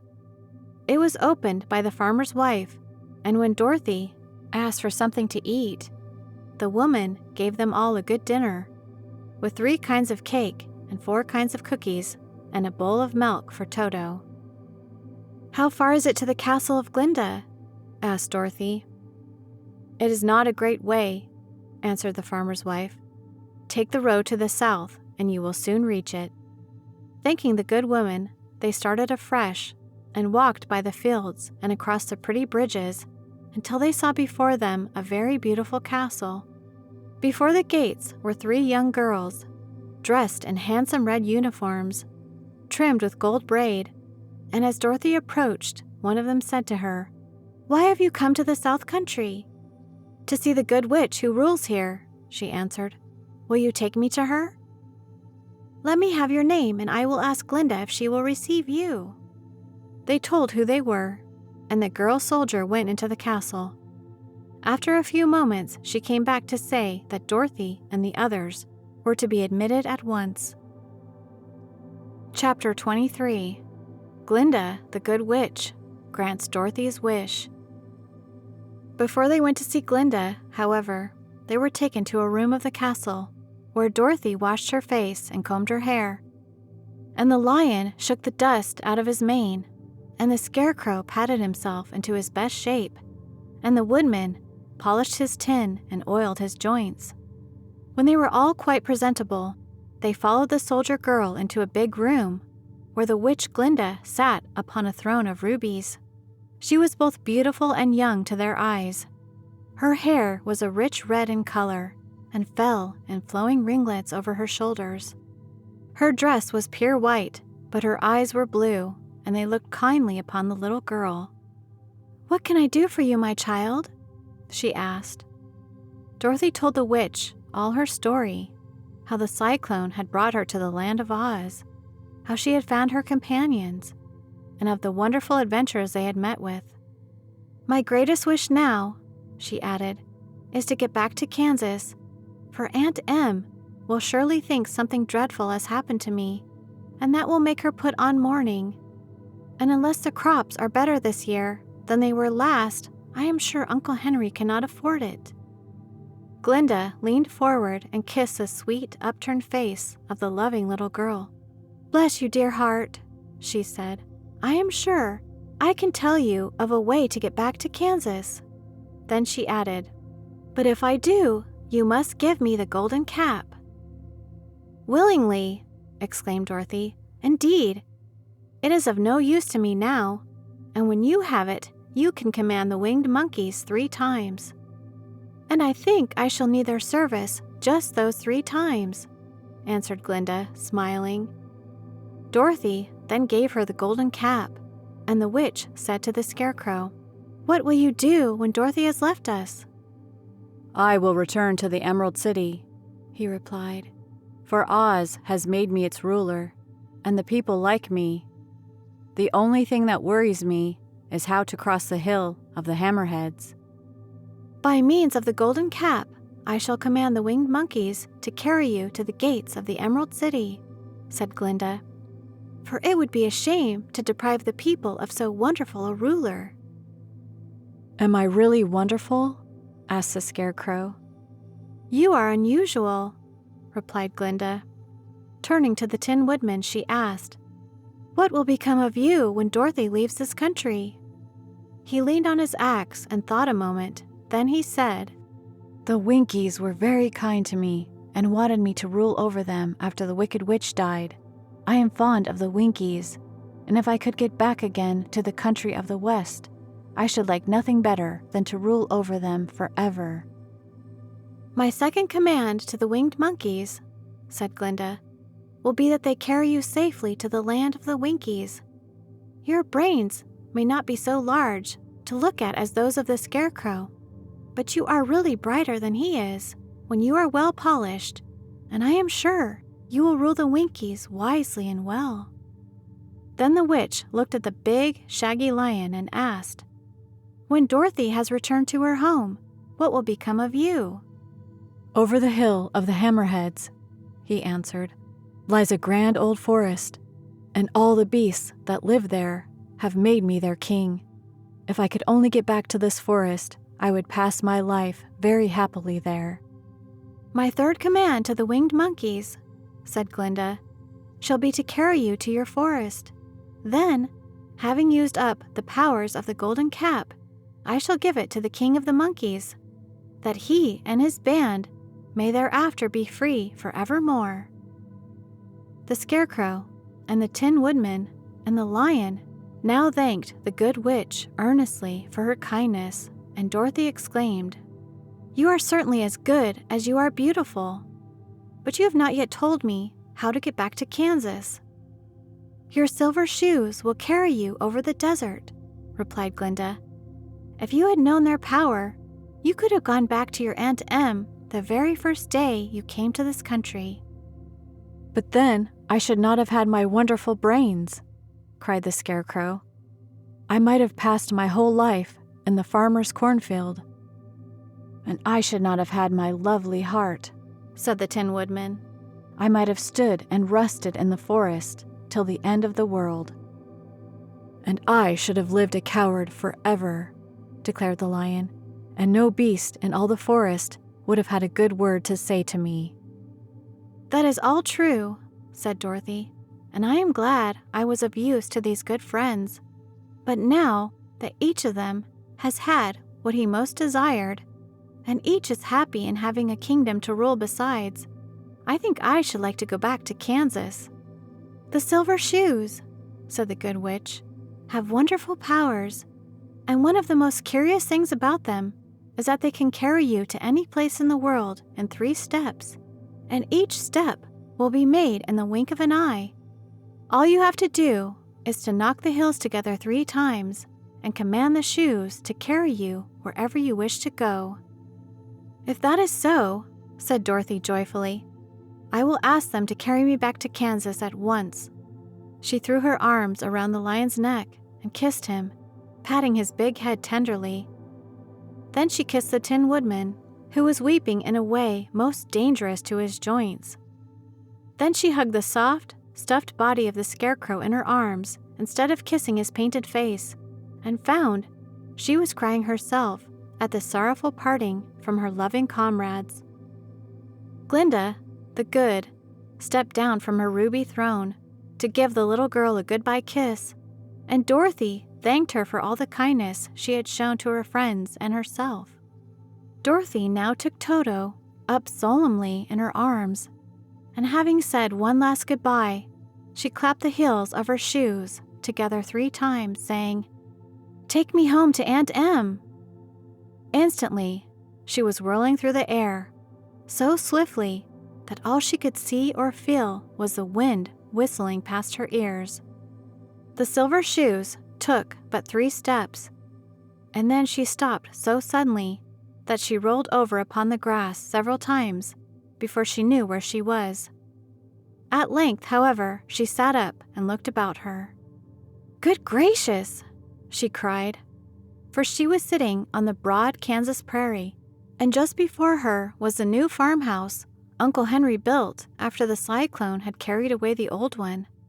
Uncle Henry was milking the cows in the barnyard, and Toto had jumped out of her arms and was running toward the barn, barking joyously. Dorothy stood up and found she was in her stocking feet, for the silver shoes had fallen off in her flight through the air and were lost forever in the desert. Chapter 24. Home Again. Aunt Em had just come out of the house to water the cabbages when she looked up and saw Dorothy running toward her. "My dear child," she cried, folding the girl in her arms and covering her face with kisses. "Where in the world did you come from?" "From the land of Oz," said Dorothy gravely. "And here is Toto, too. And oh, Aunt Em, I'm so glad to be at home again."